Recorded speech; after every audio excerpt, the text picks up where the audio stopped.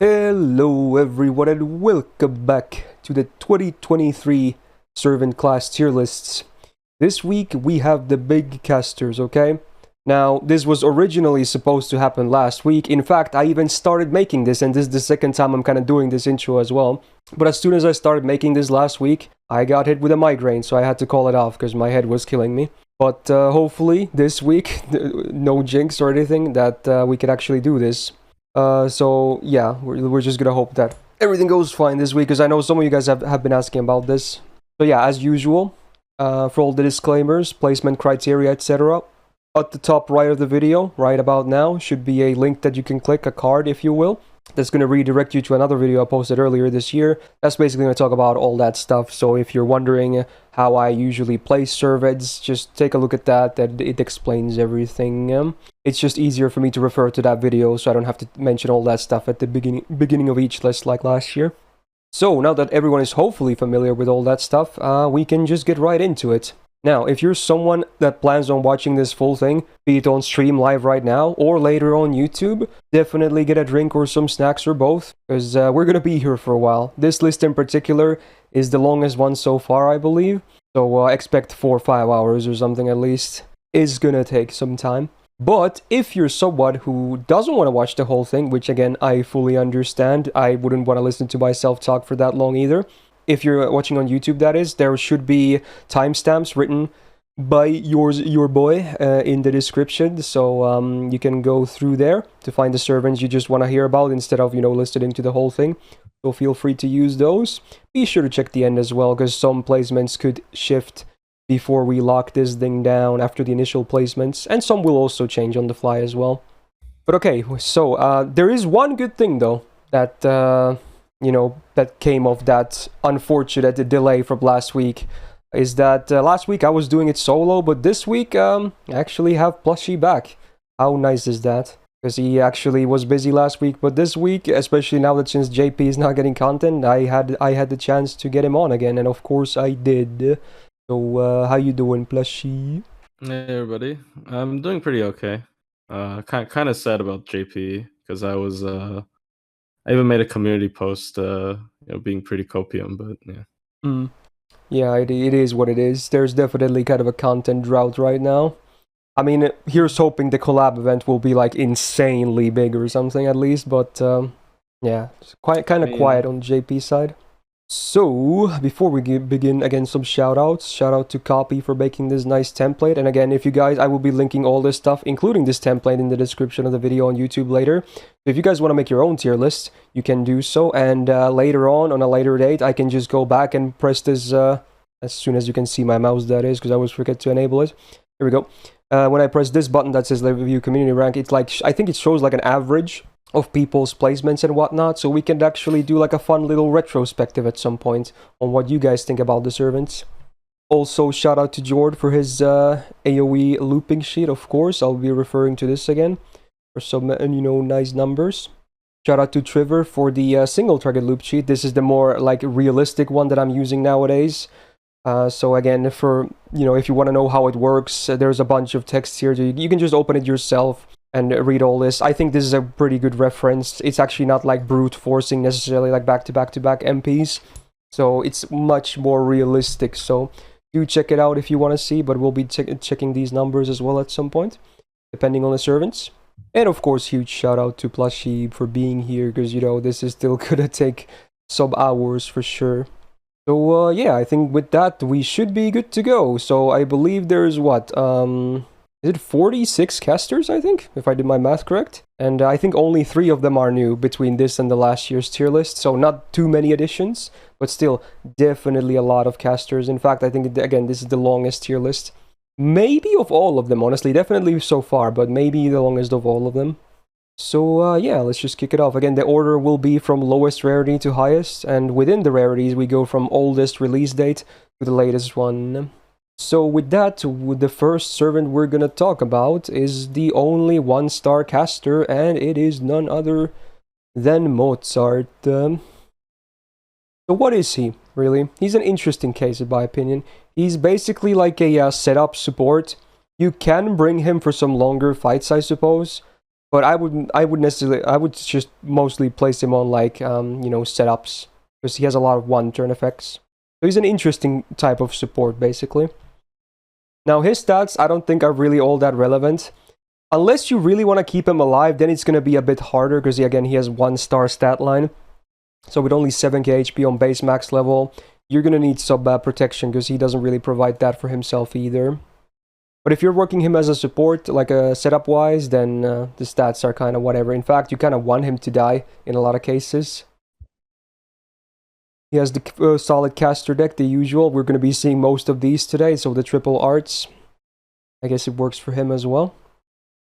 Now let's talk about the skills, because this is really what still keeps him relevant in my opinion. He has an AoE Arts Mana Burst on his first skill. It's even better than most Arts Mana Burst. Not that it says much, because those skills are still not good. Because it goes to 44% for 1 turn on that Arts buff.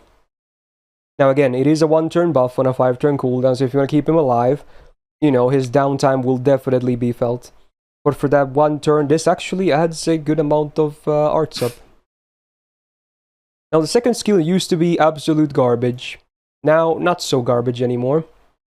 So now you can use the MP damage down on anyone. It's still 1 turn, only up to minus 18% MP damage. So alone, it really won't save you from any MPs. You're going to have to coordinate some other stuff with that. But the other stuff that the buff added is really the good stuff. So now, for one enemy, you also reduce their Arts Res by 20% for 3 turns and crit chance by 20% for 3 turns. And that also on a 5-turn cooldown has a good uptime. So this skill at least, has like, there's value in keeping him alive, right? But even for setups, that just adds more to the stuff that he's, known for. Now, the third skill, I guess, is the one that truly is the most well-known thing about him, hopefully. It's a Star Bomb, and not just any Star Bomb. It is a 50 Star Bomb on max rank, meaning that unless there's some, shenanigans going on, you will get guaranteed crits for that turn, which is pretty cool. Now, it is on a 6-turn cooldown, so again, that downtime is huge, but yeah, for that 1-turn setup-y thingy, very nice, actually. Very, very cool. Yeah, it's like the one instinct that isn't completely garbage. It's still not, like, outside of setups, I don't think it's like an amazing skill, but for setups, it's actually really decent. His only passive is Territory Creation B, which, again, this is like the caster passive, so we'll be seeing these a lot today as well. Increases his arts performance, which, it works, although, he has day 1 numbers, so don't expect miracles from his arts cards. His bonus append is against Avengers, which I would say mostly relevant because he himself won't really be doing any of the damage. Now, his MP is actually also of a support kind, but sadly, I think this is definitely up there in the worst support MPs in the entire game. It doesn't really do much. First of all, it only does debuffs, and for the meaningful debuffs, they are both chance-based, so and MP5, which everyone will have at some point. You have only an 80% chance to land the 3-turn attack and defense down, which are both 20% on base OC. 3 turns though, so it's alright. And then the curse itself for 3 turns is guaranteed, but really, that's the most underwhelming part, so it is what it is. But it doesn't do anything else. So it might just be the worst support MP in the game. At least down there, for sure. And because he doesn't have batteries himself either, it's just not going to be worth it to go for this MP. In some setups, you might give him like a super scope if you're fortunate enough to have that, or maybe K-scope plus append, but really, you mostly just forget about the MP, in my opinion. So really, he is all about the skills, for sure. What are your thoughts on Mozart? I mean, in terms of usability, I do use him quite a bit. Yeah, because of the setups, right? Sometimes, yeah, but like his weakness certainly is the 1-turn only buffs, right? Mm-hmm. In my opinion, but I don't know. He's still solid. As you said, he really isn't like a good new player support either. Like I would definitely recommend Hans over him for that, but I don't know. Like he still has a good place in the game. with some of the Yeah. setups. So he's definitely still sees use, even after all these years later. And with the setups, him having that 1-star cost is actually very nice as well. Because he's easy to just slot into any party. Because he's so... What is that cost? It's like 3 for 1 stars? It's so cheap. Yeah, it's basically nothing. Yeah, it's like Mashu tier almost. Last year I actually had him on A rank, which honestly, I think I'm gonna keep him there. What do you think? I think it's pretty fair. I think it's pretty fair. He's good at what he does. He's not really gonna like break the game or anything, but there isn't really someone that does exactly what he does. There are some similar ones, but even then, he still has a solid place in the game as a 1-star, especially. So yeah, I think he's still relevant.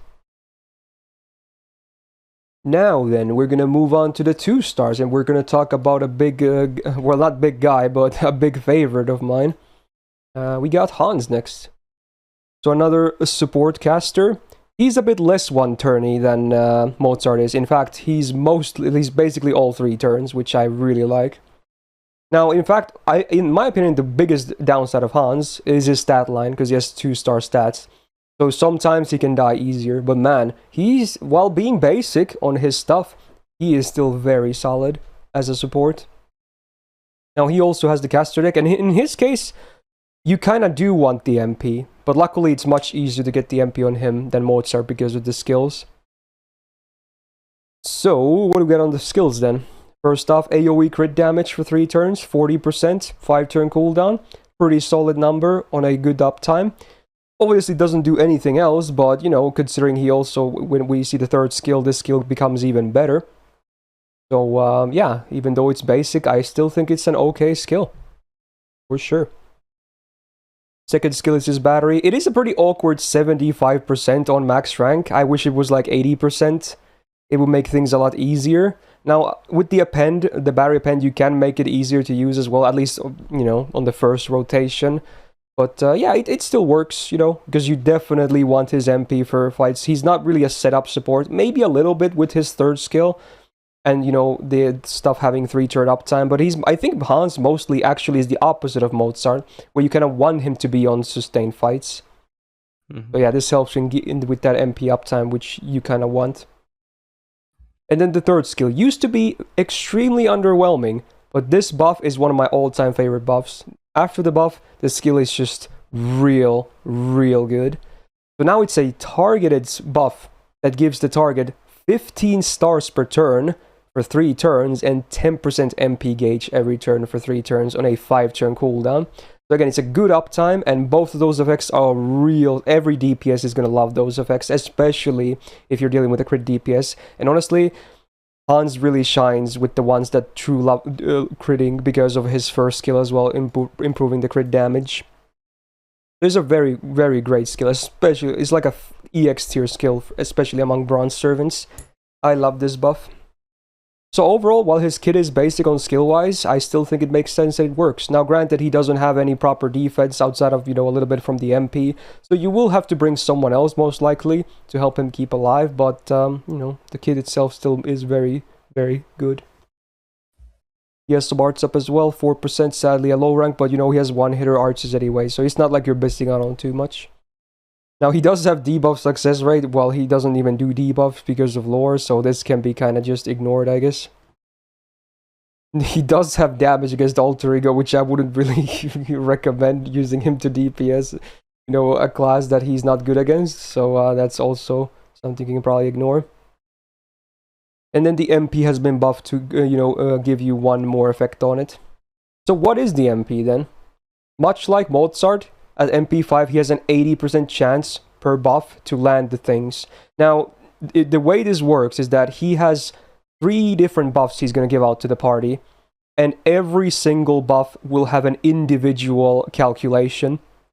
So total, you're going to have 9 different 80% calculations. So what can you get if you land those 80%? For 3 turns, you can get 20% attack, 20% defense, 20% star gen, which is like, if you land all of this, and most of them should be landing because it's 80%, it's a lot of stuff. And then you also get, for 3 turns, 1k healing per turn. And this one is guaranteed. A lot of people don't even know that, but the HP per turn is not chance-based. That is always gonna land on everyone if you're not like buff blocked or something. So yeah, like compared to Mozart's MP, this is like 10 times better. It is just real nice. Now, obviously, sometimes you do get those Hans MPs that barely any buffs land, because it is still RNG at the end of the day. But yeah.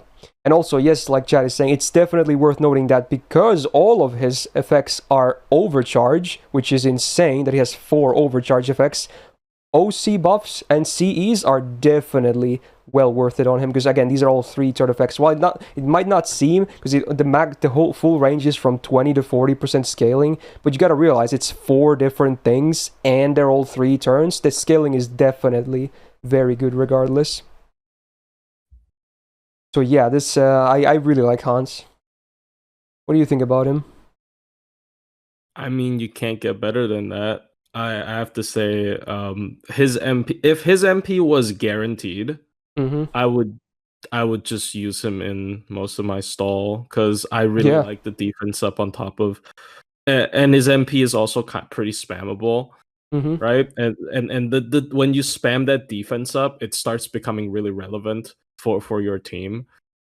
So I really like him, but it's just the RNG really bugs me. I guess that's because he's a 2. Like if he was a SSR, he would have that be like a guaranteed effect, and he'd be like nuts.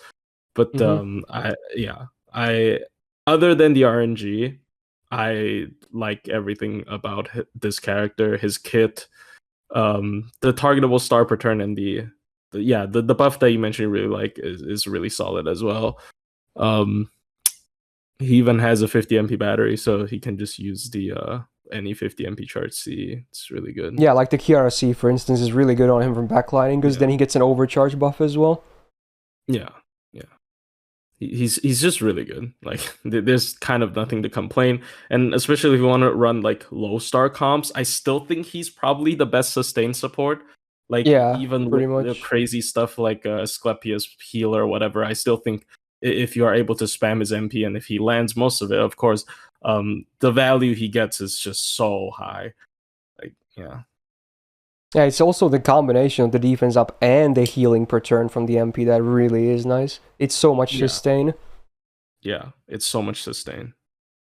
And at least the healing is also guaranteed. So even if you don't always land the AoE defense up for everyone, most likely at least 2 of the 3 servants, you're still going to get the healing regardless.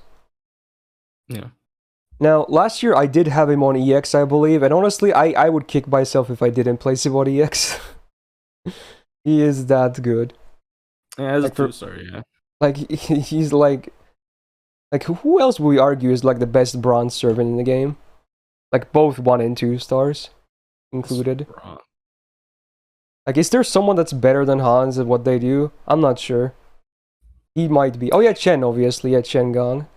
Which we're going to talk about very soon as well, I just realized that. And Araj is also definitely worth mentioning. I mean, yeah. I just love this guy so much. Like, I sometimes still use him on my main account, even though I have everything there. Just because I love using him so much, and like, he just works. Woo. If you want to upgrade Hans, you have to pick Merlin, which is saying everything. Yeah. You have to literally go for one of the best supports. Anyway, moving on. We're going to talk about Shakespeare. Now, I'm already going to say a hot take. I think I'm still not sold on Shakespeare. A lot of people always tell me, like, or at least over the years have told me that I undervalue him. But I don't think I do, honestly. But let's talk about him. So he's an AoE buster, DPS / support. Pretty interesting. I think it would have made more sense to be arts, but whatever. Now, his stats are obviously not very good as a 2-star servant. And he has a DPS MP, so it's worth mentioning, I guess. But yeah, his attack is also lower than most 2-stars, so that doesn't help. And caster mod is like, what was it again? It was a 0.9? Yeah, it is. So it's even less than that when you think about it. So a bit unfortunate if you want to DPS with him. Now, the first skill, it's the same as Mozart, but, 4% less. And it's Buster, so AoE Buster up for 1 turn. 5-turn cooldown. Again, it's a 1-turn effect. And I honestly, like, I would, if I had one turn effects, I would prefer the arts up instead of the buster up, because really, this is only damage, while the arts up can also, boost your gains and whatnot. So, yeah, it's pretty decent damage for the team for one turn, but like, in some fights, you're not even gonna get this twice. I'm not a huge fan of the skill, honestly. He can keep himself alive though, a little bit, because he has a 1-turn invul and a 6-turn cooldown with a, a small 1.5k heal as well. So it's an okay defensive skill. It's definitely not amazing. It's an okay defensive skill. So at least he's easier to keep alive than like Hans and Mozart, I guess, for what it's worth. And then he has a targetable 20% battery for one ally, and also for 1 turn they get 100% star general max rank. This sort of 6-turn cooldown is weak in my opinion. Like, people always told me I undervalue him because, oh, he has a targeted battery, and oh, he has like AoE buster up. Like, those two make him so good, but I'm just not seeing it. I'm sorry, I'm just not seeing it. Anyway, territory creation C, it helps, but honestly his MP kind of sucks, I'm not gonna lie. And then he has caster bonus. Yeah, you would never bring him for neutral DPSing. Maybe if you bring him as a support, which you can, I suppose. MP has been buffed though, but it's not a good buff. So the only normal effect is damage, and the buff also increased the stun chance on the OC. So has an AoE chance to stun for 1 turn. Base 40% with the buff. Yeah, that is a yikes. It's not even 50-50. So that doesn't even take into account that the innate resistances that the targets can have as well. I hate the MP. I think it's just straight up trash. Maybe I'm being a bit too harsh here, but what do you think about Shakes? People use him. Yeah, like that's what I'm saying. But I always get shit like, maybe people have lost like interest in him over the years, because they maybe start to realize as well that, yeah, sure, he's an option, but like, why? I would always choose Paul Bunyan over him. Yeah, even Bunyan is way better, yeah. I have never picked him over Paul Bunyan. Yeah. Like even if you don't have premium buster supports, I would pick Paul Bunyan. Yeah. I don't know. His MP also is like low value. I don't know. If he had a support like, MP at least, He would be good if he was like, because make it like not damaging, but like AoE stun guaranteed. That would be cool. If they just made him a little bit more like Shufu, he'd be like, if the buster was 3 turns or something like that, But I don't know. And the battery is 20. It's not even 30. Like it should be AoE or something then. Yeah. Oh man. I don't know. I just don't use. I don't think outside of my randomizers, I don't think I've ever picked Shakespeare on anything. I never like 1-turn buffs. Like I even give okay, we'll get to it when we talk about him, I guess. But like, I don't know. I really don't like 1-turn buffs. I might go for like a D+. It might seem a bit harsh, but he can still be used. But this is mostly coming from I just don't use him ever. I still don't see really the big fuzz about Shakespeare. I think he's just like whatever. I don't think low star comps use him. Yeah. Like, especially on JP, you would just run Hans and Shufu or something. Or Asclepius. There's so many options, even for low stars nowadays. I just don't see him being run, unfortunately. Yeah, he's used in tower events for, to filter slots. Oh, man. Yeah, I don't know. I mean, he's not a hopeless case. He can have uses, but I just don't really see it. Anyway, we're going to talk about the last bronze caster now, and it's kind of a big deal, I suppose. We are going to talk about Mr. Chen Gong. The Gong is here. So what is he? He's an AoE Arts DPS Nuker Extraordinaire Farmer guy. An interesting case for sure. He can do some supporting as well, but honestly, I don't really like his supporting too much. I would just bring him for like setups, where you either need more sacrifice or just for some really solid farming as well, which he can do. Now, his stats, again, pretty bad. But, what can you do about it? He's a 2-star. But luckily, his MP is an interesting case, so it still hits pretty damn hard. He has the standard caster deck as well, and he actually has more modern numbers because he's not a day 1 servant, which is cool. Actually has better gains than the others we've talked about so far. Now his skills, there's a lot to like here, honestly, even outside of farming. So he's a targeted taunt for 1 turn, and then which also comes with an AoE 30% crit chance down for 3 turns on a 5-turn cooldown. Like, this is actually a solid skill. That's like a lot of crit chance down on AoE and good uptime. Like, that alone is already very solid. And then the taunt can be used in so many different ways. You can either use it on himself if you bring like level 1 for support, whatever. You can use it to someone else if you need more sacrifice, because Gong, you know, he needs more obviously. But yeah, it's like, it has a lot of uses. It's a great skill. Second skill is the Waver skill. We're back here again. He has the lowest rank of between him, Waver, and Rhinus, but it's still good in my opinion. So for 3 turns, party gets up to 24% defense up, which is still a good chunk. And the damage cut for 350, it's like whatever. It really won't make too big of a difference. It's really all about the defense up. And then you still get the flat 10% battery like the rest of the ranks. This sort of 6-turn cooldown I think is fine. I don't think it's a bad skill. I still like it. So even if it's the lowest rank of the 3, I still think it's good.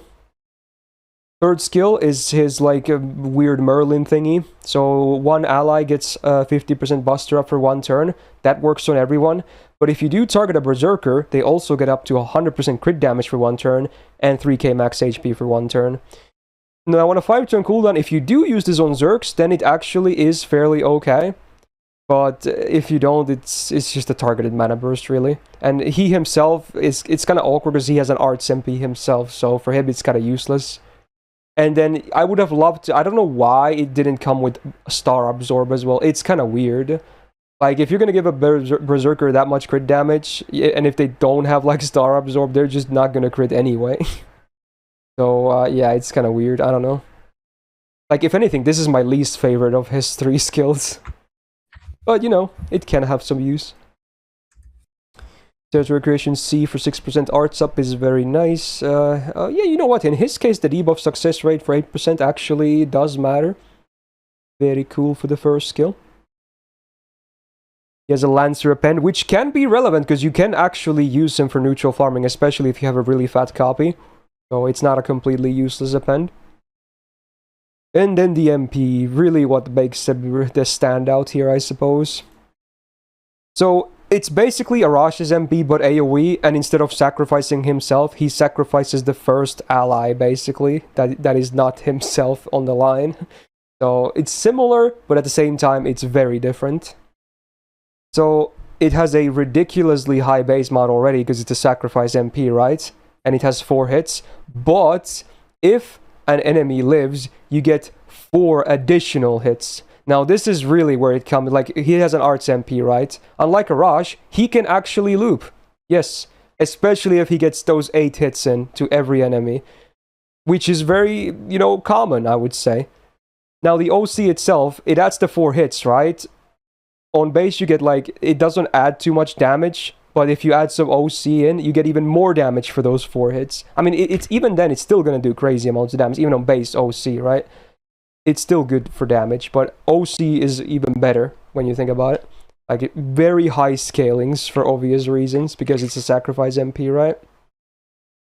Now, obviously, if you do have a gut servant, you can have some fun as well. Like, for instance, if you pair him with Hijikata, you can force him to be 1 HP and then, you know, give him the buster buff, etc. There's a lot of fun combos you can do as well, in addition to, you know, farming with this MP. So it has, like, much like Habit Shot, this guy, it just has so many different uses. Like, it's crazy how much use he sees as a 2-star. In fact, we should look at the loop numbers as well, right? Yeah.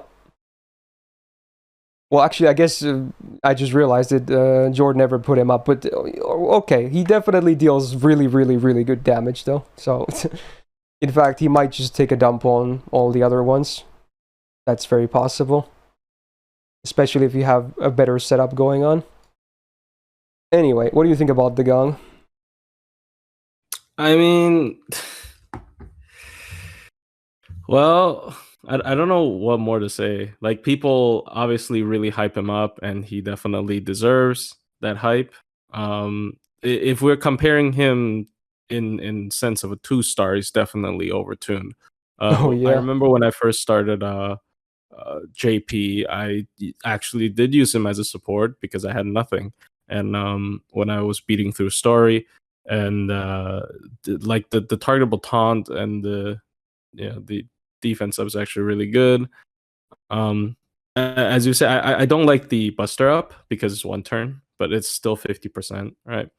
And it enables a lot of fun stuff, buff stacking, and his own MP is very damaging as well. I don't think he is like a lot of people tell me that, if you Grail Gong to 120, you're golden for everything. Well, I actually kind of disagree on that. I mean, I guess you're kind of golden, but he definitely has his limitations still, in my personal opinion. But yeah, he's kind of not like Hans at all. Like he works best if you have a bunch of like SSR units for him to buff him and for him to like kill off as well. So yeah, but obviously, there's not much to complain about this unit. Yeah, because he can have like up to 4 or 5 supports on a normal farming setup. It's like actually insane. But the thing is, like you were saying, that despite being a 2-star servant, he is actually, at least for farming, he is not the most free-to-play friendly option, ironically, when you think about it. Because the sacrifice, that means you get basically free replacements. You can have so many more supports just come in. It's also it's good and it's bad. It's good because obviously that means that even on nodes that have like weird amount of enemies, even if his refund won't be that high, just because he can have so many more supports come in than your usual farmers, they're still gonna give him those batteries and whatnot. But again, he really shines if you have all of those supports, right? And pretty much all the best ones he wants to have in his party happen to be like SSRs, limited SSRs. So again, his potential is insane, but definitely not like super free to play friendly, right? Yeah, his like DPS is definitely not free to play, but his like support is kind of free to play. Like I see a lot of low star comps still use him because of the defense up. It's still really powerful, and the Tom with the 3-turn crit chance down is big as well. Yeah, but like he has like a lot of limitations. Like if you do min turns with Chen Gong, obviously being able to cycle out supports is good, but sometimes you run out of stuff to kill, or like he certainly has his limits. But he also in sacrificing this kind of limits, he's able to do like just really stupid damage. So I think he's a hard one to rate. It is. Again, yeah, like because I feel like as a 2-star, EX is definitely not too high, but at the same time, I just wanted to reiterate that you're not gonna be like, oh, I'm gonna be completely golden if I roll Caster and Grail Gong to 120. Yeah, like that. We might need more. Yeah, problems in the future. That's kind of too good to be true, unfortunately. So yeah. I'm really struggling here because I'm between A+ and EX. Honestly, it's a tough call. Like honestly, I still think even with like if you have your own cast story alone and then you can get a support one, it's still pretty good, right? It's still pretty good, yeah. And especially for a 2-star. Yeah, but I don't know. Honestly, I would like to be a little bit like contrarian. Is that the term? Just to put him at A+, because he has always been, in my opinion, at least. I hope this is not too offensive, but he has always been one of the most like overrated characters. I'm gonna get killed for this, but I do that. Hey, we welcome the hot takes. And honestly, I kind of agree with you as well. One of the most overrated units, like in the game. Like not as a 2-star, he's not solid or anything, but like he's not like the savior of everything, right? Yeah. Like, and I feel like a lot of people frame him as such, and yeah, I don't know. Also, for Riza saying he is beginner friendly with his defense, we were just talking about him being not beginner friendly for like farming, basically. That's where it really is. Like for supporting, yeah, you can bring him in, and he can just do his own thing, right? But for if you really want some big PP numbers, then you're gonna need a lot of those SSR supports coming in. I feel like I might actually leave him at A+, honestly. Oh boy. This is certainly gonna be a highlight, but I think this is a valuable message. Like, it depends on the account, and it depends on the Gong. He could easily be, like, the top of the top. So we're just gonna go with this, I feel like, on base. Like, having high ceiling doesn't necessarily mean, you know, you're the best. Yeah. All right, then we're gonna talk about the 3 stars, and on the casters, there's actually quite a bit of 3 stars. And we're gonna start with a fairly tragic case, in my opinion. We're gonna talk about the OG caster of Stena. We're gonna talk about Medea. So, single target arts DPS / utility support, I guess. I don't really know what to call it, but yeah, something like that. Now, her attack at 7.4k is definitely above average for a 3 star, and even with the caster mod, it still might be up there, but that's really not where the problem lies, if people don't know what the problem with Medea is. But yeah, like, stat-wise, she's not bad. She has the standard caster deck, but again, it's day 1 numbers, so don't expect miracles. Now, she has, like, if you want battery, look no further, because she can get up to 150% MP gauge with her battery. I think they should have made it, like, max 100% and then maybe reduce the cooldown and add a second effect or something, because obviously this is just day 1 design, so it's kind of wonky. Like, it's just overkill. Now, OC is not completely worthless on her, so sometimes you can use this to hit, like, 200% or higher. So in those cases, you know, cool, I guess, but I wouldn't necessarily call this like an amazing skill just because it has a 150% battery. Yeah, it might be like a noob trap or something. But, you know, at least it makes her MP spam better, for sure. Now, the second skill I don't like. It's a 4-turn cooldown, which is nice, but all it does is a 2.5k heal for self. That's it. Like, that's it. How lame is this for today's standards? They just don't like Medea, I'm convinced at this point. Yeah, this is not a good skill.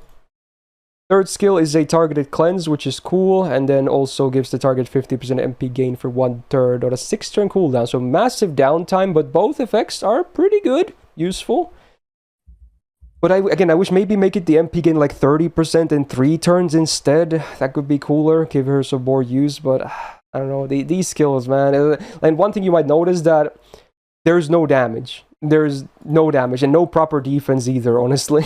like now hard survival stuff. So what are these skills? I just like the lack of damaging buffs and the MP, which you're gonna talk about next, is a problem. Alright, passive, she at least does well. She has a high rank of territory creation A, which is a 10% permanent arts up. Love it. Item construction A. This doesn't work with buff removal, does it? It does that? That's not count as a debuff. No, it's not, right? So it doesn't help with that. No. Yeah, so it's just a lore thing for her as well. Okay. I mean, it's guaranteed, no, the buff removal, unless they have resist. Yeah, so only thing that can prevent it is like buff removal resistance, yeah. So this is just a lore thing. Anyway, Saber Babbage, no thanks. MP has been buffed, but man, it is still absolute trash. So if you don't know what the problem with the MP is that she has extremely gimped modifiers. Even after the buff, the MP damage should be higher. The numbers are not where they should be at. I guess they were released because it's a buff removal, but it's also after damage, which was not even that big of a deal. I think they were too scared of making a spammable buff removing MP or something. I really don't know. It's weird. The OC is a 20% self-refund on base, which actually scales fairly okay, up to a full refund at the best case scenario. But man, it's like, I feel like that the combination of that OC and the big battery and the buff removal, they fucked it up. I just straight up, it's noodle. It does 0 damage. Even with like an MLB Black Grail, you're still not gonna see huge numbers. So like, what is the point of Medea? That I really don't know, honestly. She has a targeted cleanse that you can bring and the utility for the buff removal, but damage-wise, even with this game still not having too many single target casters, especially you know, attainable ones, she doesn't look appealing at all, right? It just like this should be an AI, this should be an AoE MP or something. I don't understand. It's just weird. Even like it's so ugly when you look at the single target loop sheet as well. She's at the bottom of the bottom. No one is even close to her to being that bad in damage setups. Is not even. I mean, obviously the rest are gold, so there's that. But still, she should be higher numbers for sure. It's just bad. Okay. Do you have Medea comments? Look, I love Medea. Medea. This Carmilla's voice actor. Oh yeah. Right. But her point is clearly buff removal. Like all the way back in the day, people bring her for buff removal, right? But news flash, Phantom has it now on a skill. So I'll be real, I might actually use Phantom over her if I need a buff removal. Like this is come on, bro. Well, it's not like it's very similar, I guess. This is a bit more spammable, obviously, but yeah, I don't know. Phantom has like he has like a charm and star return something. Like I don't know. Mm. I think she's beyond salvage. I hope she gets a summer this year. So just forget about this one. This is really unfortunate. Yeah, it's gonna be hard to actually make this version of her, be very good. At She least just does too little. Like the last time I see her doing DPS, still pretty badly, by the way, was during Skahak Fest, where the lower rarity gets higher attack mods, and there was like you need a 100 MP charger in the middle or something, but like people still use Circe over her, and it's not like Circe has good damage. So I don't know. She's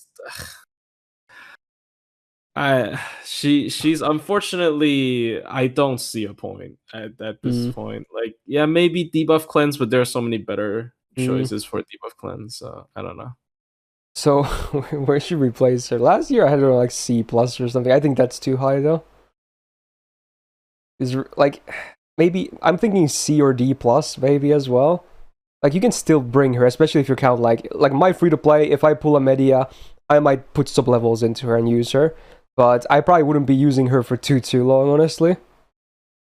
Yeah, you can probably still use her for like free to play stuff because she does has good she has good self sustain, right? So if your point is just to have something that kind of does damage and your other parts of your team just try to keep you alive, I still think she can be viable, but it's like it's so slow, and sometimes maybe I'd rather just bring another even more defensive unit like Shufu and do a full stall team. Yeah. So I don't know. I don't know. Maybe he's I'm just quite being like useless. I might just be being a bit merciful here, but I think I'm gonna bump her into C.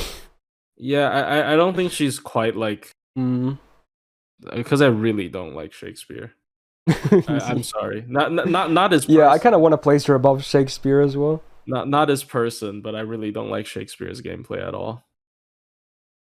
Yeah. Somebody asked if can Medea solo Kamazots. I mean, a grilled one probably. I don't see her tanking his MP though. Yeah, probably not. Like you would need to tank his MP for that, and she definitely cannot damage rush. Anyways, let's be honest. All right, I guess we're gonna move on. Then we're gonna talk about a fun one though. I think this guy is actually cool. Like no pun intended. I swear to God, I didn't do that on purpose. But okay, we're gonna talk about Gilles Caster next. He has some nice stuff going for him nowadays. He's an AoE buster caster DPS with some interesting utility as well. Now his attack, sadly, pretty low, and when you remember the caster class mod as well, yeah, it's even lower, so that's not too great. He also has the okay, that was a funny comment. You can see both directions. Oh my god. Anyway, he has the standard caster deck as well, which honestly maybe he should have a double bust or double arts, but you know what? It's not a big deal. I feel like on him with these numbers is whatever. Now his first skill, it's an interesting one, I guess. So self-mental debuff success rate up for 3 turns, 25%, which goes with his second skill, which we'll talk about soon. And then he also gets 100% mental debuff resistance for 3 turns. So he can he can afflict fear, but he cannot be feared, I guess, or charmed or whatever.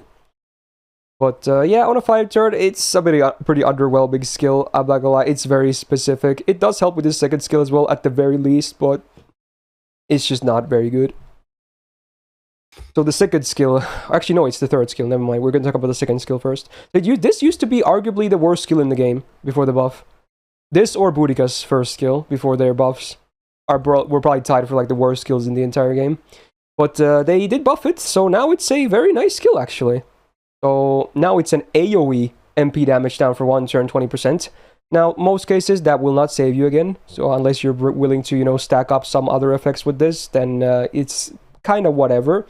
But now, as well, you get minus 20% both arts and buster resistance, and also AoE. Like, that's very nice, actually. And on a 5-turn cooldown, meaning the uptime is good. Like, after the buff, it's actually a very decent skill. I like this skill now. Even if we don't even talk about too much of the MP damage down, just for those resistance shreds alone, I think it's good. So that's a great buff. And then the third skill is an AoE Terror for 1 time 5 turns, 8 turn cooldown. Chance to activate every turn goes up to 40%. Yeah, I guess. So the mental debuff success rate, right? It's only for the actual clock, right? It doesn't improve the actual stun proc chance per turn, right? Pretty sure it doesn't. So it's only for landing the initial like clock, or that does the checks. So it basically, with the first skill active, you have a 125% base chance to land it. So even if enemy has like 20% debuff res, you will always land it, if that makes sense. So for that sense, it's cool, but otherwise you don't really need the first skill to make this skill work. It's an okay skill. It's just very high on cooldown, so I don't like it. And it can be, and sometimes it can mess you up. Like, let's say you fight 3 bosses, they all have the same amount of MP ticks. 2 of them are gonna MP, and then 1 of them got stunned. What are you gonna do? You would have maybe avoided all 3 MPs with some cooldowns. Now you're gonna have to deal with the back-to-back MPs, so sometimes it can be annoying as well. So I think easily the highlight is the buffed second skill of his skills. 8% arts up, not too bad. Sadly, his MP is not arts. He has a foreigner damage bonus, because you know lore. And speaking of which, we're going to talk about the MP post buff, which goes into that foreigner lore. I'm a big fan of this buff. This happened last year, and this is actually new to the caster tier list as well. So they added a new normal effect to the MP, which is a 30% AoE battery for foreigner allies. Obviously, he himself does not get this, but hey, that's a very cool thing. And no pun intended. And also, now in addition to the 20% attack down for 3 turns on base OC, you get a 20% defense down for 3 turns. Like, this is a nice MP buff in my opinion. For one, it improves it for himself too. Like, sadly, yeah, the defense down is still after damage, but it helps him regardless. And then they added something unique. I like buffs like this. They give servants a spot in the game. Is he gonna be a great foreigner support? Most likely not. Is it a great fun buff regardless that helps him and gives him a kind of a niche? Yes. So yeah, I actually really like this buff. Now, the MP itself, still, don't expect miracles for damage, because, again, much like Medea, he, besides the buster res down on the second skill, he really doesn't have anything to buff his own damage, because the defense down is also after damage. What do you think of Gilles Caster? The thing is, DPS casters is a problem, right? Their DPS is already so bad. And you add on the fact that it's a low star, and you add on the fact that it's a story locked. Oh yeah, true. I know people meme him being bad, and I do agree that he's not that bad after the buff, to be honest. And if you got him MP5, I guess. But I don't even think he's necessarily better than Babbage. Oh, I don't think he's better than Babbage at all. Yeah, so I don't know. I've had like a weird comp where he works with Tubblecoy and Dark as that MP, but that's a funny. It doesn't, oh, that's cute. Not, yeah, but it's not viable at all. So I don't know. It's mostly for fun stuffs. Yeah. I feel like I can place him in C+ though. I think he's fine. Can you? with the 2 buffs. Because both of the buffs are great, at least. They should do similar stuff to Saber. I guess. I don't know. I guess I do like the attack and defense shred on the MP sometimes. Like if you get to spam it, even though it's not very spammable. I don't know. I think he's fine. So okay. we're gonna talk about Mephisto next. The clown man. There's only one thing I like about this guy, and everything else I don't. Actually, no, 2 things. I love his VA as well, because Koyasu is awesome. But yeah, one gameplay thing that I like. So again, pretty bad stats for a DPS, because he is AoE Buster DPS, I suppose. Much like Jill. So he really is like the most comparable to Jill, I suppose. If we're being honest here. I think Babbage just kind of trashes on him. Anyway, full caster arch deck again. Which again, maybe not the most fitting one, but you know, there it is. His first skill is an up to 80% chance to drain 1 enemy by 1 on a 5-turn cooldown. That's what we call a trash skill. Yeah, that is just garbage. Alright, second skill is his buffed version of Innocent Monster, which actually now looks pretty damn nice. You get 9 stars per turn for 3 turns, 30% attack for 3 turns on self, and it also AoE healing down for 50% for 3 turns. This on a 5-turn cooldown is pretty damn legit, in my opinion. Good DPS stuff, and you know, a bit of niche with the healing down as well. Now, it's not the only thing healing down in the game. You might even bring someone like Bunyan over him for it if you really need it, but, you know, it's an option. And now the skill looks definitely like a modern skill. And then the third skill is the real thing, the real reason why I like him. This is a cool one. Because on a 6-turn cooldown, it's a single target 3-time buff block with no duration either. The curse is like no one cares. It's a 1k curse for 5 turns, is whatever. But it's like that buff block is the best single target buff block in the entire game. Not even close. It is so good. Like, sometimes you will bring him just for this. Like, for instance, you're fighting First Emperor in Last Spell 3. He's gonna MP a lot. With this, those MPs do nothing. He literally does nothing. This blocks 3 of his MPs. This one button pressed alone will completely nullify 3 buff MPs. It's kind of crazy. Because, again, in case people don't know how this works, it's the time-based buff block is not per buff, it's per instance of buffs. So let's say you have a skill, like First Emperor's MP, right? It gives him like 3 or 4 buffs, right? It only takes 1 time of buff block to block all of them, because they're in a single instance. They happen from one thing. Same with skills. If your skill gives you like 2 different, DPS buffs, 1 time of buff block will block both. So this being 3 times with no duration, yeah, I mean, that's kind of crazy when you think about it. So at least this does give him a very interesting spot in the game, at the very least. Now, territory efficiency plus it's okay again. At least in this way, his deck is better, I guess. Him having this item construction B for 8% default success rate is good, because you really want to land this, for sure. And maybe sometimes the healing down as well, I suppose. But definitely this. He has a Berserker append, which is nice. So for those that actually want to use him for DPS, you have a very good append here. And then the MP, which has been buffed. Now, it always did ignore, defense, but I guess they removed the chance-based curse on it. Oh, the joy. We can now land the curse guaranteed. Oh, amazing. So, yeah, the OC kind of sucks. But hey, at least it has that nice little niche of ignore defense. It's always nice to have. And, updated, the damage scaling because of the buff. So, it's not the worst MP ever. It's still kind of trash. But it could be. If there was no ignore defense, it would be just straight up trash. But with that, it's just okay. Ooh, what do you think of Mephisto, actually? He's just a buff block.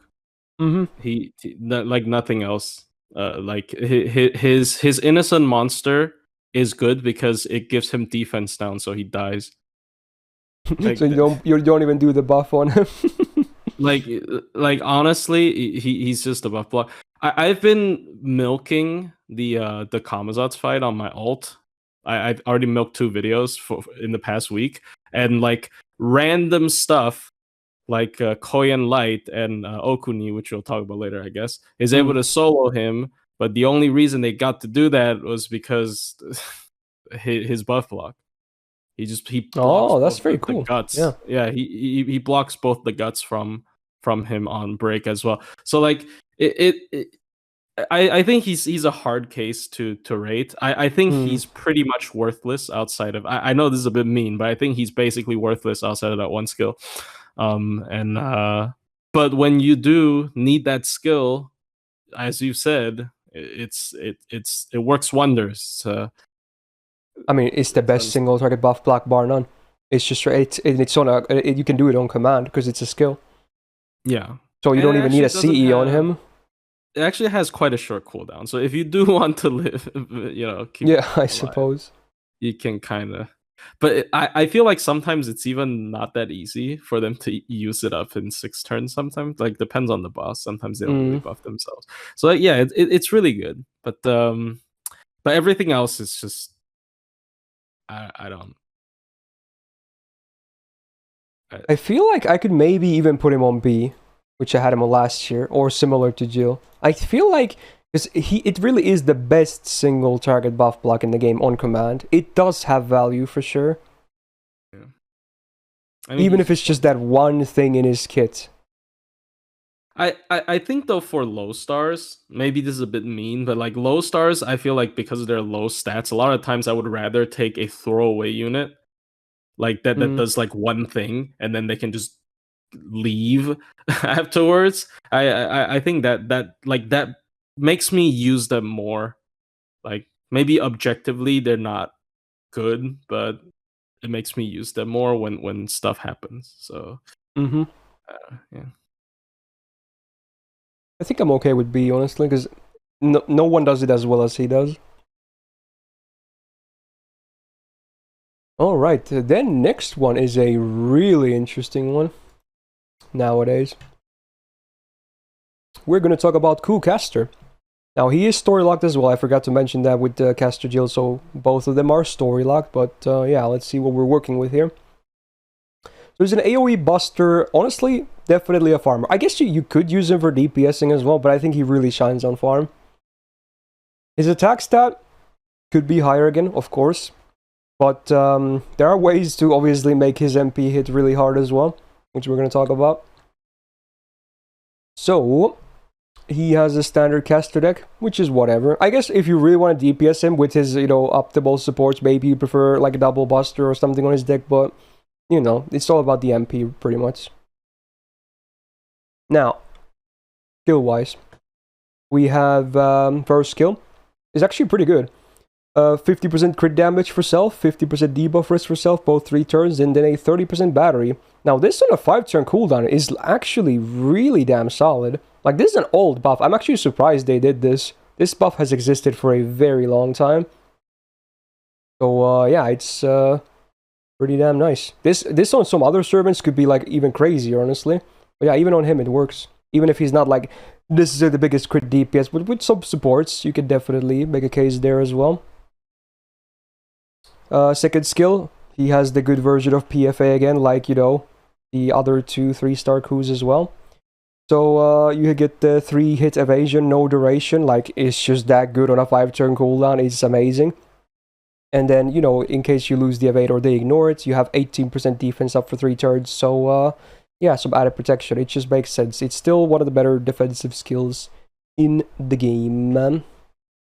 Then we're going to talk about the third skill, which really was a turning point here, with the release of some supports as well, around the same time. So it used to be a base disengage, but man, it is like, this is a doozy, right? Yeah, okay. So we still have the disengage effects, so it's a self-cleanse, you heal yourself for 1.5k, but now everything else is new then. So, you get 30% attack for 3 turns as well, very cool, buffs are good because he really didn't have too many damage buffs for the MP. Then for 1 turn, you get a interesting delayed sacrifice thingy, right? So what it does is that after one turn, you get a one turn guts when it procs. But you also get a guts activation buffer one turn. And when your guts is activated, you get 80% battery. Yeah, 80%. And then after all that, he sacrifices himself. Well, actually, no. The order is you get both of those clocks, then the sacrifice happens, and then you get the battery from the guts, right? So this skill will you will never like die to this skill unless you don't get the guts from this skill, if that makes sense. If you're like buff blocked or something. So yeah, it's a very interesting thing. It's a 1 HP guts, isn't it? Is it mentioned even there? Or am I blind? Okay, no, never mind. It actually does scale, so it's up to 3k. Okay. So yeah, you can. It's a decent amount of HP as well. Yeah, for sure. So with his own skills alone, if you count this, he can get over 100% gauge, which is interesting. Now, this is the real reason why he actually can do Buster farming, because it's a 5-turn cooldown still, meaning it can be stacked with Koyan as well, obviously. Very cool. Oh yeah, I guess if you're buff blocked, you can't get the sacrifice either, now that I think about it, because it is treated as a buff. Yeah, true. So it's a very unique skill for sure. Now, he does have the big arts buff on his passive. B rank is pretty good. Very nice. Oh yeah, I guess yeah, you know what? You're right, because it's on the disengage. If he's buff blocked, if it's removable, he'll just cleanse it, of course. Yeah, that makes sense. Divinity B is like whatever, of course. Anti-foreigner, third append.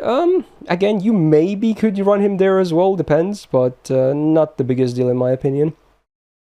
And then the MP has also been buffed. So before Babbage, 20% Buster up for 3 turns. Very solid considering his MP can be Buster looped as well, so you can stack that. And then the OC is defense down 10% for 3 turns on base, which is after damage, so it's kind of like whatever.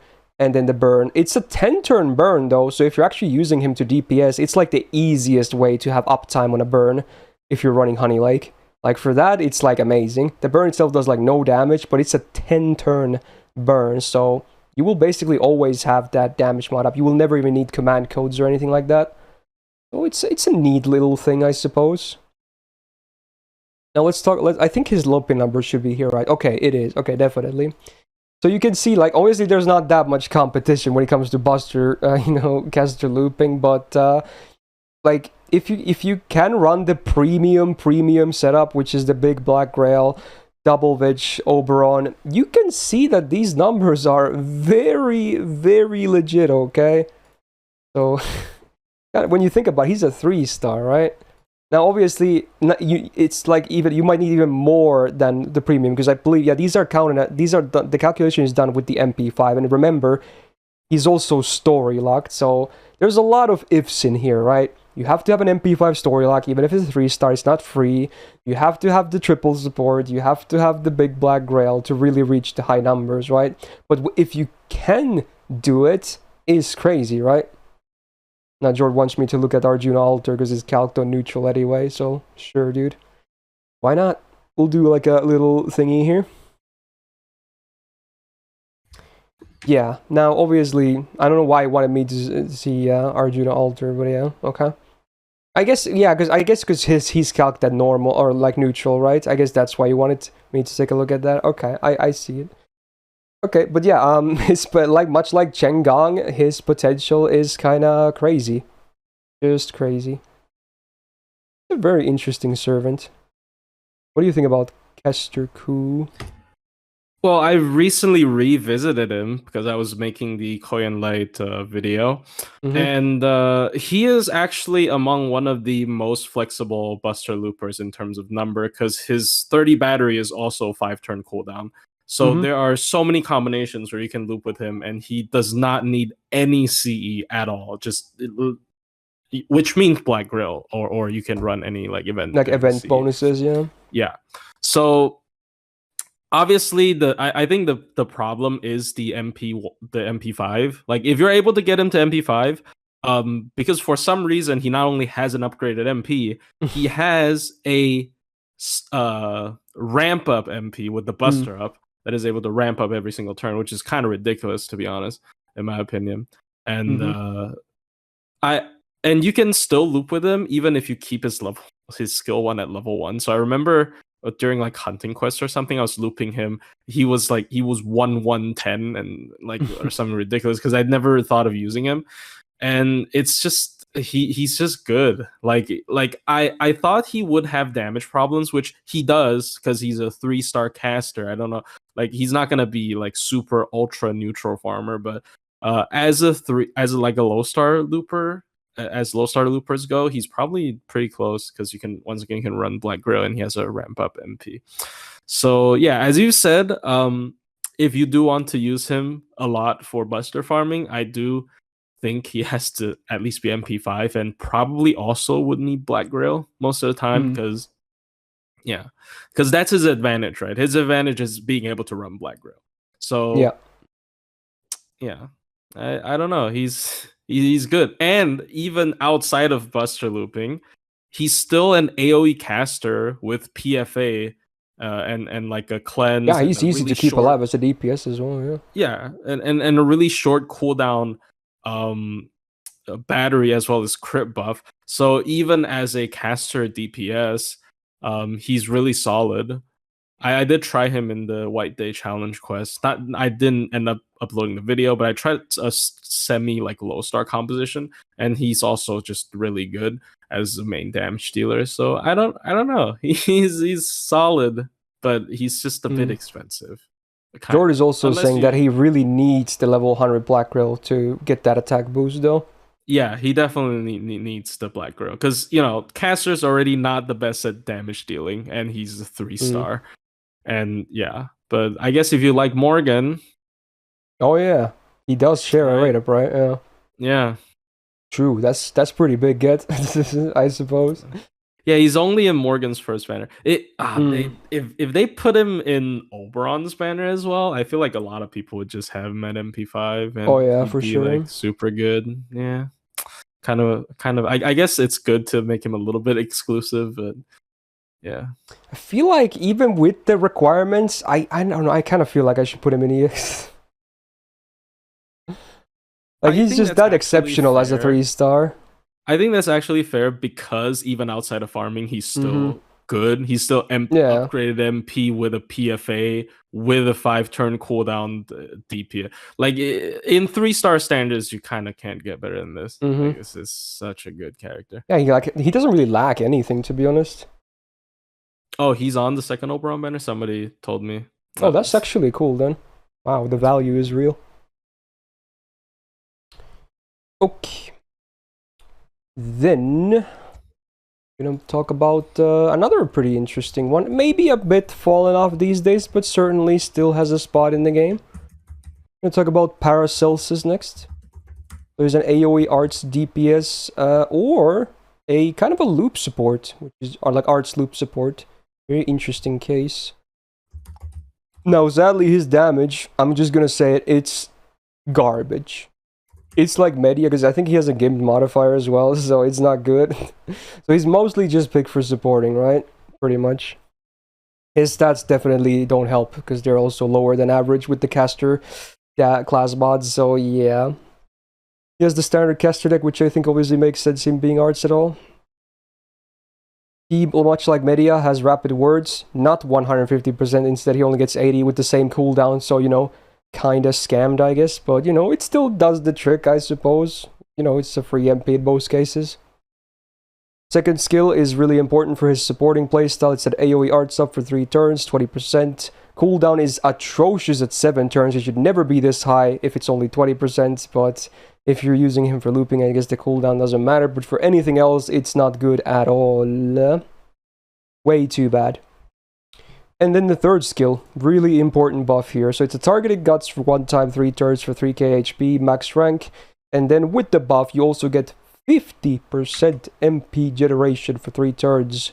Now that is actually a meaningful number right there. And it's the only reason why he is used in like art supporting as well. This combined with the small arts buff helps a lot. There is an 8-turn cooldown, so again, if you're running him outside of farming, it's just bad. It's bad. Big arts buff helps with his own stuff, because again, he really lacks the damage. Item construction EX. You know, he does land devos on his MP, I guess, so, you know, nice. Does something. It's not just lore. Anti-saber damage, I would just forget about on him.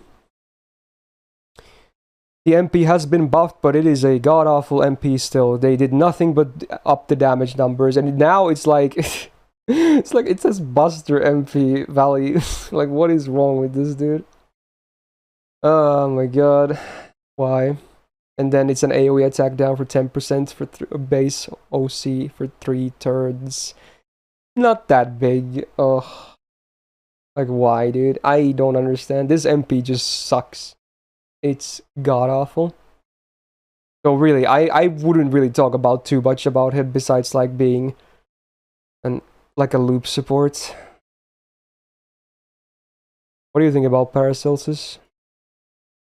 Well, you know, I don't use him I don't use him anymore. Like I already don't use him even back in the day when people were hyping him up for as a loop support, because honestly, post Castoria, do you need that much refund? And of course, his role is very promptly robbed from him by Shufu. Like, oh yeah, by 200%. And I guess he can give guts. It's kind of special. I've seen like weird Arash memes, but like I don't know. He's if I would say if his MP had a better effect, like like let's say his MP, even though it doesn't do damage, if it gives like a 30% AoE arts down or something, then he'd be a pretty solid, you know, a low star support or something. But I just don't see running him. He got a damage spreadsheet, really? Yeah, I guess he's in the list. I'm looking at it right now. I guess he does. I mean, he doesn't match to some of the better ones, right? But you know, he's not. Their numbers are not trash, I guess. I'm actually quite surprised it's even this high to begin with. Very surprising to me. I guess it's because he can't run Black Grail, right? Yeah. And Caster Gil can't. I mean, it's MP5, right? But yeah. Like, it's MP5 versus MP1, and he's just...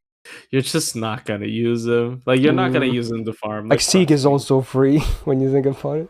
Yeah, and with this new like JP welfare, like when they get to that point, yeah, he's just gone. And I'm pretty sure Sieg refunds way better too, right? Has to be. He's one of the better ones. Sieg has one of the best refunds. Yeah. So Sieg that also is better. Sieg, I'm pretty sure Sieg does not need 2K4. I don't. Yeah, he might not. Honestly, his refund is real nasty. Yeah. So I don't know. He's weird. I placed him at A+ last year, but I think now this is way too high, especially with Shufu being released. Like, his supporting is no longer not even that needed at all. And yeah, you can farm with him, but you know, it's still not like the best. Maybe a B or B+? I think A+ is way too high, at least. B+, really? Damn, bro. Oh, you think it's too high? Oh, okay. I don't use him. Look, I guess Sieg and Sufu kind of both rob him on his 2 roles. I really don't. I don't see people using him. I'm sorry. I think I'm okay. Okay, go for it. No, I was just gonna say, like, I guess the upgrade MP kind of offsets the weird mod. But yeah, a little bit. Like, I'm seeing in chat, like, I think he has value if we don't have Castoria. Well, there's a better one. I mean, she's supposed to be Caster, but I guess she's not. But, you know, like, come on. It's kind of sad. I think I'm gonna keep him in B though. Yeah, that's he has uses for sure, and if you really don't have some of those other ones, you can actually still use him. Oh yeah, sure. He's not bad. Alright, let's talk about the Babbage next. I actually like Babbage. I think he's fairly underrated. So he's an AoE Buster DPS caster who actually does have the double Buster, double art stick, which is cool. Now his attack is the main problem. It is very low. Everything else about him for a 3-star I think is very solid. It's just the attack stat that I have a problem with mostly. So if anything, the main problem is up here. Let's look at some of the better stuff that he has. First of all, self-MP generation, 30% for 3 turns, pretty okay. And then also absorb for 1 turn, 1k. So he's basically going to get all the stars for 1 turn. It is a 6-turn cooldown, so it could be better uptime, but it could be worse as well. So, if anything, I think this is probably his weakest skill anyway, so... And it's not even garbage. Alright, second skill has been buffed, which is very cool. So now he gets 40% attack for 3 turns on a 5-turn cooldown. That definitely helps with the god-awful attack.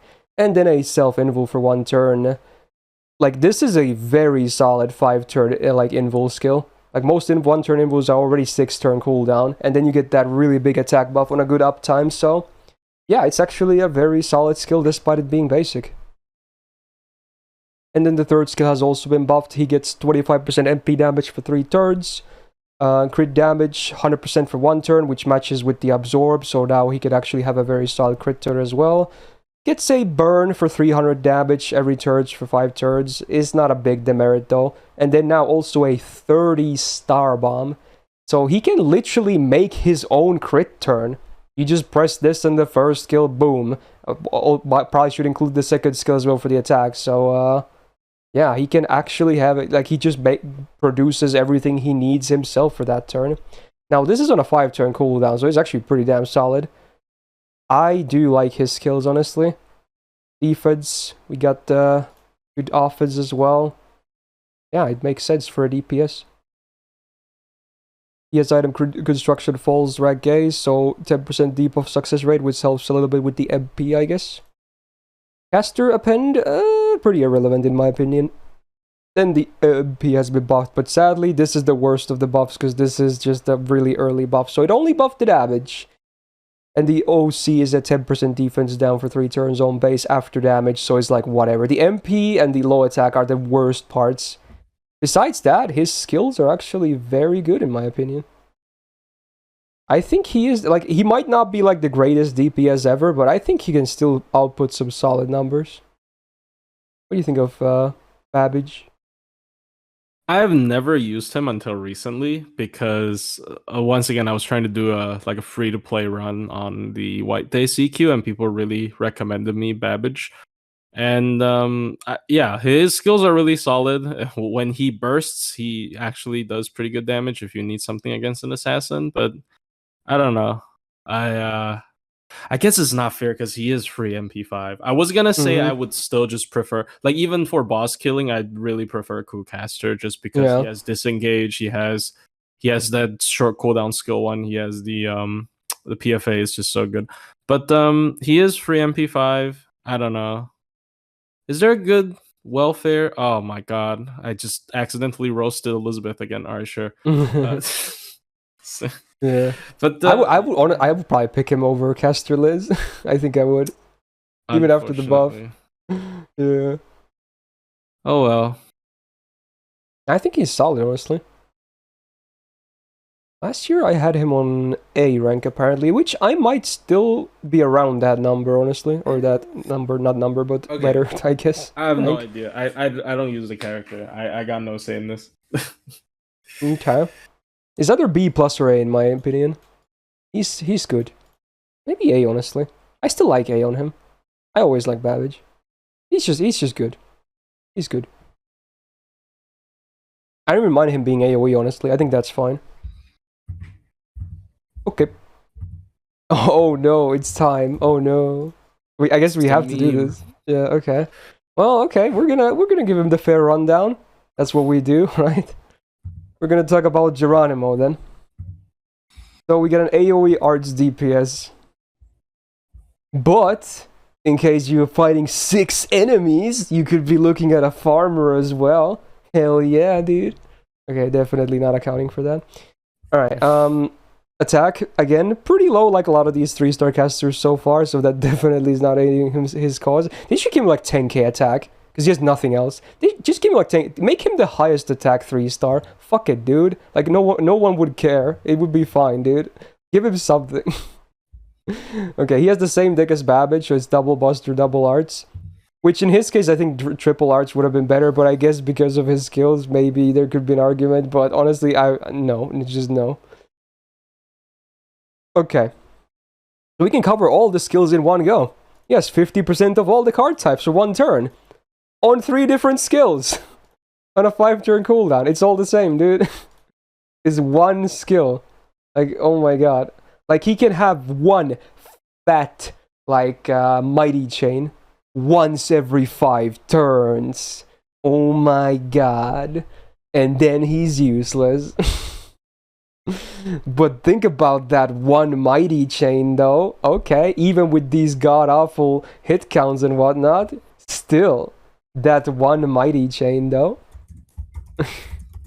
Yeah, needless to say, this is trash. It's just god-awful. Only the arts one has really any value because of his MP. Yeah, no, who knows what went over their heads when they thought about Geronimo's kit. I just still to this day do not understand. Some arts up on his passive, very nice, and then debuff success rate helps with a little bit with his MP. Not that I don't think the MP debuffs are all that important, right? But yeah, you know, it's there, I guess. It's a lore thing mostly for casters. Anti-archer, yeah, no thanks. The MP has been buffed, and actually, I don't hate the MP for the record. I think the MP is fine. I wish it was more than one hit though, so at least maybe he could do that, but no. Like looping, but what effects-wise, there's some stuff to like. So 20% AoE crit chance down for 3 turns. That's pretty good. And then 1k heal for the party. Okay, it can help. And also 20% debuff rest for 3 turns on the full party on base OC. Like, it's not bad. It's some okay utility right there. Effects-wise, it could be a lot. In fact, it's way better than some of the MPs we've seen already. But that's really it. The one good thing he has are MP effects. The MP still kind of sucks because it's a one-hitter, so you can't loop with him. And the skills are god-awful, and his numbers are god-awful. Like, okay, do you have any Geronimo comments? No, nothing. I literally have nothing. I don't know why you would use him. Like, Babbage exists. Like, dude. Like, even with the buffed MP, I can't still put him outside of me. I just can't do it. I can't. There's no point. Okay. But you know what? Maybe he'll get something someday. Maybe next year we're gonna be hyping him up. You never know. I'm gonna be saying that every year probably. But you know what? So be it. Alright, let's talk about someone who also is way better. We're gonna talk about... where is... As soon as I can buy a fight him... Oh, Avicebron. Here we go. Very cool. So, AoE Buster DPS. Pretty interesting. Attack, again, sadly pretty low though. It's like the Babbage problem once again. But if anything, that's like his biggest downside as well. He has the standard caster deck, unlike Babbage, which I'm not too mad about. At least he has more modern hit counts, obviously. Because he's like not even close to day 1. So I think the deck is fine. But again, even for this skill, I would prefer to maybe see the double buster, double arts. Oh well.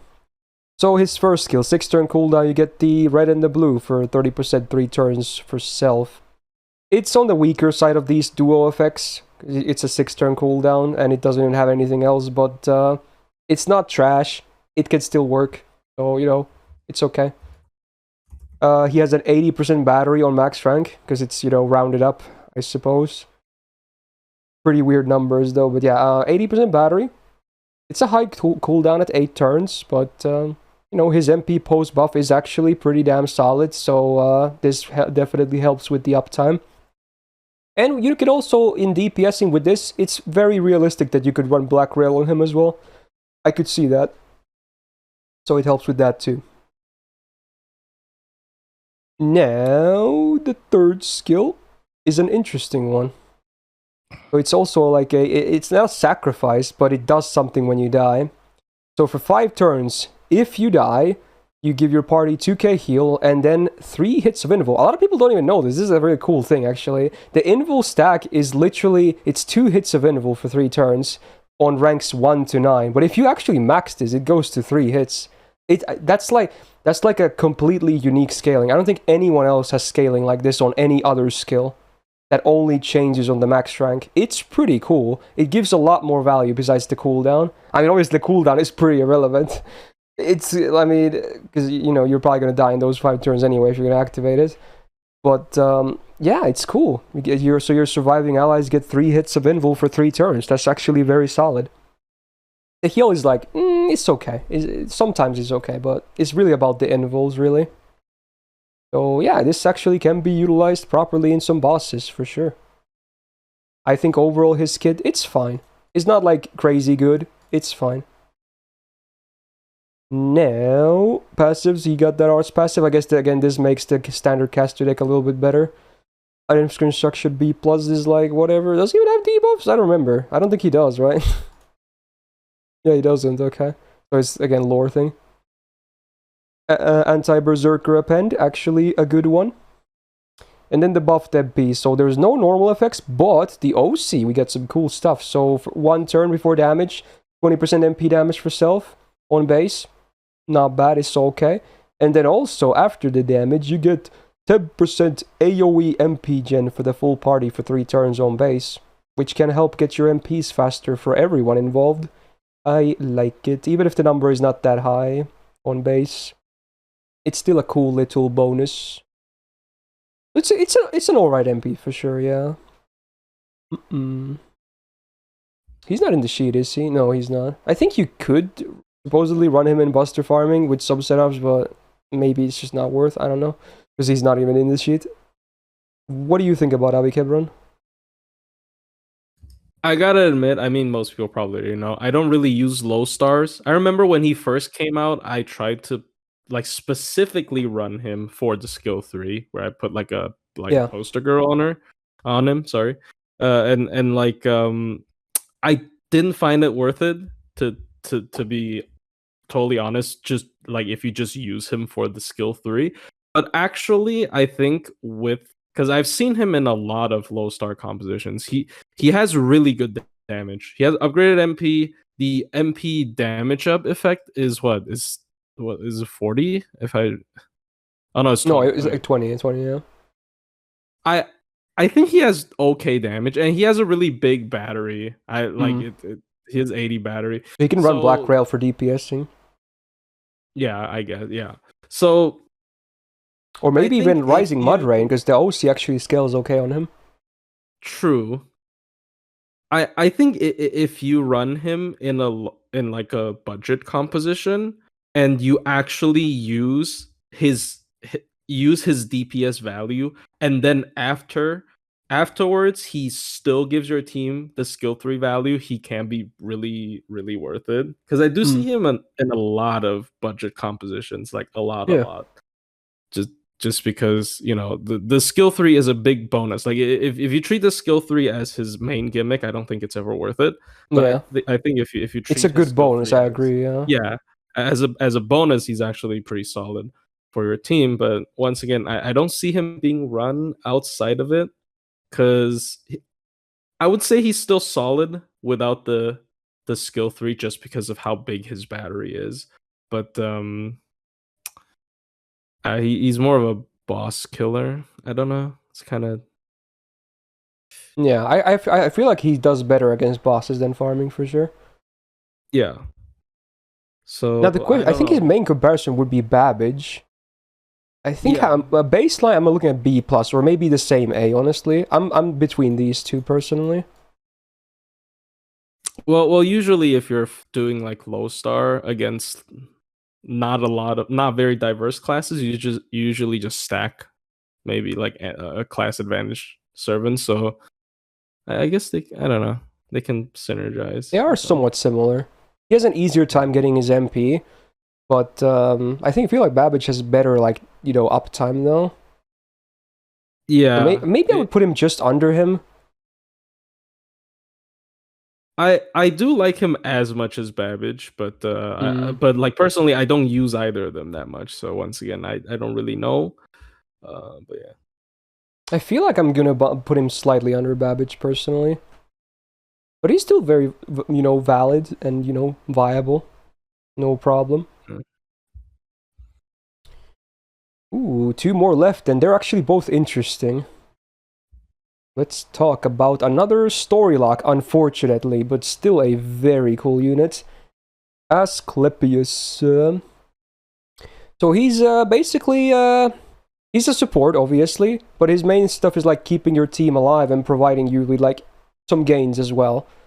So he's like a defensive looping, so not really looping in a damn like DPSing sort of sense, right? Like making you easier to get your MPs and whatnot. You wouldn't obviously bring him for like loop farm comps. He's mostly for like, you know, helping you your uptime on, you know, challenge quests and then keeping you alive as well. So his stats, I mean, for him it doesn't matter that his attack is low. Obviously, having 10k HP is way better because literally he's never gonna do any DPS. So actually not bad. He has the full caster deck, which I really like because you definitely want to use his MP on bosses. Skill-wise, we get some cool stuff. So first of all, it's targeted skill. Heals up to 5k. Very good chunk. And then also gives the target 50% debuff rest for 3 turns and a 5-turn cooldown. Pretty solid, actually. This is a nice little defensive skill. Good heal. Great heal, even. Second skill is a single target MP seal, 100% base chance on max rank, again minus some potential debuff resistance, so it can still whiff, but if there's no resistances, it's a guaranteed land.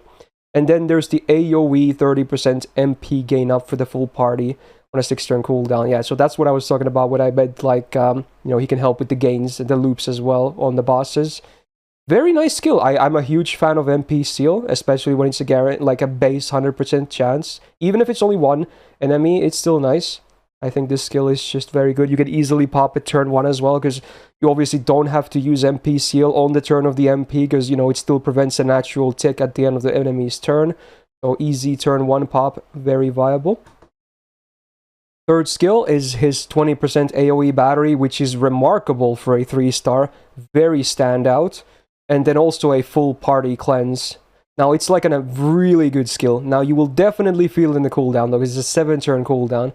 But it's not all that bad. It's still 2 very, very nice effects, though, for sure. Even if the cooldown is high.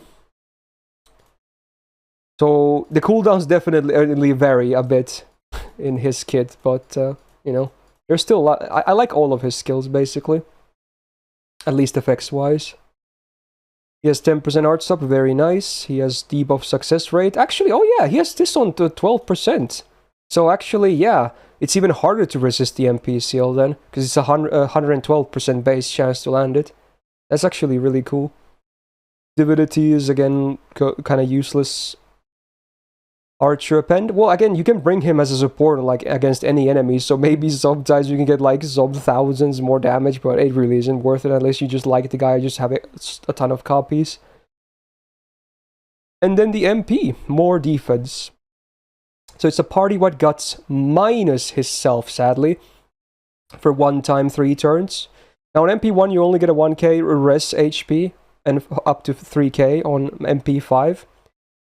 It's not the biggest deal in my opinion, but you know, it's nice if you have some MP levels, but compared to like Cool Caster, MP levels don't matter nearly as much for Asclepius as they do for him.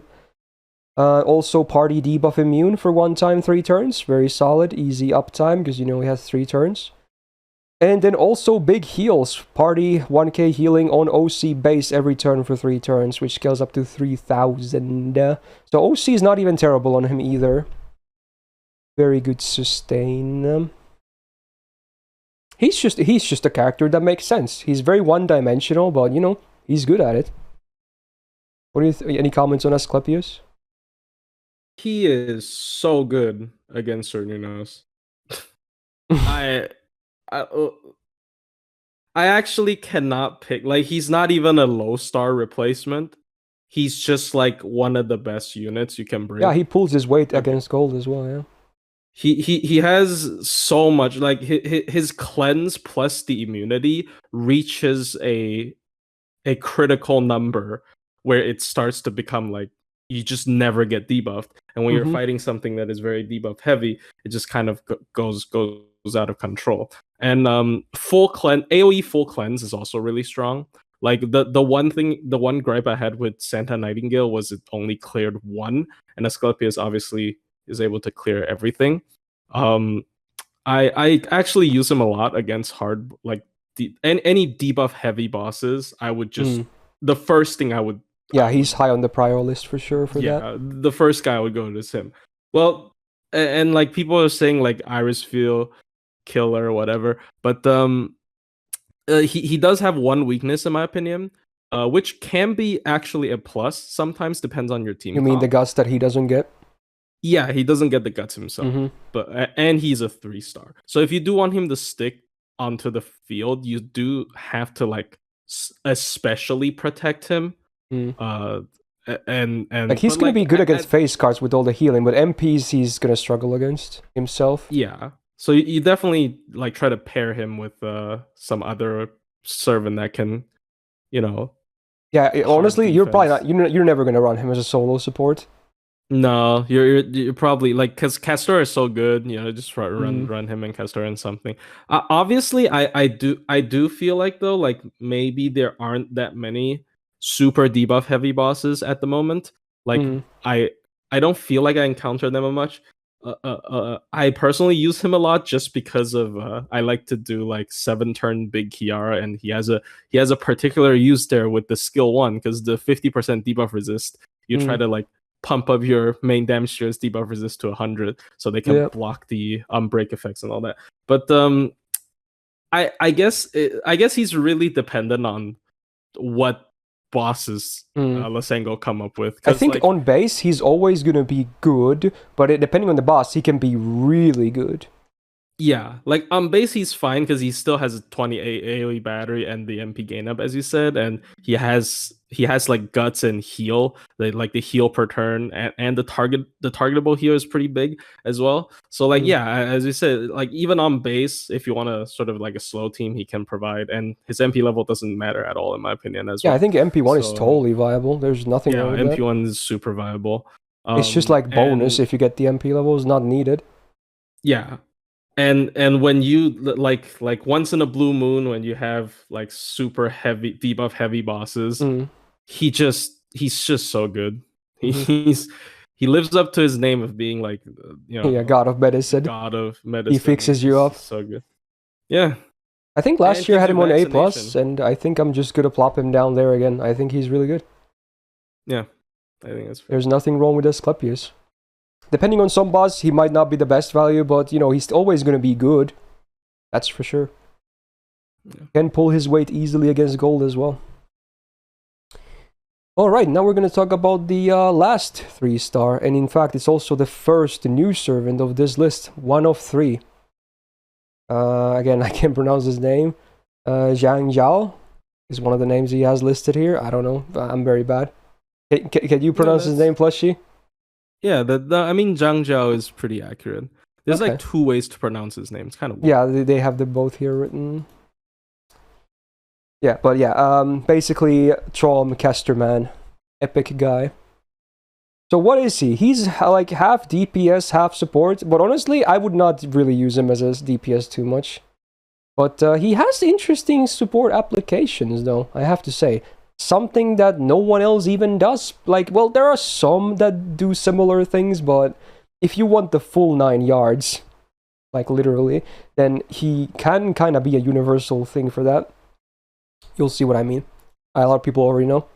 Anyway, his attack, again, trend continues. Like, it's sad to see, like, all these casters having low attack to begin with, when the class, damage mod is also below 1, so... Yeah, that also, it really gives alter egos a bit more value, as much as I hate saying that, because I'm not a huge fan of the class in general, but yes, it does make them better. Same with Assassin. Riders definitely pull their own weight, but mostly for casters and Assassin, they just tend to have these lower attack stats. It is what it is. Anyway, he has first of all, a unique deck we haven't seen so far in this list. He has a double arts, double quick deck, which, is totally fine. And I guess with his skills it also works, so yeah, I don't really see a big issue with this. So yeah, the first skill immediately is that. So he has the better version of these double effects, because it's a 5-turn cooldown, so for 3 turns you get 20% off both green and blue for the gains. It's okay, it works, it's pretty straightforward. Second skill is a support skill. So for one ally, get them 200% absorb for 1 turn, crit damage 100% for 1 turn, and then also a full cleanse. This on a 5-turn cooldown, I think is okay for a 3-star. It's not bad. It's not like amazing either, but it's fine. I do wonder why the absorb is only 200% though. It should probably be like 600%. It's kind of weird. So if you're giving this to like, let's say a saber, there's like a base 100%, it might not still be enough to get all like a good amount of stars from some of the other characters you have in your front line. So it's kind of weird, but whatever. Yeah, for Zerks and Avengers, this is just trash. It's never going to be enough. It's nowhere near. They need close to 4 digits, or 4 digits straight up, in some cases, preferably. So for those, forget about it. And then the third skill. This is where it's at. It gets a 50% MP battery, which is cool. So it's a standard 6-turn cooldown for stuff like that. And then 4 individual 80% calculations to get a forest field, water field, sun field, and burning field for 3 turns. He can get all of those, right? Which is really cool, because obviously some servants in the game rely on these, right? So it's pretty cool. And yeah, I guess it's worth noting, as Zino said that, or rather, I should explain how this works. It says it gives them to himself. So the way field buffs works is that as long as someone who's in the field is holding them, it's applying it to the whole field. Meaning that, let's say, like he has a sunlight field, right? That still means Ozzy's charisma is still gonna give him the extra buffs, because it is a sun field, even if Ozzy himself doesn't have this sun buff, right? So he can be carrying all these, and it just works for everyone, and even the enemies, by the way, as far as I know. And even if the enemy does this, then I think you benefit from those too. So it's like a double-edged sword, I guess. So it's interesting. Alright, territory creation B works. Item construction B. I think he had some debuffs, right? On his MP. Yeah, oh yeah, he has a bunch, of course. Yeah, he's literally made of debuffs. Okay. And then anti-caster append. If you're using for support, it can be an okay bonus. So here's where the fields come into play for himself as well. So if you have forest, minus 20% green, cool, for 3 turns before damage. Same for water and arts. Same for sunlight and buster. And then for burning, minus 20% crit chance down for 3 turns. Yeah. And then the OC is self MP damage 10% for 1 turn before damage. If you land all of those when you have the fields, it's actually a very good MP. As like maybe not the greatest for damage. Keep in mind he's also quick, by the way, so that's already very special too for casters. So it's really good on effects if you land all that. Now on base you do have an 80% chance to land the fields, but I'm not gonna forget about it because people always told me about it. We're gonna talk about the Bond C. Yes, I was about to get to that, dragon. So yeah, if you actually do use this Bond C, you get party 10% MP damage and then 20% buff success rate up, which does apply for himself too, obviously. So you can guarantee himself landing all those fields on the 3rd skill. And honestly, AoE 20% buff success rate up can be very useful for other servants too, like ones that have like Imperial Privilege or similar effects. Especially 80% effects, so they get guaranteed. So it's very viable. Very cool little Bond C. Now, so far, there hasn't been too many other servants that, at least not really, really big, like, you know, in a big scale, you know, benefit from fields. So I feel like so far, his use case is very limited, but I do like that he exists, that we always have this option. Keep in mind also, I didn't mention, he is permanent. So you can get him, as soon as trauma is over, you will start seeing him in your gacha rolls all the time. So he's basically a free MP5 as well. What are your comments on him? As a character, I like him a lot, but I'm gonna be real, because I also tried to experiment with him quite a bit, but I ended up really not liking him, just because when you're willing to bring someone to boost the field, that means the field is very important. Maybe like someone like Nemo, who is like light and day with or without the water side field. And when you rely all of that, your entire game plan on 80%, is just kind of annoying. And also he can't die. Like the water field's tied to him. I think that's how it works. What do you think I about the tried. Bonsi though? Because then you get the guaranteed.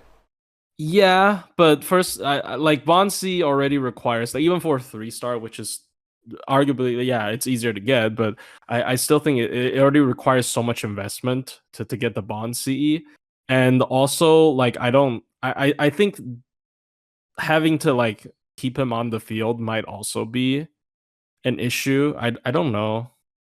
I guess it would be And cool if he applied the fields to someone else if it was a targeted or something. yeah, or his other support skills like provide a little more. Like I would have liked his. I would have liked if he had a little bit more support. Like maybe if his MP Yeah, I agree. was a bit better effect. So like he's still built like a DPS. I feel and but he has this like weird effect that is also RNG that also affects like very not a lot of units and I just don't really see him being that worth it most of the time. Unfortunately, like I think definitely like being able to like rainbow field, I guess that's what you call it, is really cool. But the fact that it's an RNG and it's like, yeah. Well, I do personally think the MP is amazing for supporting because it's like rainbow debuff with the crit chance down as True. well. But like if anything, I do think he should still have more support on his skills. That's what I think I would like to see. Like the first skill is like it's a DPS skill for himself alone, and you're probably not going to be doing too much DPSing with him anyway. So if any, this should be maybe arts. This could be really cool, or not arts, AOE. I mean, so that would be cool to see. It is AOE, but oh, it is. Yeah. Okay, I'm stupid then. It's not. I don't know why I thought it was like, single target or himself only. Yeah. Okay, that's actually not bad then. Yeah, he's not bad. I don't like the RNG. Like and having to commit to a Bonzi. I guess it's because I'm lazy. Because like if I want to just like use a field meme, I don't really want to farm Bond for a unit to Bond 10 just to be able to do it. So I don't know. Honestly, I think he's pretty damn solid. Now that I think about it again. If you get the Bonsi, this is some good stuff though. I actually see him more run in just generic low star comps instead of field. Instead of like also, wait a minute. I just realized something. SSR. If you bring him with the Bonsi, does that mean you get guaranteed Hans buffs? That's crazy. Oh, true. That's freaking crazy, dude. Oh my god. It's because everyone gets the buff success rate up. That should mean all their individual buffs should be landing. Oh my god. Dude, someone should do that. That's so cool. That's like so insane. Why they run? Wow. Like Hans gives you all the buffs, he does all the debuffs with his MP, and then you just have one DPS slam down. And both of them kind of support crits too. Oh my god, dude, the combo is real. Someone should absolutely do that. Someone need to spotlight that. Oh my god. That's crazy. Dude, I really want to see him with Hans now. Honestly, I think he's good. I didn't realize this was AoE, even though I think I called it AoE on the first, checkup as well. Dude, I actually like him. Wow. His refund isn't as bad as well. I think he's actually able to loop with Skadi. It's pretty funny, but I don't know. Okay. I'm thinking B plus or A, honestly. I guess overall it's kind of okay. Like it's not like it's I don't see him. I see him like pretty close to Avicebron. Yeah. Personally, but Avicebron is definitely the better DPS, but he does other stuff too. Sometimes I certainly like him better because he I don't know how to say it. He has like better supports and stuff, like team support. Yeah. I think this is pretty fair. I don't know. Yeah, I think he can be way better value in the future as well when we have more like field servants that rely on fields. Right now, there's not too much for that stuff still. It obviously still helps him land the debuffs on the MP for sure. So it still always does something, but Yeah, I think for now I'm gonna plop him there, but he could go up in the future, honestly. Mm-hmm. Okay, I guess that's it for the 1 to 3 stars. Then all the gold. We have a bunch of it. And we're gonna start with a fun one. I didn't even realize the first 4-star caster was a welfare. Halloween 1. We're gonna talk about Liz then. Oh. Once again. So AoE Buster DP is definitely not a farmer. 8.6k attack among 4 stars is definitely below average, and with the caster mod, yeah, even worse. He has the standard caster deck with the god awful day or year 1 numbers. So again, not too good. I think the deck itself is okay though, but the numbers though. Then the skills. The first skill is actually not bad. It's 12 stars per turn for 3 turns on a 5-turn cooldown. You could do a lot worse. And then a 1-time 2k heal for self. Like, this skill at least is alright. Is not bad. Second skill, her mana burst. So they took off 5% of Buster to do a 10-turn AoE burn. Okay, again, much like Caster, super easy way to keep up, your burns if you want to run Honey Lake. That's pretty much it. Otherwise, it's pretty meh of a skill. Good burn uptime though, like insane. And then they buffed the third skill with the Halloween, where she came back for the second time. So what do we get now? Self Guts 1-time 5 turns on a 7-turn cooldown. Pretty good. Uptime. Decent HP. 30% MP gauge is the new thing. 8 stars flats. And then also now applies a burn amplifier for 5 turns on all enemies. By scales up to 100% bonus burn damage. So obviously with that, if you just have herself, it's nothing. But if you really want to stack memes, you're gonna have to do way more than this. But you know what? The guts, the battery, the stars, it's something. It's not trash. It's an okay skill. So overall, I guess she's not the worst when it comes to the welfare skills, but certainly not among the better ones either. Doesn't 30% MP gauge mean she can farm? Yeah, but it's on a 7-turn cooldown. But I guess you could brute force it though, but it's gonna be ugly numbers though. Yeah. Yeah, you can only K-scope. It's like basically you just ignore the cooldown reduction on Koyan Light. That's the only way she farms. Yeah. Yikes. Anyway, 8% arts up, works for the normal deck. Debuff success rate up for the burns, I suppose. If you, the only time you care about it really is Honey Lake, so if you don't run it, this is kind of like whatever. Anti-Lancer append, no thanks. And then the MP. Much like OG Lancerless, it does ignore defense, which is cool. I always like that. And then the OC is Curse, because, you gotta have more dots, I guess. Yeah, it's really bad.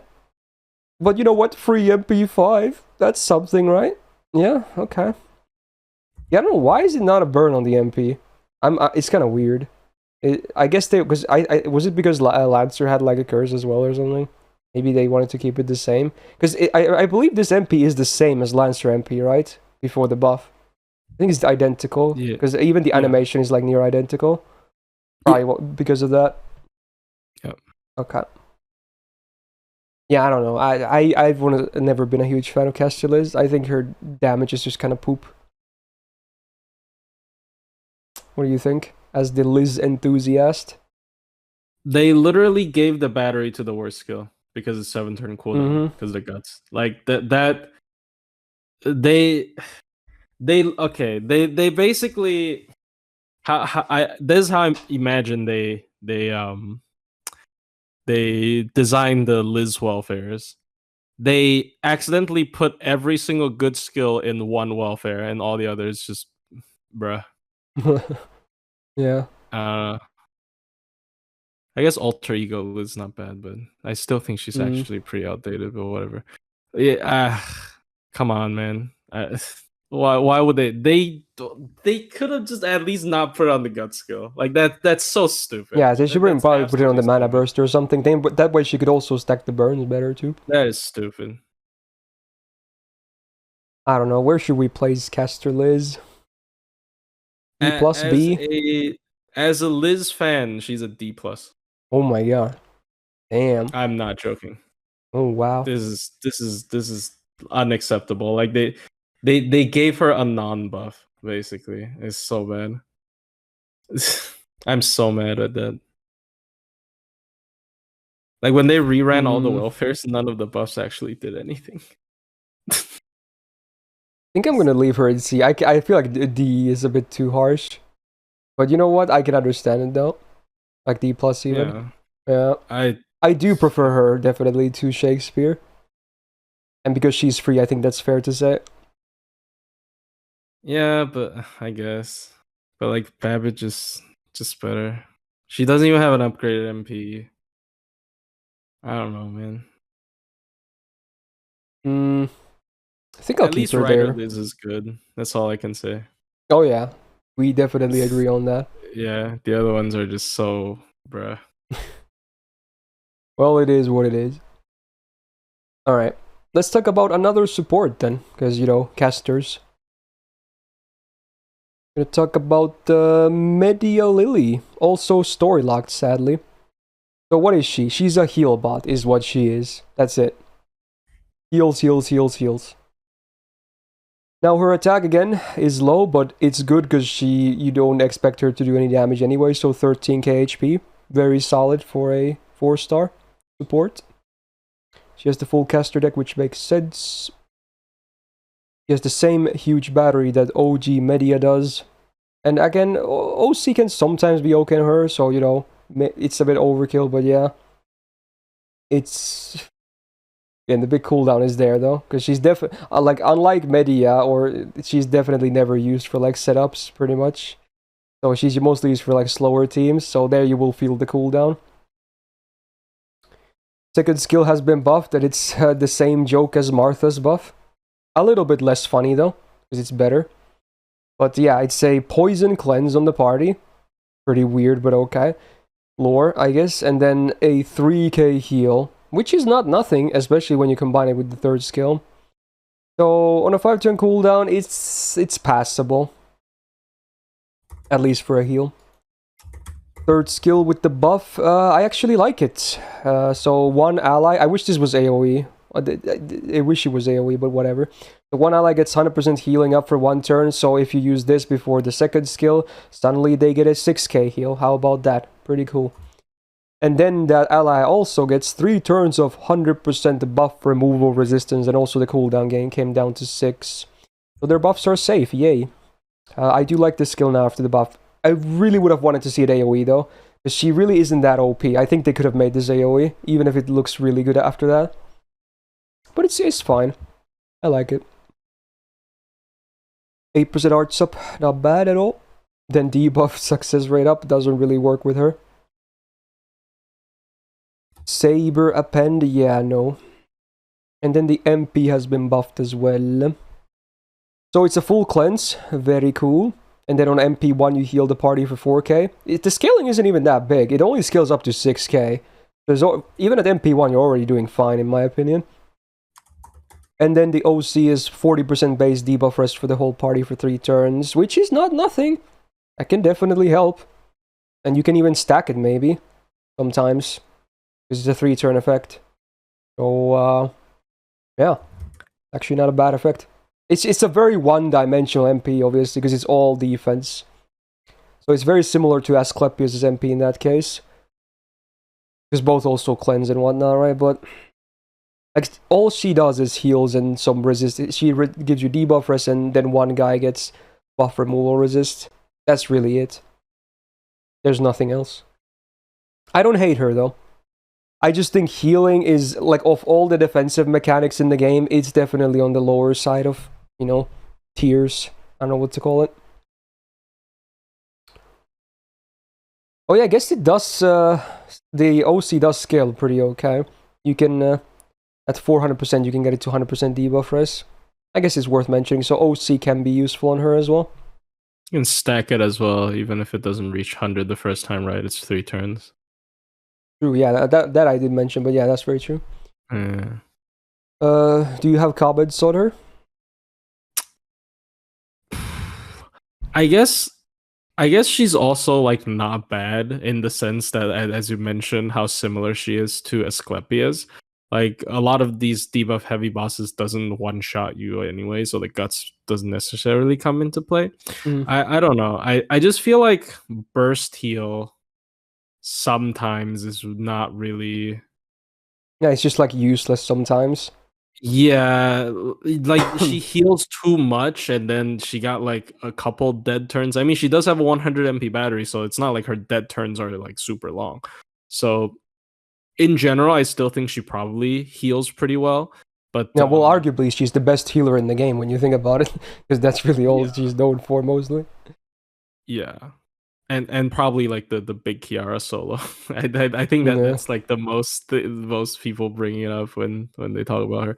But I don't know. She's I would have liked her if she's able to space out her heals. I think big heal numbers are definitely valuable in a lot of cases because like sometimes uh like if you're doing like a stall team with Merlin, especially if you don't have him at high MP, you sometimes you feel like you can't catch up with the heals. Definitely. So it's still valuable. I just think a lot of time it's like overkill. Like maybe if she does something with overheal. I feel like a lot of games Yeah. has like overheal mechanics, but FGO doesn't. So I feel like it's yeah, really hard to justify bringing her to a comp that's not like stalling, because she doesn't like give you any offensive buffs or anything like that, yeah, or even gauge to allies. She's all defensive. All of it is just pure defense. yeah. In The that one sense, thing I do even like, though Asclepius, like, he doesn't do too much either. He does something at least besides like healing and whatnot. yeah, and like I guess like the one thing I like is the 3-turn debuff resist, but that's about it. And I mean, Mm, buff removal resist is also really good, but we have Nightingale for that. yeah. I, so it's kind of yeah. I would say probably just the debuff resist is her selling point. I would say since it is 3 turns, but other Mm. than that, I don't see it. She's probably once again very good in Cernunos, and that's it. I think I I'll don't know. place her in I don't B. have her. I think she's above average. Like, she's good, she works, but Yeah, she's sometimes she definitely just not doesn't working. really do much. Yeah. Yeah. A guy called NoobF2P is asking why Hans is EX. Bro, you're clearly a faker. You don't live up to your name. You should know why he's EX. What are you doing, bro? I mean, maybe his Hans always misses the buffs. I mean, that could be it. Okay, maybe he's E luck then. Like E minus luck, and he never gets a single buff from Hans. Maybe in that case, Yeah. I understand. That's what RNG skills is. It's just so annoying. It's like Space Ishtar skill 3. Okay. We're gonna talk about Nursery Rhyme next. My free-to-play tutorial 4-star servant as well. Very interesting. So she's an AoE Arts DPS. Definitely not a support in any way, basically. Attack at 8.6k is once again, unsurprisingly, definitely below average for 4 stars, and with the caster class mod, yeah, it doesn't complement it either. Full art stick, I think, makes sense. Good stuff. She has a self mod, so she can do some crits as well. So on a 5-turn cooldown, you have 3 turns of 50% crit damage and 600% of absorb. I still like self mod. I think it's a basic, but it works. It's basically like basic crit skill. No problems. It's not the best, obviously, when it comes to crit stuff, but still good uptime. She has her Morb, so for 3 turns you get 30% defense, and also for 1 turn you get another 30% defense. So for the turn you activate it on, 60% defense on max rank. Pretty cool. So you don't really get too hurt. Then also 40% debuff rest for 3 turns. I don't think Morb is honest. I think it gets a little bit too much hate. Like, it's all defensive, it's all good uptime, it's easy to use. It's not bad. Like, you could do way worse than this when it comes to defensive skills. And then the third skill, you get up to a 40% battery, kind of a weird number. Then self-heal up to 2k, and also a full self-cleanse. It's okay. It's an okay skill. Not bad. Like, everything about her skills are alright. They're just okay. A weird mix. Now, sadly, there is nothing to help with her MP damage, though. There's no attack up, no arts up, no MP damage, nothing. So that's kind of annoying as well. She does get the 10% arts from the passive, though, so there's that at least. Anti-archer append, I would say, is irrelevant in her case. MP has been buffed, but man, you guessed it, it's a bad buff, because it's an early one. The only thing they did is the standard damage buff. So FX-wise, what else do we have? 20% defense down for 3 turns, flat after damage. Pretty good number, but sadly could be before damage. I guess not back then. Nothing like this was back then. And then the OC is at AoE 60% chance to drain MP by 1. Yeah, I hate the OC kinda, because again, sometimes it can actually be a demerit if you want their enemies like sometimes it can outsync enemy MPs, and that can really screw you up. Now, if you do land it over, like all of it, which is hard because it's only 60% on base, then it's really good. But that obviously doesn't happen most of the times. So yeah, I don't love the MP. I don't necessarily hate the MP completely either, but I think it's pretty weak. And because she has no damage to help with the MP, it's like she's not gonna hit very hard. She's kind of a weird mixed bag of stuff. It has like defense and then crit stuff, and then no like real damage for the MP. I feel like she could get a new buffer too. What do you think about Nursery Rhyme? I think on paper she's pretty okay. She's like a very self-sufficient damage dealer, right? She's able to, remove her own debuff. She's able to tank really well. You don't really have to babysit her. But the thing is, she does so little damage, like especially these days in comparison to a lot of other stuff, that you might as well be running a full stall team if you want to run her as a very tanky damage dealer. I don't really see the point. I think she does too little damage. Like maybe if she's single target and you're bringing her against like a boss to kill, I guess maybe she could be viable, because like single target MPs, no matter how low they are, they probably still stack up against single boss. But like, especially her being AoE, it's just so little value. I don't like her MP barely does anything. So I don't know. It's kind of unfortunate. I think I'm looking at one of the C tiers, maybe next to Jill there. Yeah. Like she's not trash, obviously, but she's kind of underwhelming still at the same time. Yeah, definitely underwhelming. Should absolutely been buffed again like long time ago. And still has, by the way, the release animations, they are so bad looking. So please do that as well. Fix her animations. Okay, let's talk about Helena next. Still to this day fairly relevant, I would say, even if she's never been like, number 1 at anything. 8 point, oh yeah, she's AoE arts DPS slash kind of a rainbow support, I guess you could say. Yeah, really. With some gauge as well, etc. 8.6k attack. Again, is low. No surprises there. Excuse the dog. He's very excited for Helena, apparently. Assuming my brother is leaving somewhere. Yay, good timing. She has the standard arts deck. Very cool. I guess you can loop with her nowadays, yeah. Is she in the sheet? Yeah. She's not. I'm not sure why. Jord, why is she not on the sheet? But yeah, I guess you can do plug Oberon. Does she need that? Know. Maybe. I don't know. I think her refund honestly isn't that good from what I remember. Yeah. Anyway, up here, she does okay. So, first skill, we have an AoE 20% battery. But then you realize that's all it does on a 7-turn cooldown, and then you kind of like realize what... Like, it's just Asclepius, but worse, and a 4-star. Like, it's obviously good for like fast setups. But if the fight goes on, then man, that's not very good. That's a lot of downtime, man. But depends on the use, it can be good. Second skill has been buffed. We actually got this buffed, was it this week on NA or last week? Yeah, very fresh. So you get 5 stars per turn for 5 turns. Pretty good uptime on a 6-turn cooldown. It's not a lot of stars though, but it's still, it's up there all the time. then I hate the chance you have an 80% chance to give yourself 50% MP damage one turn. Like, that's a huge amount of MP damage. Now, granted, it is only one turn, and then it's only 80% chance, so I wish they fixed that with the buff as well. Because the only thing the buff did was reduce the cooldown, which is nice because it was way too high to begin with, and then also added the 30% battery for self. So now on a 6-turn cooldown, I think it's fine.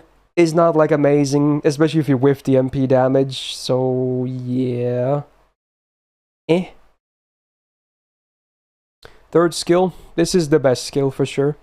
It's an AoE rainbow for 3 turns, 20%. It is a big 7-turn cooldown, but again, if you go fast, you don't really care. It's still good on that part. But if you go slow, it's not as bad as the first skill, but, you know, still fine, I suppose. Nice little AoE rainbow. So all cards get better minus the extra cards. Good stuff. Yeah, Geronimo in shambles, yeah. Big 10% permanent art sub, very good on her.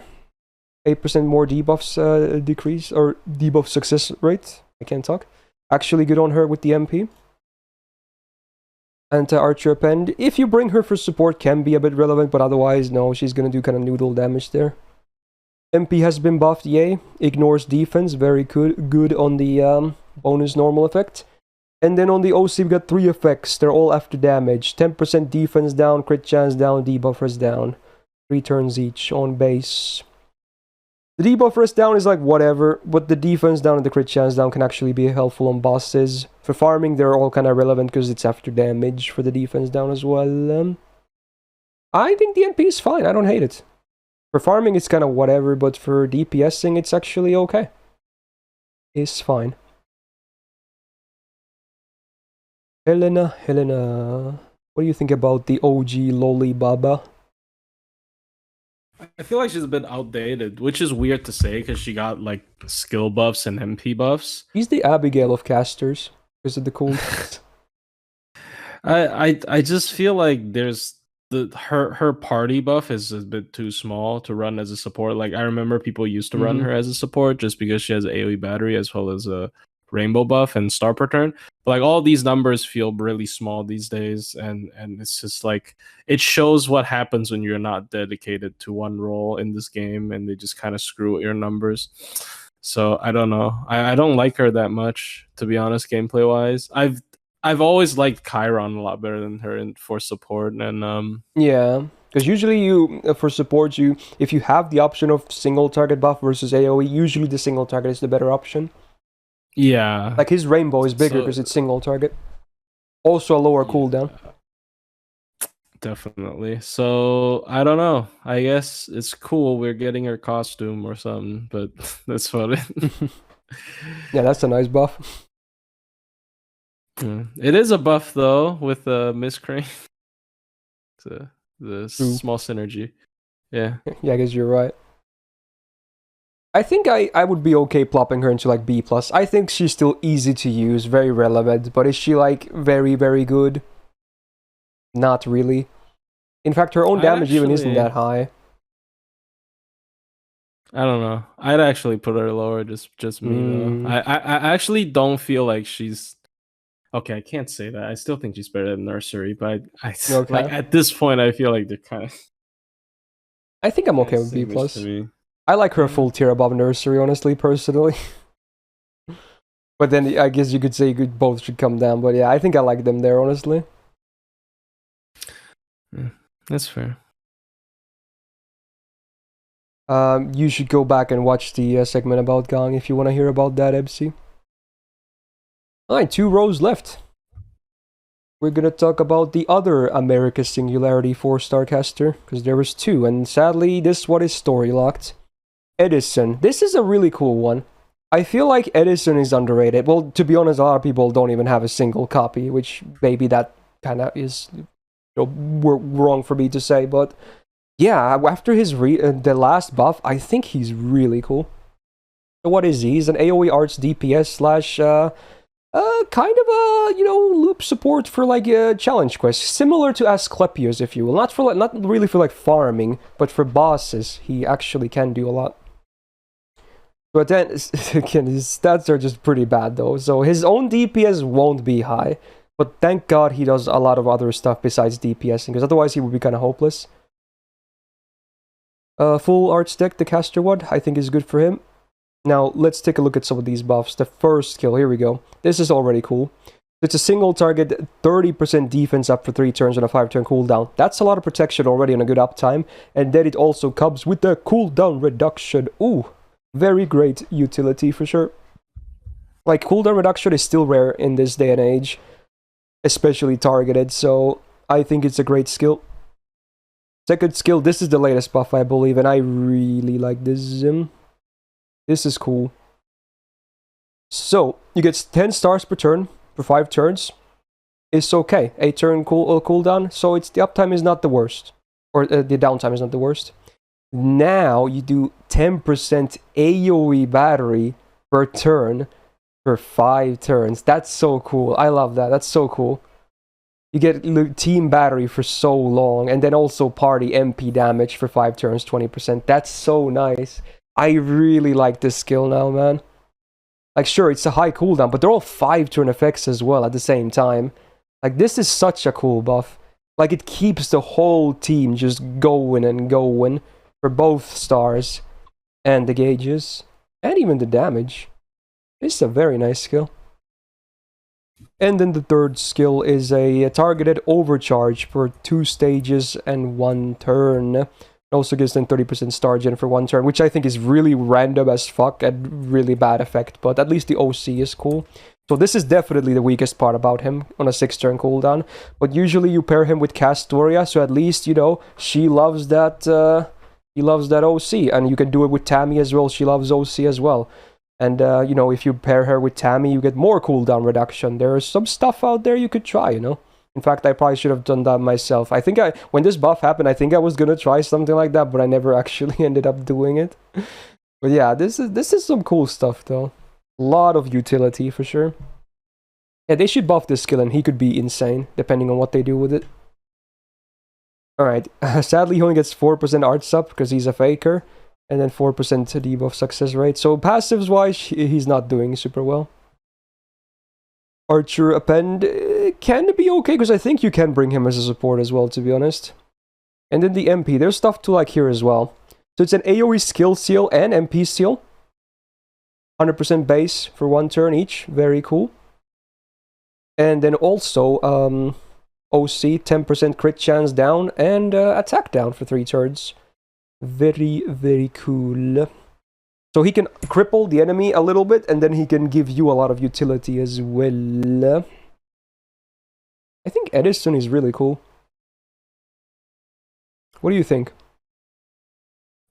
I remember there used to be a form of stall team. I forgot what the team called. It was like Edison, Tamamo, and Merlin. Like stopping their MPs and whatnot.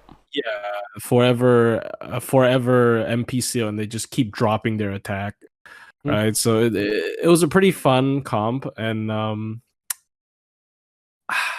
I do actually use him in some weird stuff where I need 1 extra turn of cooldown reduction, because he also has the slow MP charge. Like he works with some like weird like MP looping thing. It is not farming, but it's some weird like buff stacking. I did use him before, but I don't know. He seems really stally, but I do think that the old like infinite team, it was so good because Tamamo was able to reduce his cooldown. I think when you're able to reduce his skill cooldown, his skill 2 suddenly becomes like really good. But without skill cooldown, I think it's just fair. Like it's still has a decent uptime for sure. 5 out of 8 turns. Yeah. So it's still really solid. I don't know how to rate him. I think he's kind of weird. It's I just feel like stall team these days are so one-dimensional because Castoria is stupid, and outside of stall, I can see him being a really good utility pick. But I don't know how often I would use him. I only have him at MP1 though, so I don't know if it's. I personally don't think MP levels are that relevant for him. So story luck doesn't hurt him too much. because his damage is like the worst part about him. He doesn't do a lot of damage, but he offers so much other stuff, which I think really makes up for that. Yeah. I just don't know what team to fit him in at the moment. I think you can, because he's not even tied to a card type. I think you could fit him into like any team. He might never be like the best support in any team necessarily, but I think he can easily fit into any team with the double skill buffs. True. He's just so universal. Yeah. I think he's A material. I think he's really good. I think he's underrated. I mean, again, maybe a false statement, because again, a lot of people don't even have a single copy, but if you do, try him out. Hopefully you have all the buffs. If you're NA doesn't have the second skill buff yet, sadly, but yeah, still very cool. Okay, welfare time again. Let's talk about Irisviel. Oh no. So, you know, Asclepius beta version, I guess. So yeah, healer, supports, weird, most boring soloer in the entire game. I don't know what to call her. Yeah, she's sad. Why is her attack 8.2k? What are they doing year one, dude? Why does she have higher attack than some of these other DPS we've seen so far? What the hell, dude? I don't understand this game design. Okay. She has the normal caster deck as well. Cool, it works. It's the only reason she can even do some solos, I guess. Okay, so for her skill, she gets 50% more healing for 1 turn on a 7-turn cooldown. It's so bad. It's like trash doesn't even begin to describe how bad it is. Oh my god, just why? It should be like this should be like so good that it makes all of your heals heal everyone for their max HP. Then it would be okay. As is right now, yeah, get it out of here. Alright, second skill. Self-invul for 1 turn, a 6-turn cooldown, so it's a standard. And then she gets 30% MP gain for 3 turns, which again helps with the solo, I guess. Because in case you don't know, her gain is god-awful. It is so bad. It's really hard to get her MP. And then a 3k heal on 3rd skill on a 5-turn cooldown. Very underwhelming as well. And if you have the first skill active, you can get a whopping 4500 heal, which is funny because it's still worse than Asclepius' first skill. Imagine that. Imagine needing 2 skills to do worse than one of Asclepius' skills. You do worse with 2 skills than 1. Like, I don't... Wow. Just wow. Okay, this skill set is trash. Alright, 8% arts up, pretty cool. Because again, she does have that full art stick. Unsurprisingly, she does have the better version of Divinity though, so gets that 20% debuff rest, so that's something to like. So passive-wise, she's doing fine. Anti-Avenger Append, I would say, is a good joke, even as a support. And then the MP, oh no. So on free MP5, you get a 3k party heal, cool. And then the OC is a AoE Guts for 1 time 3 turns, 1k HP, revive base. Now, unlike Asclepius, this does apply to herself too, but I don't know, man. It's still not good. Like, it's missing a lot. I feel like it's just missing a lot. Like, everything about her is missing a lot. Do you have any cool comments on Irisviel? I think she's one of the worst welfares in the game. If not the worst. She's like the white grail CE nobody uses. It's just, bruh. Actually, I lied. The white grail CE is like 10 times better than this character. This character is just unusable. I know I did particularly mention her ability to self guts, but I actually don't see any situation where she would need that. And if her MP is very loopable, where she can kind of like keep your team alive, which is still not like that possible, because you know, if you're gutsing a team, they sometimes double hit and you still die anyways. And it's just I don't see, there needs to be a very specific quest that probably has a field effect that recharges your team's MP or something for her to be good. She's so ridiculously, like, her MP gain, I It's kind so of feel like gimped. it's like a stallful. They're really Mm-hmm. scared of loopable survival skills, which I guess that's fair enough. But damn, her It's MP too game much. is absolute trash, and her skills are absolute trash.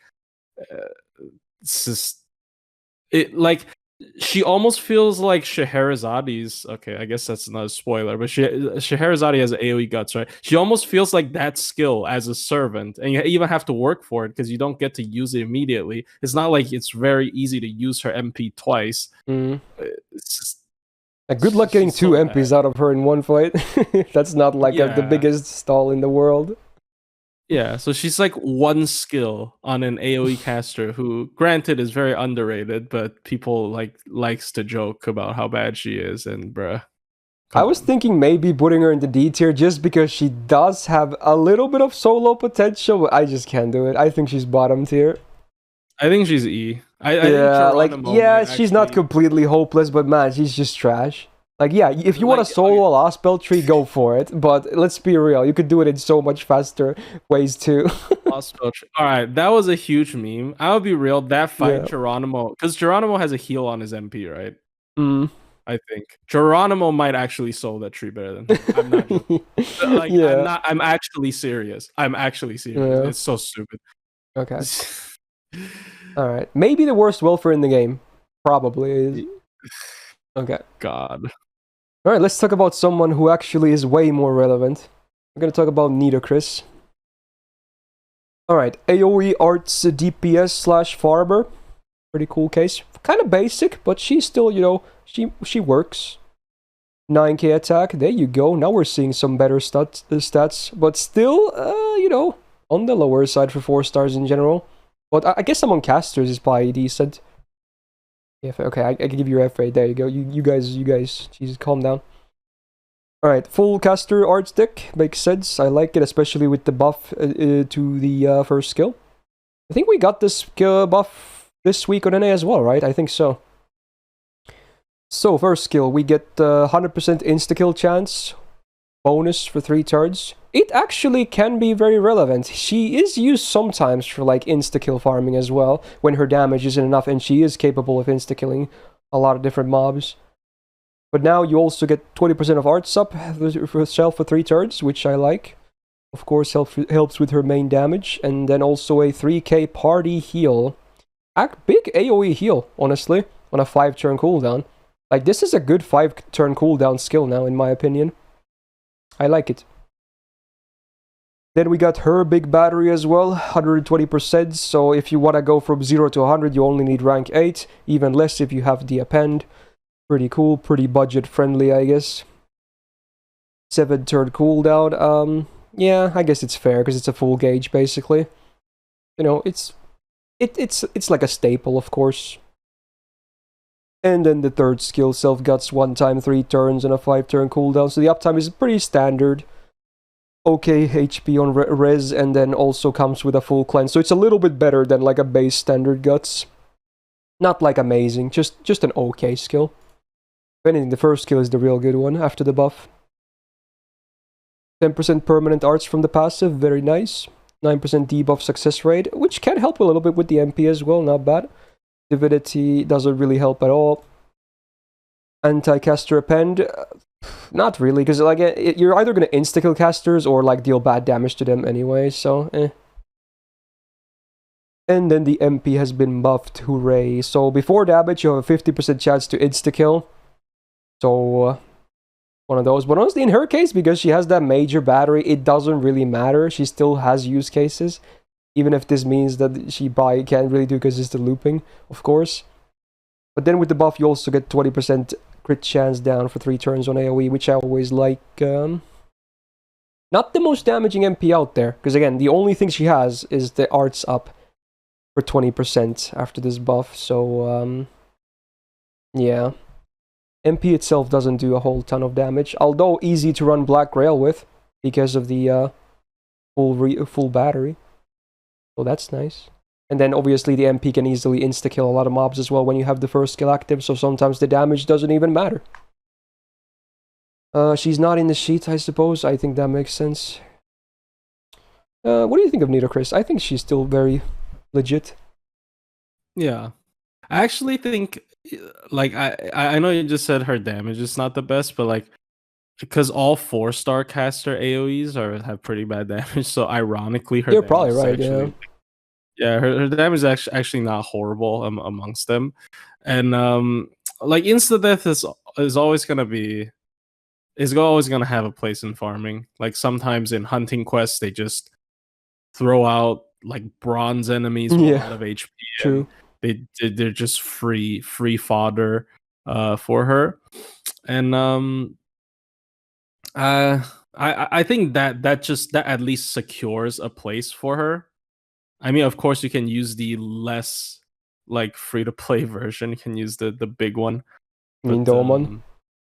no. Oh, true. Actually, no. Doman's better. I was talking about the other Nitocris, but yeah, like Oh, right, of course, yeah, yeah. yeah, but like there are some like weird things though. Like for example, I don't know if even I should mention this, but like the recent 90++ where you want to like insta kill stuff, Nitocris suffers because her base kill rate is low, but Hmm. she mainly relies on the boosted kill Yeah. rate. But it's kind of really weird. I guess that's not really a point.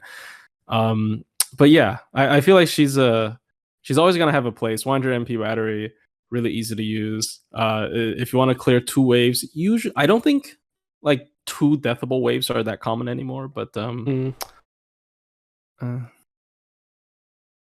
Yeah, fair still enough. solid, I guess. Hey, Haruki, She thanks has for the some small raid as pretty well. good. Yeah, she has some pretty good DPS skills, like survival skill, I guess. Like skill 3 with the cleanse, pretty good. Skill 1 with the heal, Yeah. short cooldown as well. But unfortunately, is on a insta kill farmer. So Someone also mentioned yeah. that she's good for like bosses that have a lot of small fodder mobs, and that's true actually. You can easily Oh dispatch yeah, them. yeah. She can clear those out of the Yeah, way. and there's a Yeah, lot of those in usually main story at least, where there's a bunch of just mobs, just like wave after wave in the same wave, basically. yeah. I think So Nitocris I is still like a good solid A, honestly. Like she works on every level of account as well. yeah, And because, like you said, even if her damage might not be the best, a lot of these four, like if not just all of them, just don't do the most damage on at least 4-star AOE. And because she has that full battery, she can still run Black Grail as well easily for damage if needed. yeah. So yeah, I she think still to she's this day definitely she makes sense. yeah. Okay, then let's talk about. Is it the first summer unit? I guess it is. Wow. Summer Marie. Oh, this probably won't be as pretty though. So AoE arts DPS once again, 9k attack is a bit underwhelming. It's similar to Nitocris, I guess, for what it's worth.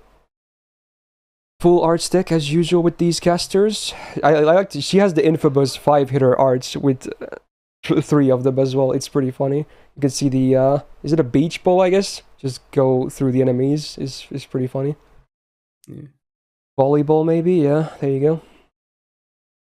She has, again, this weird summer charisma thingy, so basically 20% attack for the whole team for 3 turns, and then male allies get 41% star gen for 3 turns. So for herself, it's pretty underwhelming, and for the dudes, it doesn't really add too much either, honestly. It's a pretty bad skill in this day and age. Oh, is the attack actually the exact same as Nito? Okay, it was that close then. Okay, I did not notice that. Well, that's funny. Anyway, second skill, 10 stars per turn for 3 turns, and then 1k heal for self for every turn for 3 turns. But it's at a 7-turn cooldown. This has no business being a 7-turn cooldown. It should be a 5-turn cooldown. I don't know why it's 7. Even 6 would be bad, in my opinion, with these effects and these numbers. Why is this 7? Oh no. Third skill, we got the amazing Marie stuff again, so she also has the 3-hit invul, no duration, 6-turn cooldown, and 50% debuff rest for 3 turns. Needless to say, it's a really good defensive skill. How about that? Yeah, it's the Marie signature. Easy to keep alive, but does 0 damage. Okay, maybe a bit too savage, but okay. That's usually what you expect from Maries. Okay, 10% permanent arts, actually very solid. Considering she has those 5-hitter arts, is very good. 4% debuff success rate up. Does she even land any debuffs? Maybe her MP did. Oh, it does, 1, okay. Anti-Avenger, I would not really mess with this append with her. Her MP has the same 20% crit chance down for 3 turns after the Nitocris buffed MP as well, which I still like. And then the OC is party crit damage for 3 turns, 20% on base. So not too much, honestly, but it can be stacked a little bit sometimes, I guess. Funnily enough, the MP is only 3 hitters, so it's actually way worse than a face card in terms of that. So, I'm pretty sure she doesn't loop, right? I don't think she's even on the sheet. Yeah. 0.32% per hit or something. Oh yeah, because of the 5 hitter. Oh yeah, that's the refund must be so bad on the MP. Oh it's no. Horrible. It needs to be like 5 hitter at least. Oh man. And she's a DP. She doesn't loop. She doesn't really support much either. What is she then? I don't know. She's weird. Would you have comments? Ay, ay, ay.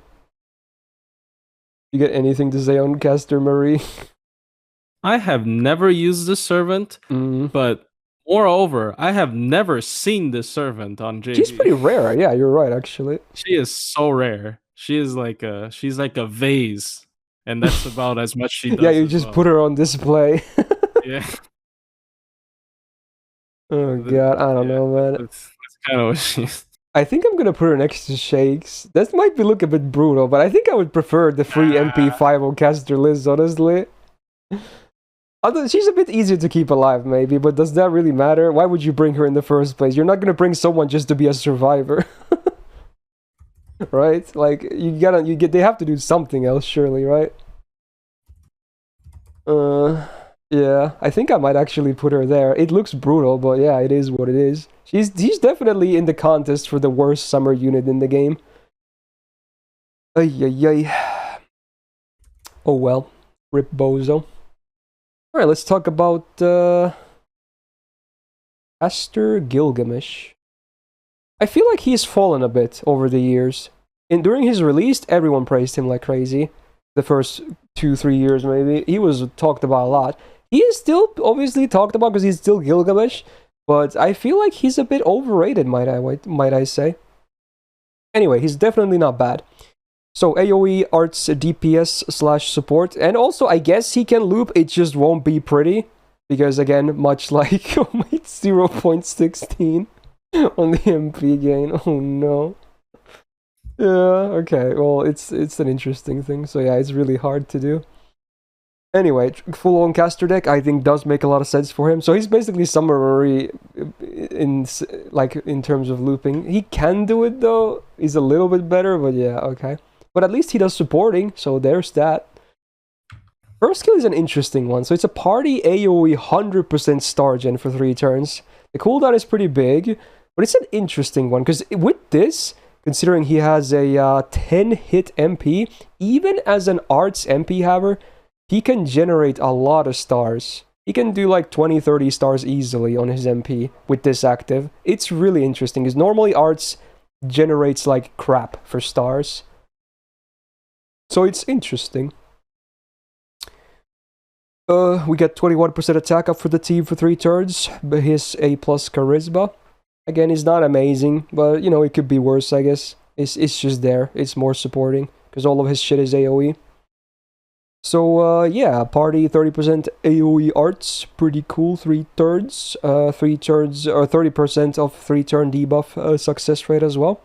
Helps a little bit with his own MP as well. 6-turn cooldown, yeah, this is definitely his best skill by far.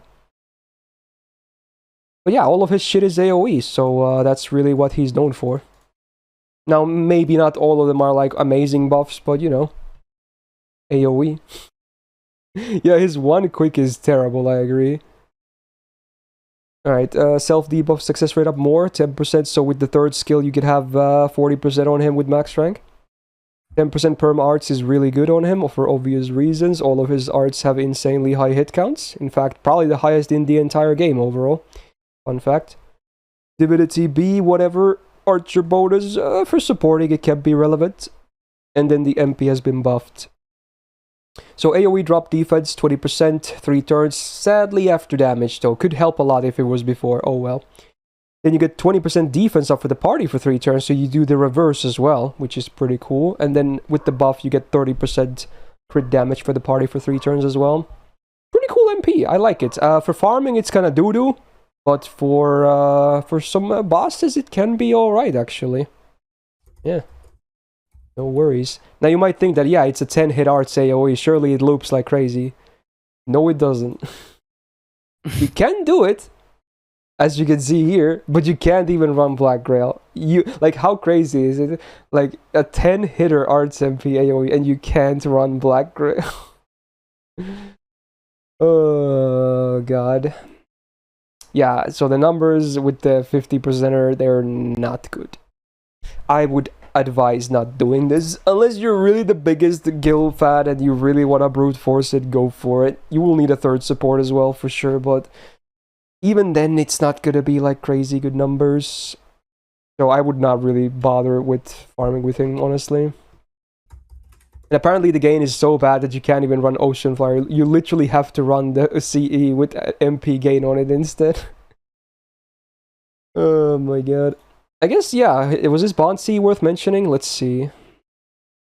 Party MP damage 20% while he's on field? Yeah, absolutely viable, actually. Yeah, this is worth mentioning. So if you run him as a support, there's another AoE buff for him that's also permanent, so absolutely a legit Bond C. I actually need to get that on my main. I don't have this yet. I forgot he actually has a legit one. Okay. What do you think of Caster, Gil? I mean, hey, his 10-hit MP might not refund, but it does make stars, and That it does. I've still seen him used. I guess this is a weird thing because I like Summer Kiara, because I see a lot of use with specifically Summer Kiara runs with the third skill because she needs to land all her debuffs. But True. I would still say though, as a arts support, he's kind of okay, but definitely not good enough anymore just to run as an art support. Like, I think Longling alone is already better. Yeah, like unless you specifically need like debuff success chance up or star generation up, which is like, does Longling have star generation up? I don't think so, right? Shit, I forgot. I don't think he does. It's on Lakshmi Bai, I think, but not Longling. Oh, he does. Is it 100%? If it's 100%, I think it is an 80% chance, but if you targeted him with himself, he gets it to 100%. Oh, then I don't know. Cause I have seen runs that specifically use him just for the star gen. But yeah, that's fair. Although it's worth noting, talking about that skill, that it should be buffed, because it's actually now worse than Mata Hari's skill. Can you believe that? One of the worst servants in the game has a better skill. Well, at least, at least she got something to talk about. Yeah, I suppose. But I still think they should buff his first skill, for sure. Maybe in the second skill, because they did buff the Charisma on Archer now, so I'm expecting other Gilgameshes to see similar Charisma buffs. Oh, Copium, Mr. Copium here. He was like the sub boss of the arcade chapter where Draco debuted. So Whoa. hey, okay, maybe collab. Because, oh yeah, you're saying they could maybe buff him on the. Yeah. Oh yeah, sure, yeah, why not? I'm down if they want to buff him. Okay, yeah, sure. Yeah. So I don't know. I think he definitely didn't age that well. Like he used to be like super good, right? Like the best like tertiary art support. But is it even too brutal to say B+ on him, honestly? I mean, I was thinking maybe A, but I don't know, maybe B+, honestly. I like him better than Helena though. Like I really? I don't know. Clearly like him better than Helena, but I don't know. That's just me. I think they're very similar. I mean, I didn't have a problem with him in B+. I was a little bit. I mean, I'm not trying to move it, but I'm just saying like it does make sense to put him in B+ because I wanted to put Helena a little bit lower. So I guess it does make sense. So fair enough. I think I'm landing him there. Definitely came down from last year, but yeah, he could use a buff. Alrighty then. Now back to sub-single target. It's been a while, right? Alright. Let's talk about Circe, or Kirike as I call her, and that triggers people because it's like, oh, how dare you use the intended pronunciations? I'm American, her name is Circe. Like, fuck off, dude, it's legit. I will continue saying Kirike, but if you want to say Circe or anyone else, I don't care. And no one should care how you call these servants, honestly. Circe Anyway. reminds me of the Eternals movie, and I hate that movie, so... Circe reminds me of Game of Thrones. Because of Cersei Lannister, but okay. Oh, true. Anyway, we got single target the Buster DPS with the full caster deck. I'm not a huge fan of the deck because he has a Buster MP. It's a bit awkward. Anyway, 8.6k attack. Surprise, surprise, on the lower side again. But I guess, yeah, on the bigger side, among casters, it's probably not terrible, but it's definitely not high either. So yeah, and that's definitely going to come into play with her Babbage. She has big rapid words as well, so full free gauge. Same with Nitocris, you need rank 8 to go from 0 to 100, same cooldown. And in fact, is this the identical rank? It might just be. Yeah, I think it might be. So yeah, you get a free MP every 7 turns, no matter what if you want to, or you can save it. That's also an option, I guess. Sure. So Black Rail, very viable. Second skill, you have an AoE poison for 1k damage, whatever. But also AoE 20% defense down for 3 turns. So on a 5-turn cooldown, it's okay. It's like barely better than like torture techniques because it's AoE, right? But that doesn't really say too much because that skill is already kind of trash. So it's okay. If they ever put out like a poison, anti-poison damage CE, I think this skill becomes better. But right now we don't have one of those. So yeah, it's like whatever. And then the third skill, because they really want to give Caster Stargent for some reason. At least in Caster it kind of makes sense, but here I don't... What? So it's Party Stargent, and it's not 100%, it's 50% for 3 turns, and then also a full cleanse. The cleanse is nice though, I like that. That's always good utility to have. But the Stargent, especially on like a Caster party, which you're most likely going to run her inside of, not really going to do much at all. 6-turn cooldown as well doesn't help. So overall, I think her skills are either average to bad. So there should be more here, honestly. It's just a bit lacking. 8% permanent arts at least makes the deck better, but I still would have liked to have seen maybe double Buster, honestly.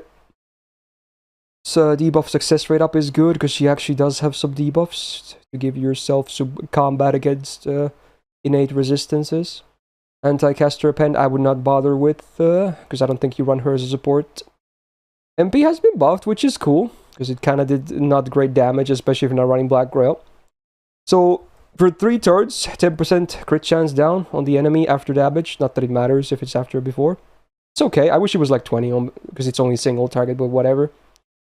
And then she gets the Pigify on the MP, so it's basically a special stun, but, you know, has less use than stun, because some enemies are straight up immune to it. And Odysseus as well, for lore reasons.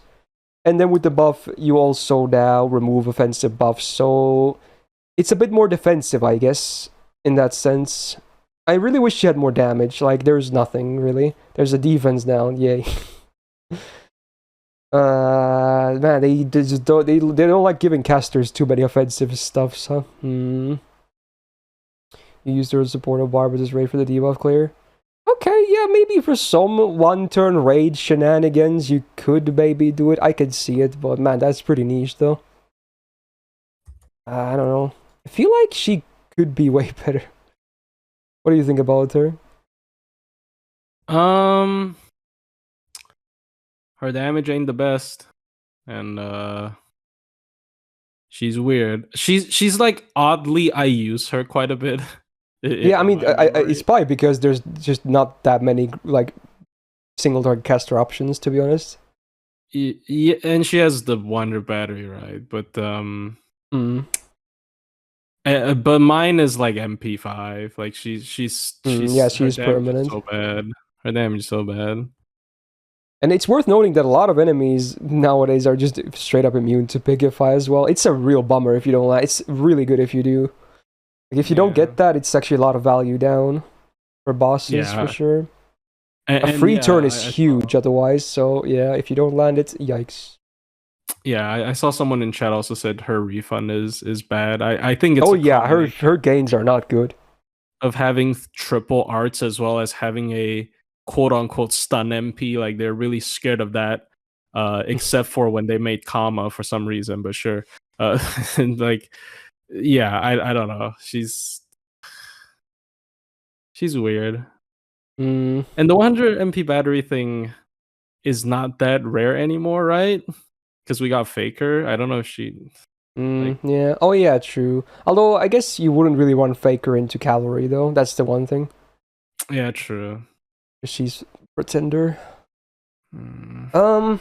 I think she's fine. I think she can, she can be good. I think she should be like a B tier, honestly. Like she can still do a decent job at what she's supposed to do, but I don't think she's like anything top tier or anything. Actually, So, okay. You have something? I personally might put her. Okay, I don't have a good explanation for it, but Okay. I would put her higher just because of how frequently I use her. Like I Mm, I know I don't like a lot about her, but I just use her a lot because 100 MP battery. I feel like if you have like Sanzang, you would just never use her, honestly. True, I do not have Sanzang. You don't have Sanzang? I Oh do my not god, have I'm Sanzang. surprised about that. I mean, to be honest, it is comparing a 4-star to a 5-star as well, so it's maybe not fair. Yeah. Yeah, I feel like if her stun was like, it was like normal, it was just a normal stun, I would like her way more. But so many enemies are just immune to it. I would like it so much more. Just give her like a guaranteed stun on the MP. And she would be really nice. Should I put her B+? Okay, you know what? I'm gonna slide her into B+. Okay. You know what? Yeah, she's fine. She's fine. Okay. Maybe I'm being a bit too harsh there. Okay. Sure. I'm okay with that. Alright, let's talk about the next one. It's also a single target one. This was the period of the single target 4-star casters, I guess. Queen of Sheba.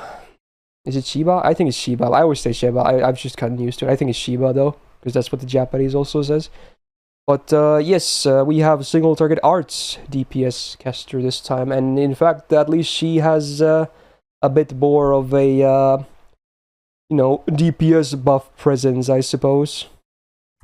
Oh my god, people are really, there's a lot of people fatting her, it seems. Okay, fair enough. I do have to say though, I'm still, maybe this is PTSD, maybe people have changed their opinions over time. I still remember, I stopped talking in Reddit about like discussions on servants because I always get like shit on for my opinions, and this was one of the reasons.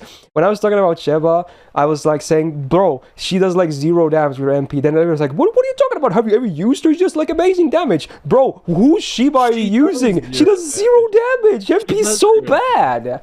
Like I got downvoted to oblivion for saying her MP does shit damage, and then I'm like, okay, I guess I won't be talking in Reddit anymore because I'm done with this shit, dude. Like, bro, it's not good.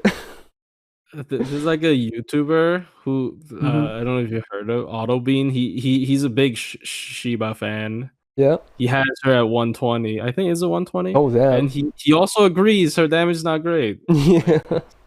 It's just how anyway. it is. Yeah, okay, let's cut this. We're still giving her a fair coverage, of course. Words in his mouth then. I apologize. Yeah. Wait for it. I guess Otto is a big fan as well. Shout out to the raid as well. I guess you timed it for this. Okay, fair enough. Oh. Alright, so yeah. 8.6k attack again. It's pretty low, but it could be lower, I suppose. I do like that she is double buster, double arts at least. I like that, because she has some crit potential too. So I like the deck. Now, her charisma was buffed, which is actually pretty cool. So you get the 20% AoE attack for 3 turns, and then now, also a self 30% battery. Pretty cool, I guess. Yeah, I don't hate the skill. On a 5-turn cooldown, I think it's very legit. Second skill is her crit skill, so she could have 100% crit damage for 1 turn, and also ignores invul for 1 turn. Now, there is one problem though. She does not have any absorb in the kit, spoiler. So you're gonna have to have a lot of stars if you want her to crit consistently on a turn with this active. So that's one of the problems with her as well. But if you do manage to crit, yeah, you can have a good crit turn. Now the downtime is big, obviously, but it's not the worst skill. Because it also has the ignore invul, I kind of prefer it over like a basic mana burst or something, but that still doesn't say too much. And yeah, art servants usually don't generate stars. You're gonna need either CEs or like star bomb abilities or something like that. So it's a bit awkward with this. Third skill though, AoE Buster at arts up 20% 3 turns, and then a flat 10 stars, 6 turn cooldown. So she does have the small star bomb herself, but that's not much. I think this should be like a 20 bomb, honestly. Because it's a 6 turn cooldown. It could be either maybe make it like a 5 turn cooldown or maybe bump up the number of stars or something. It's not a terrible skill, especially on AoE. It's just alright. Could be better though. I do, for what it's worth, I do, post this charisma buff, I do like her skills more than Hirike's skills. I'll say that much. Even if she doesn't have 100% battery. Overall, I think her skills are better. 6% permanent arts, pretty good. Helps with the MP as well. Magic resistance, 20%. The first, actually, we've seen of all casters have a base magic resistance. So, that's kind of cool. It's always nice to have. Caster anti-append, I would say, is kind of relevant. And then the MP, there is no normal effect besides damage, and on the OC, what do we get? It's 3 debuffs for the target, it's single target of course. So for 3 turns, you get 10% defense attack down, and then 30% healing and down on base OC. Yeah, I think her MP just sucks. It's terrible. It should be buffed. It sucks. Yeah, it's like, it's 3 debuffs because it's like 3 enigma, like 3 riddles, so yeah, fair enough. If she ever gets a really good MP buff, she would be so much better. Like, just give her a really good MP buff. Add like a good normal effect there as well. Something really cool, like a 30 star bomb or something to help with the crits as well.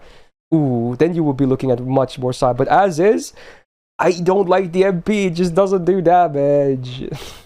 And I will fight people who say that she does a lot of damage with her MP. I refuse to believe that. I've tried, dude. Okay, what is her? How is she doing here as well?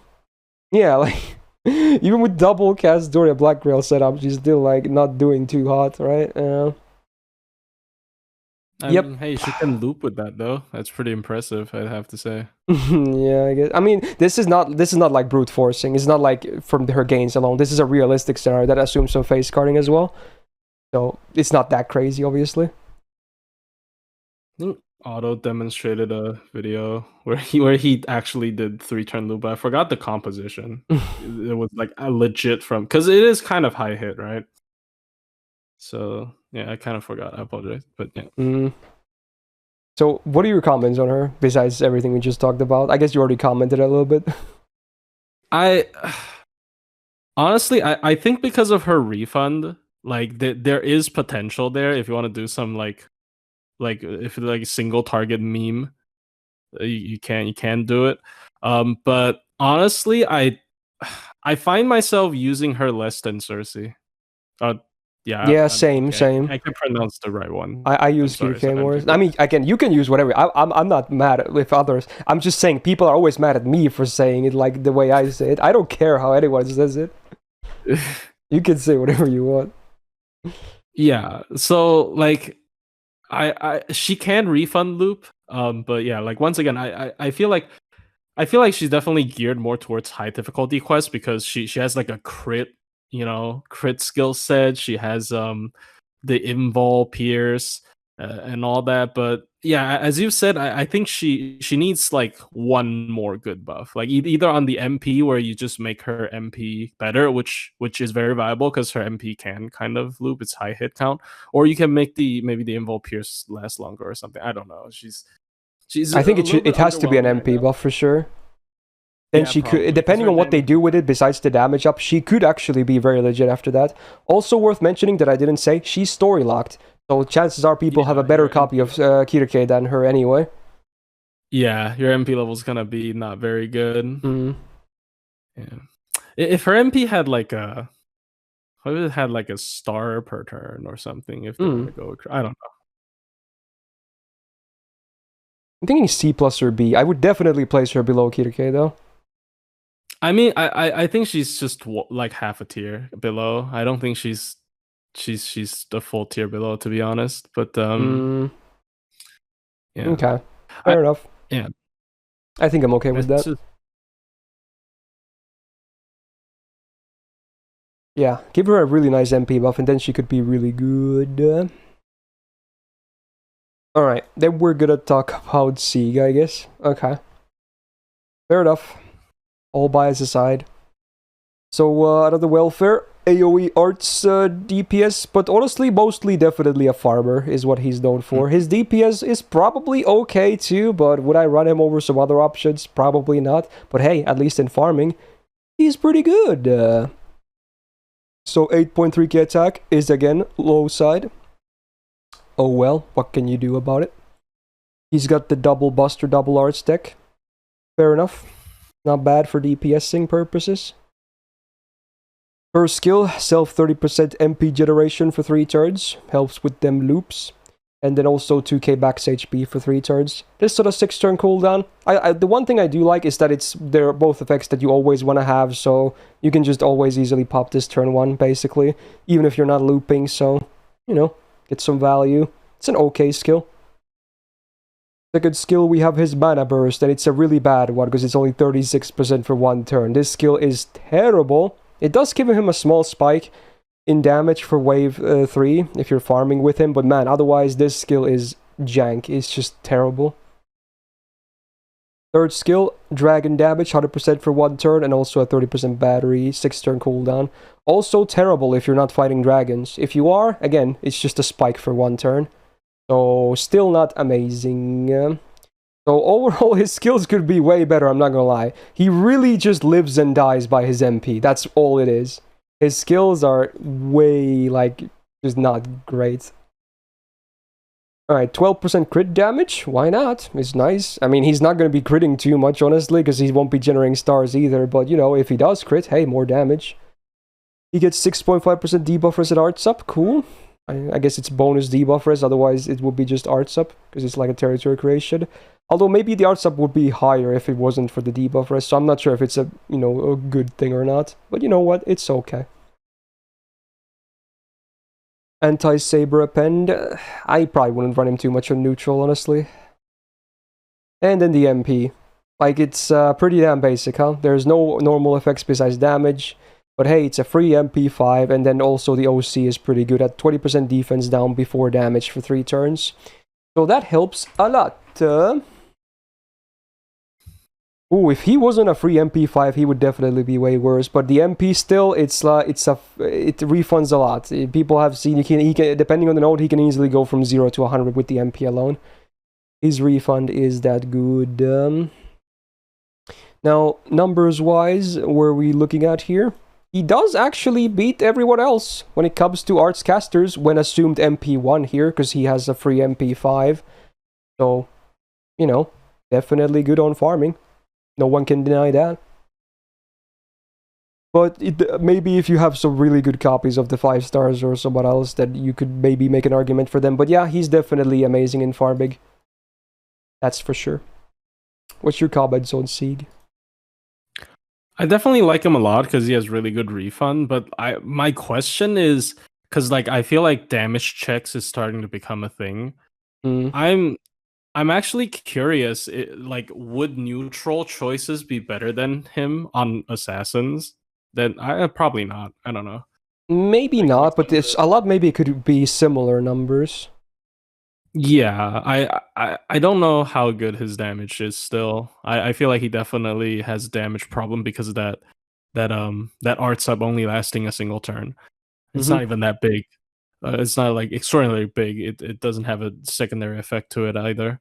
So yeah, he's very good at refund, but I feel like maybe it's because less competition, also free MP5, but I feel like we gave Ryder Mordred a lot of crap for her damage. and like he kind of lands in a similar realm for me. I guess it's not that bad because he has the defense down before damage and also free MP5, but I don't know. I do think he does definitely out damage Mordred by a lot because the free MP5. True. I think he should be at least an 8 here, just because he's like the most accessible arts looper of the casters, and then, you know, he still deals solid damage. Even if A+, honestly, could be legit. I guess so. Like, for farming, I don't he's know about legit. A+, but yeah, I guess so. Mm. Cause it's not like he has a lot of competition, right? I just wouldn't really use him for anything else besides farming. I hate his skills. But for farming, he's good. My only question is Tai Sui, but I don't think he refunds that well. I don't know, because like His refund is probably not as good, but maybe his damage could be compared, yeah. So I don't know. I mean, that's a very specific case anyway, so. Yeah. Alright. Moving on. Hey, it's actually a welfare that's now in the permanent welfare shop. So kind of relevant. We're going to talk about Caster Shuten. So single target buster DPS, yes sir. 9.5k attack is definitely the highest so far, which around with the caster mod is actually around average for among 4 stars in general, and that says a lot because usually like knight classes have definitely inflate that value a bit. So among casters, she does actually really well. Now she does have the standard caster deck, the triple arts, but I don't necessarily hate it though. I think it's okay still. You can definitely, you know, keep up her MP well with that. Her skill is a single target MP seal for 1 turn, guaranteed 100% base. Well, obviously you can still whiff it with debuff res, but you know, if nothing is in play, it will land. Also reduces the target's crit chance by 50% for 3 turns. That is massive. That is just massive. It is a 6-turn cooldown, but because it's an MP seal that delays the enemy as well, and at half the time you're gonna have that crit chance active, yeah, it's good. I like this skill. That basically eliminates most enemies from critting at all when this is up, which is actually very significant. Second skill, it's like her weird mana burst, so she gets both blue and red, 30% for 1 turn, and then also 500% absorb for 1 turn. It's kind of weird. I'm not a huge fan of this skill because it's only 1 turn, a 6-turn cooldown. I think, yeah, this is not that good. It should be like a 5-turn cooldown, or maybe make the effects or add something more. I don't know. I'm not a huge fan of this skill. It is pretty bad. Third skill, party 20% attack up for 3 turns, 5-turn cooldown, so your standard charisma, and then you also get 50% anti-demonic damage mod for herself for 3 turns. If you don't fight demonic, it's just okay. If you do fight demonic, it's really good. So again, depends. Overall, her skills, I mean, compared to some of the other 4-star single target casters we already talked about, she does similarly, if not slightly better. Overall, not too bad. Lots of offense, that's for sure. She do be hitting the hardest of the MPs, you'll be seeing that. Arts up 88%, good for the MP uptime. 8% debuff success rate up, really good, because she has a lot of debuffs as well. Divinity is whatever. Anti-Berserker append is very nice. Good append. And then the MP, it actually does have a normal effect in addition to damage, and it's ignore evasion for 1 turn. Very cool. Before damage as well. The OC sucks though, it's a poison for 5 turns, so that's pretty relevant. Now it's also worth mentioning, the MP does have 13 hits, and because it's buster, it actually can generate some stars as well. So, yeah. Interesting. And obviously she's a free MP5, which is cool. And because she has all these damages, like, up, especially if you're fighting demonic, her MP can actually hit really hard among casters. In fact, probably the hardest, yeah, actually. So if she actually is fighting demonic, she is the hardest hitting in a realistic scenario of all the casters. But if she's not, she's slightly below like Izumo, but also she's a 5-star, so it's a bit unfair of a comparison when you think about it. But yeah, again, she's pretty damn capable, huh? Yeah, no big problems. What do you think of Shuten Caster? I think she's pretty solid because it's the free MP5 once again. And other than that, I do think her skill 2 uptime being this short is a little bit yeah, it's so bad. Yeah. 5 turns of downtime. I feel like she kind of needs to fight demonic to really show her potential. Like if she fights demonic, she's really good. Right? She's like extremely good. And demonics are there's quite a bit of it's one of the more common traits for sure with divine. like her best friend Ibaraki, she can probably like vaporize her. Unfortunately, Yeah, with the anti-berserker append as well. Yeah, so it I think she can be. She definitely is like an anti-demonic special unit, and yeah, pretty solid. I don't know, because like I see a lot of high tier casters down the line, so I'm a little bit reserved on putting servants too Yeah. high, but she's pretty solid though. I think she's definitely really solid. According to Awoken, there's also 8 demonic servants that she has full class advantage against, or at least full attack advantage. So it's not bad. Really good. Also, like enemies, isn't the Yeah, that's only servants, so there can be other enemies as well. Yeah. The big one that drops the flaming heart lantern things, those are always berserker as well, right? Oh yeah, true. She's probably really good at those. Yeah, I know what you're talking about. I forgot their name though. Nue, something like that. No, I think that's weird. Anyway, also, what was it? I was gonna say something. Shit, train of thought and all that. God damn it, I already forgot. Oh yeah, I was gonna say, you said that, yeah, she's mostly like peaking really hard against demonic. I agree, but it's like, I was gonna say, like, Rider List, for instance, is still good even against non-wild beast, right? So it really puts this into perspective, right? Yeah. Like, she doesn't need wild beast to do crazy damage. While as Shuten, she will not do crazy damage unless you're fighting demonic, but she will still deal good damage. Like, that's the baseline still. She's still good. Yeah. It's just her skill too. Is I think I can easily place her into A though, just because the free MP5. Yeah, probably.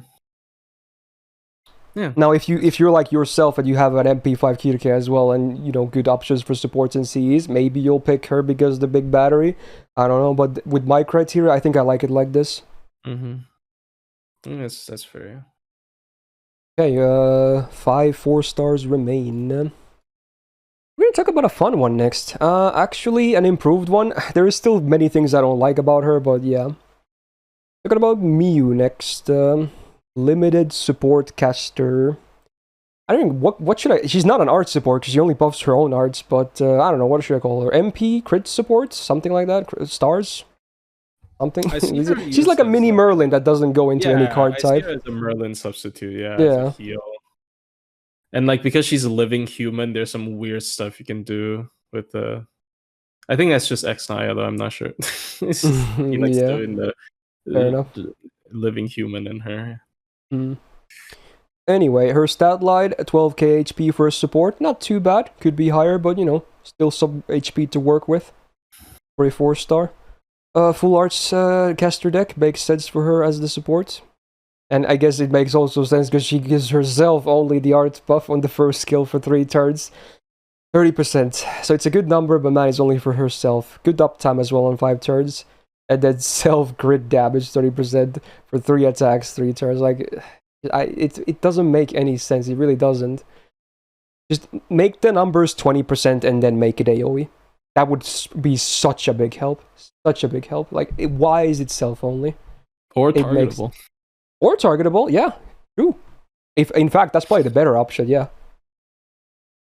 Anyway, another self thing, we got self guts 1 time 3 turns on a 6-turn cooldown, so not the best uptime, could be better, but it's not a base guts, you also get 1 time debuff immune for 3 turns, which is, I like the flexibility, and they're both defensive, so, you know, easy to use as at least. So, you know, it's not a bad defensive skill. It's not great either, but it's fine. And then finally we have some targeting. You can give 30% MP gauge to one ally, and you also give them 40% buff success rate up for 3 turns. This sort of 6-turn cooldown is fine. It's not crazy good, but it's fine. At least it's targeted, thank god. It's not all self-only. Although, arguably, you are going to use this on herself a lot of the times after the MP buff, because man, her MP is insane after the buff. That's the one good part about her. Magic Res B, pretty good. 17.5% debuff res, not too bad. And then she has the Aprilia passive where she gets 4% MP per turn, so another, you know, Merlin similarity, I guess. Actually can be very significant sometimes. Anti-ruler pend, well, she's a support, so I guess anything goes, but really this doesn't help at all with her damage against rulers, so whatever. Okay, then we're going to talk about the MP. This buff is nice. I love this buff. This is so good. The MP used to be awkward, but man, it's so good now. I love this MP. So, what does it do? For 3 turns, she herself gets the clock buff thingy, the protection of Sakatsuki. Now, what does it do? So, every turn, that buff gives your whole party 10% MP gauge for 3 turns. Great. It gives the party 10% attack on MP1 for 3 turns. Cool. And that also heals the party for 1k on MP1 every turn for 3 turns. And you also get 5 stars per turn. Yay. On base OC. It does a lot now. I like everything it does. It's healing, it's MP, it's damage, it's stars. Yeah. Okay, I don't use Miyu, but I have a question. The attack up stacks, right? Yeah, I think it does, yeah. So it's like 10% on the first turn and 20% on the second turn, 30% on the third turn. Is that how it works? Yeah, because you get a 3-turn attack buff every turn, basically. Yeah. So it does stack like that. So it's actually really nice. Yeah. It's a good MP for sure. It gets better as well if you get some MP levels, but even at MP1, it's still not bad because, you know, of the 3-turn attack buffs you get every turn. But at least this is good now after the buff. And the biggest thing about the buff as well, they removed the god-awful demerit. She used to deal 3k damage to herself. Like, holy crap, dude. But they not only removed that, they also added stuff, so really cool, actually. Now they just need to fix the skills, and we're looking at a really good support. As is, she's kind of awkward still. So, do you have other Miyu comments? I don't own Miyu, but I have seen... Yeah, I guess she's really rare. People talk about her attack can potentially scale out of control if you like MP with her consecutively, because like 1 MP is like 10, 20, 30, but if you do 2, it's like 10, 30. I don't know how the math works. Like, yeah, it's a lot of attack though. It kind of goes out of control, but I do think she still needs like a secondary support, which, you know, it's, you know, Castor is always there if you need her because of how broken. Yeah, with those skills, she can't support alone. Yeah, but her MP definitely is the highlight. I don't know how easy it is to loop her MP, which should be easy because, you know, judging from the Merlin effect, where the more you loop, the more you loop. I think it applies to her as well fairly well too. Yeah. Yeah, so I don't know. Like I don't have the character. I should probably try her out as a single, like the Castoria, her, and then like 1 damage dealer. I think it could be legit. It's probably not as good as some of the other options, but I think it could be legit still though. Yeah, I really like the MP. It sounds fun. Yeah, it sounds fun. Yeah, so I think I'm gonna slide her into like a B plus maybe. I guess we could compare her to like Helena and Castergil as well in that sense. Obviously she has the better MP when it comes to supporting. It's not even close. She just shits on them, but sadly her skills are still pretty lackluster when it comes to supporting. They really need to make that skill untargetable. Then she'd be like a full-on art support. That'd be really solid. Should I put her above them? I don't know. Maybe not. I don't know. I have no idea. I don't like the skills. I just don't. I really like the MP, but I don't like the skills. I might keep her here, honestly. Yeah. Oh well. Just give her skill buffs. Come on, dude. She's close to being a really good support. Okay. So rare as well. Yeah. Ooh, the last 4 casters are all fairly, you know. What was I gonna say?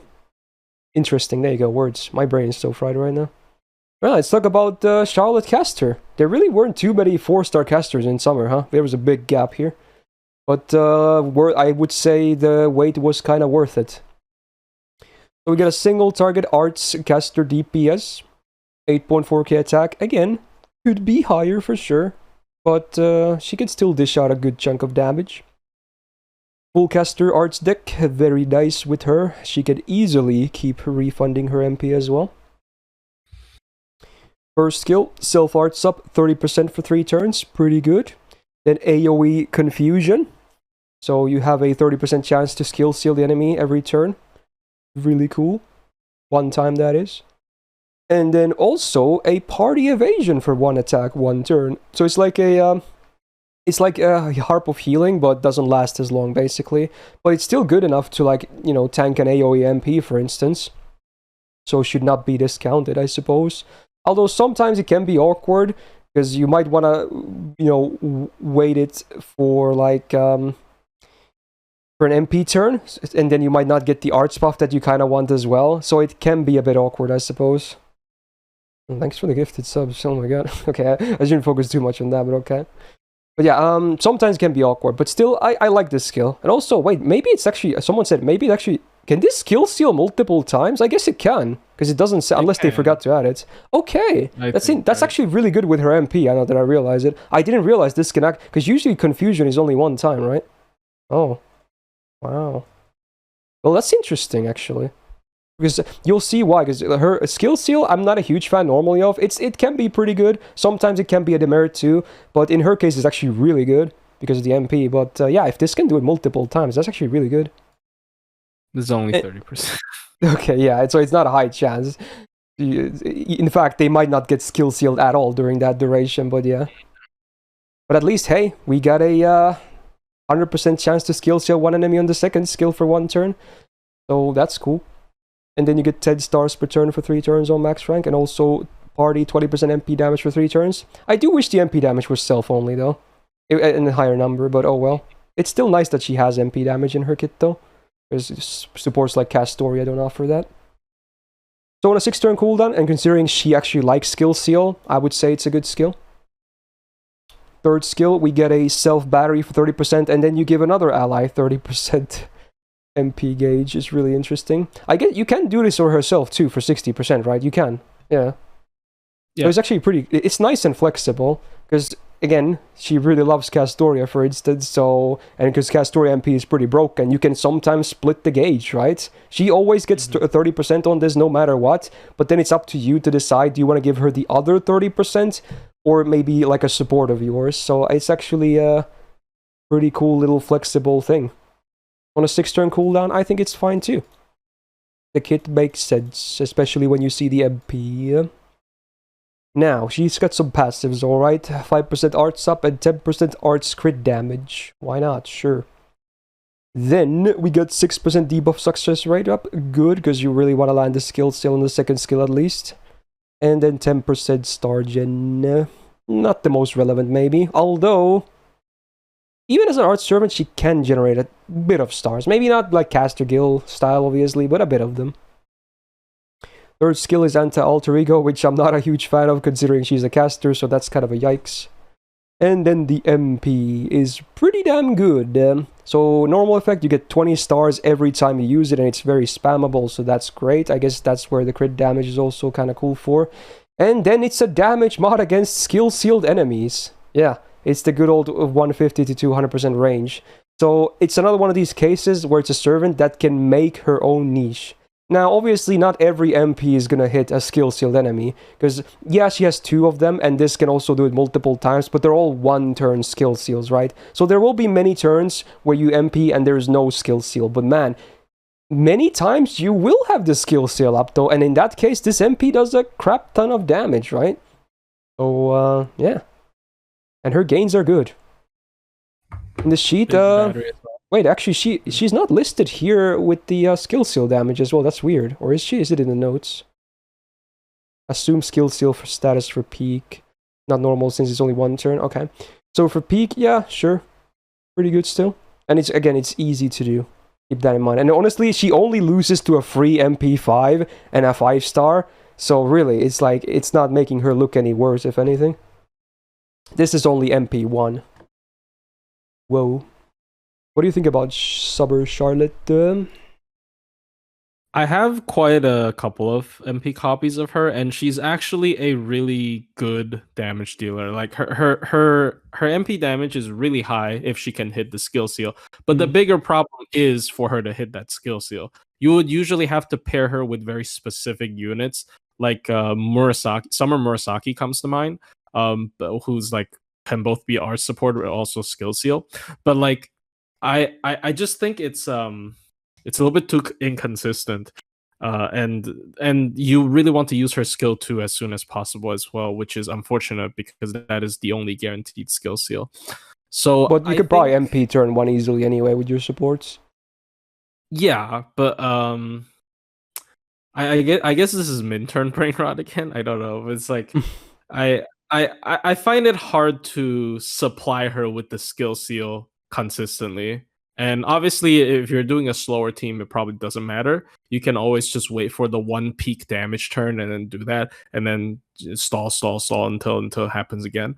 But otherwise, pretty solid. I would just say if she has a more consistent way to supply herself with the skill seal, she's definitely like top tier. But as of now, she's just pretty solid. I do kind of see your point. At least from a Minturn's perspective, yeah, she won't always have the skill seal up for the damage mod. But I feel like for a normal clear, she's going to be really, really good. If we go aside from Minturning. Yeah. Yeah. I think I might place her an A+. I think she might just be a bit short of EX. Last year, I think I did put her on EX, but I don't know. I feel like she's still really good, especially among single-turn casters. I guess. I don't know. I guess you would put her even lower, but yeah, I still think she's really good. That's all I'll say. I think she's really solid. I think with a lot of this, I might want to put Chen Gong in EX. I don't know. I don't know. Yeah, I know, Joe. The sheet doesn't actually reflect the loop gains. She is a bit easy to uptime for sure. You're not wrong in that.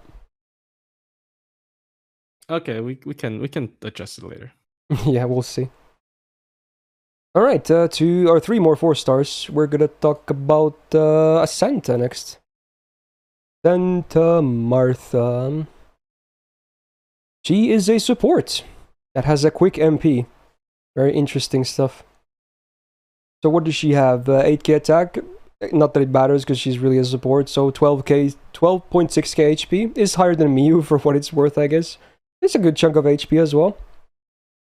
She's got the double arts, double quick deck. It kind of works. Her gains are still fine. Now we get some skills. Single target 30% attack up for 3 turns, 2k max HP 3 turns, and then 20% MP gauge for 3, or not 3 turns, just a flat 20%. Yeah, it actually isn't bad. For a 6-turn cooldown, I think it's alright. Definitely some solid supporting. Then we have an AoE MP seal for 1 turn, very cool. And then also AoE drop defense for 3 turns. Cool, so a 6-turn cooldown I think is fine. I do prefer this to Circe's one. That is the poison one. MP seal clearly is the superior one, so there you go. Not a bad skill. Another support skill, one ally gets 5,000% absorb for 1 turn. So for that turn, they're going to get every single star. Then you're going to a pretty measly 10 star bomb. And then also she charges her own battery by 30%. This is not another 30% target battery. I wish it was. It would be so much more used if that was the case. But you know what? At least her MP is not trash either, I suppose. So overall, it's very like offensive focused on her supporting skills. But you know what? I don't hate it. I prefer servants that are like single-minded than like all over the place. 8% arts up, 12% quick up. Very cool for her normal deck. And then 4% debuff success rate. Helps with the second skill and whatnot. Cool. Anti-ruler bonus, would not worry about it. Okay, then the MP. So, party gets a charisma, 20% attack for 3 turns. Cool. And then, because it's free MP5, your party gets anti-demon, divine, and undead damage for 3 turns. Sadly, it's one single buff, so it's not like separate buffs for all of them. It's one mod, so even if enemy you fight has like both demon and divine, for instance, you still only get 50% damage mod. But hey, at least it makes it more versatile regardless. Then you get a 20 star bomb, very cool. And then the OC is a party 2k heal on base. Pretty okay. Is it the best supporting MP of all time? No. If you're fighting one of these guys, is it really good? Yeah. I don't see a problem. So she's like half crit support, half like generic stuff, you know? She's an interesting case. I have to say, personally, I haven't used her too much. I don't think she's bad though, but I haven't really used her that much myself. Have you used her? Oh, I have used the hell out of this character. Okay, Oh, so okay. this is TA Brainrot again. But the funny thing, like when Super Recollection Quest came out for Lost Spell 4 and Lost Spell 5, she was the highest usage support Oh, in wow. like every single run. I use her in every single run because she is the best anti-divine support in the entire game. True. On top of the anti-divine, her MP and the skill can provide a combined 50% attack up. And on top of that, she has defense down. And she gives star absorb up and this star bomb on the MP. She's just very good for I don't know how. I think she's still solid if she's not fighting like demon, undead, or divine, because demon and undead are rare. Like demon is not demonic. Demon is like the Yeah, it's weird, not the same, sadly. yeah, the weird crappy one that just never happens. And undead is even But more rare, honestly, I feel like. yeah, unless you use like caster. Yeah, I guess we're gonna talk what about is that it? soon, yeah. Yeah, funny meme.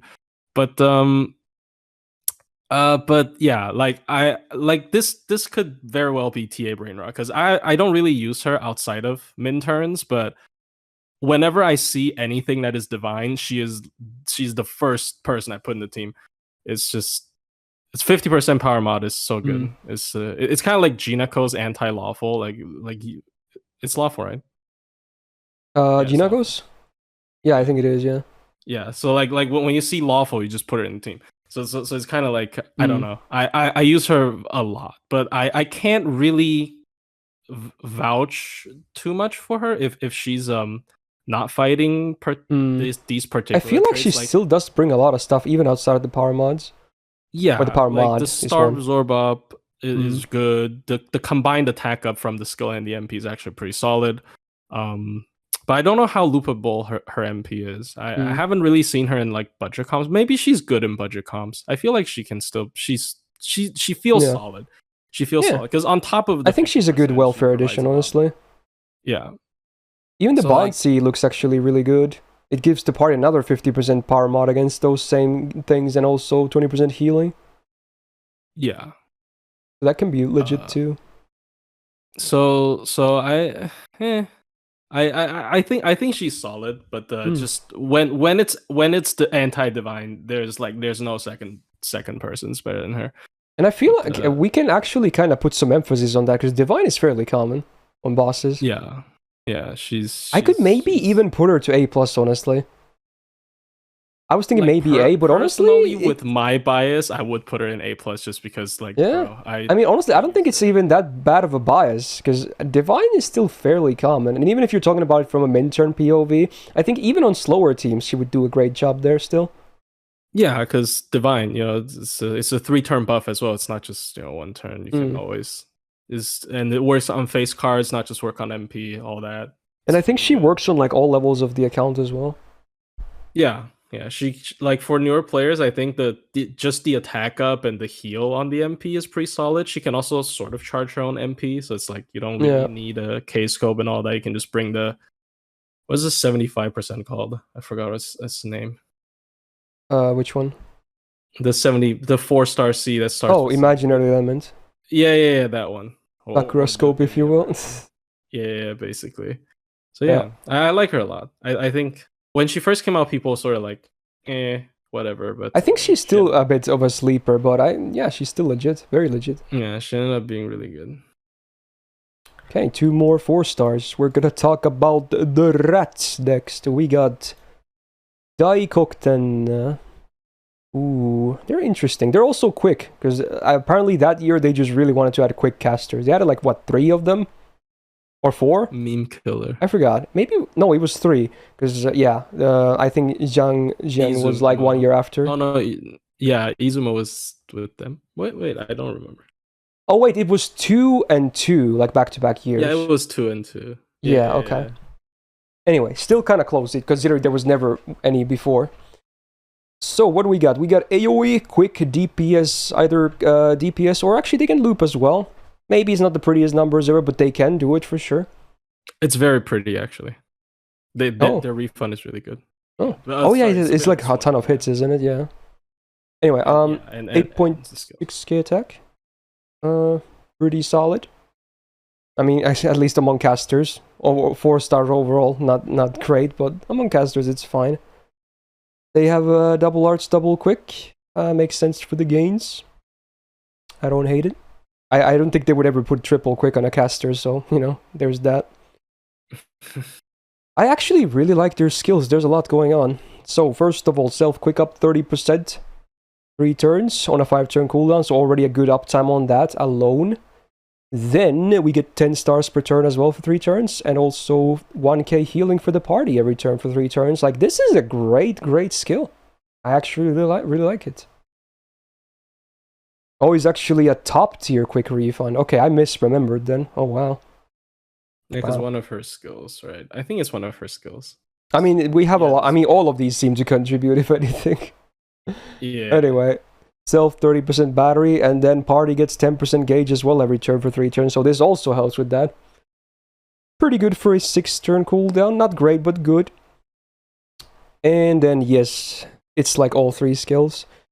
Party evasion for 1 attack, 3 turns to get the Harp of Healing, and then you get the 30% MP generation for 3 turns for the full party. 6-turn cooldown, pretty good. So everything really contributes to them spamming their MP, when you think about it. And cooldowns are 5, 6, 6, so that's actually pretty good, even for bosses. We got a 2% arts up, sadly pretty low, and no quick buff either, but oh well, at least their skills are good. Debuff success rate 4%, not too bad. They do have a debuff on the MP. Yeah, they do. They had the quick res down. Divinity E-minus is whatever though. I love how it's E-minus. Attack up against Mooncaster. Maybe not that relevant, honestly. But if you really like them, go for it. And yes, the MP. So before damage, 20% quick res down for 1 turn before damage. Again, this also contributes to the blue pig. So we have, let's recap. We have quick up, we have MP battery, we have MP per turn, we have MP generation, we have quick res down. And then on top of all that, we have a 9-hit MP. Like, it's, you can't have more tools than that for like looping, right? When you think about it. That's kind of crazy. And then party crit damage, 20% for 3 turns. Not a bad bonus, considering they will be kind of shitting out stars with these MPs. And then, hey, the damage mod, pretty good too. It's an Earth one, so again, fairly common. The standard 150 to 200% OC rate, scale as well. So yeah, honestly, dude, the rats are pretty legit, huh? God damn. Yeah. Okay, numbers-wise, what do we got? Actually, not bad among quick stuff. With the triple Skadi, you can get some good numbers. And apparently, with triple Skadi, you can even loop on 2 classes on all nodes, according to the comments here. That's really cool. I just combined the word good and cool. Anyway, well, it's kind of both, so yeah. That is what they are. Yeah, they were way better than what I remembered. And I have MP5 on my JP because I went so hard for Super Bunyan. I should start using my Daikokuten more. Oh my god, they're really nice, actually. Yeah. Okay, how you want to say something more about them? I mean, just one of the best quick loopers. I mean, obviously, Caster suffers from damage, but they kind of make it back with the anti-Earth. I would say, because Earth is, yeah, like you said, very common on non-servants as well for farming, and yeah, I don't know. It's just very solid. It's just it's just yeah. She just has a lot of MP charge. She just has a lot of MP charge. With, I guess they're they, but yeah, fair. Oh yeah, they. Yeah, because it's 2 of them. So many rats. I guess they have more than 2, but they just depict 2 in the art. But yeah, there's way more than 2. Yeah, the MP is a lot. Yeah, I feel like they should be at least at A+. Looking at that, I mean, they look pretty bonkers. Yeah, they should probably be A+, because it's one of the best quick loopers. Yeah. It's just imagine one of the best quick loopers on caster class. Yeah. That's pretty messed up. Yeah, I think they're pretty good. Wow. Actually, I will start using my Daikokuten on JP now way more. And I'm probably going to have MP5 on NA as well, because I might just double Grail Super Bunyan, because I love her so much. Oh, so yeah. I might just go for like 6 copies, and that should be a guaranteed MP5 rats. Watch me get like 1 now that I said that. Alright, then we're gonna move on to the final 4-star, and it's a really pretty good one as well, honestly. I mean, modern 4-stars tend to be fairly good. That's what we've seen so far. And I think Summer Wu is not only an upgrade, like, well, honestly, Assassin is pretty good too nowadays, but I think definitely as a waifu, I think an upgrade for sure. Anyway, what do we got? We got a single target. She's Buster, right? Yeah. And she's AoE, I'm stupid. I'm thinking about Assassin. But yeah, Buster AoE, there you go. I had to double check. Anyway, Buster AoE DPS, Summer Wu. 9.4k attack, again, for a caster, is high. Among 4-stars, not so much, but caster, it's one of the highest ones we've seen on 4-stars.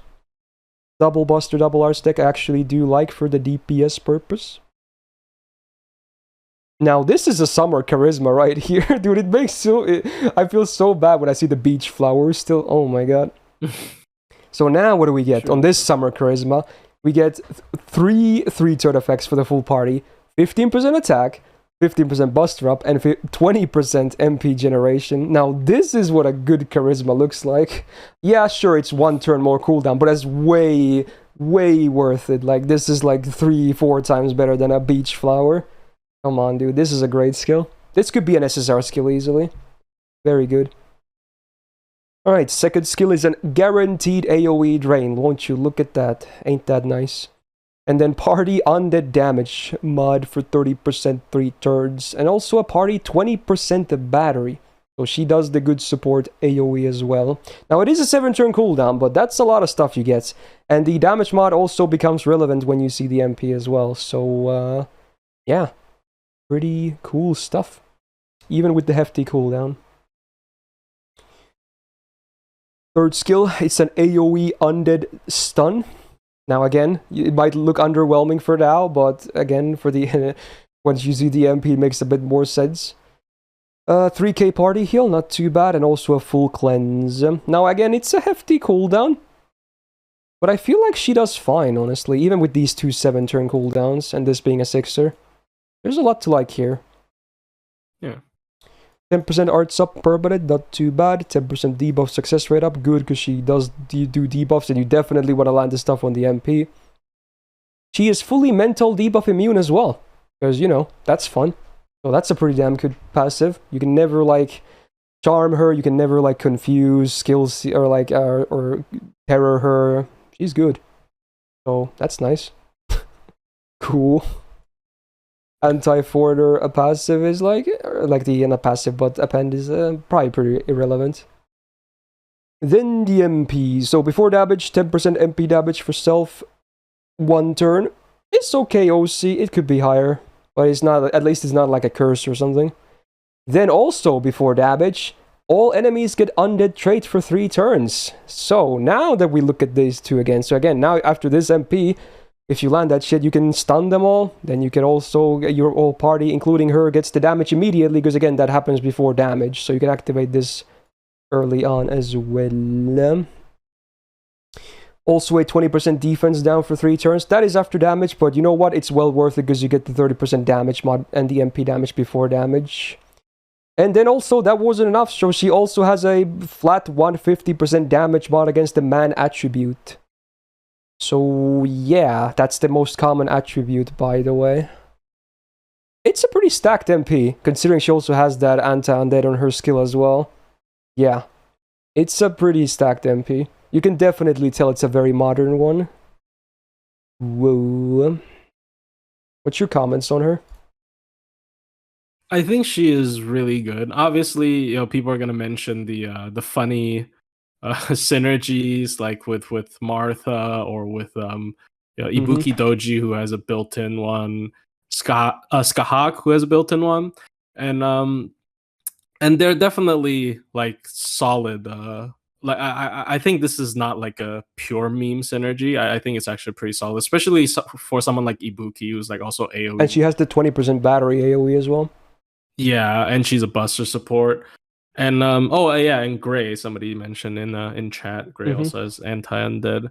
And even without that, I think she's pretty solid. Like she has the good stuff from the assassin version, who's who's a pretty okay sub DPS semi support. And her MP is really good. Like if it's anti man, it also automatically triggers her 30% anti undead, and the 30% anti undead is for the entire team as well.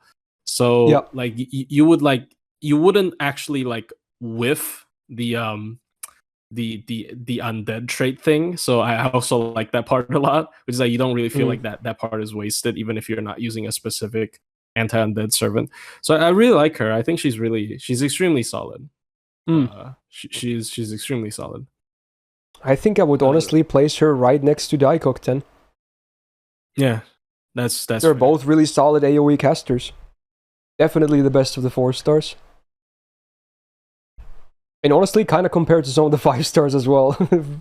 Like, actually legit. Yeah.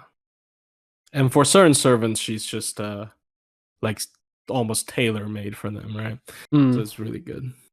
I guess now we have already placed all the 3 new servants since last year's tier list. So there's like no new caster 5 stars since then. But you know what? We still got, 12?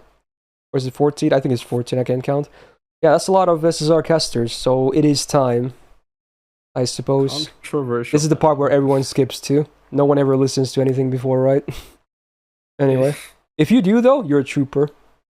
Whoever's listening. Alright, let's go back to day 1.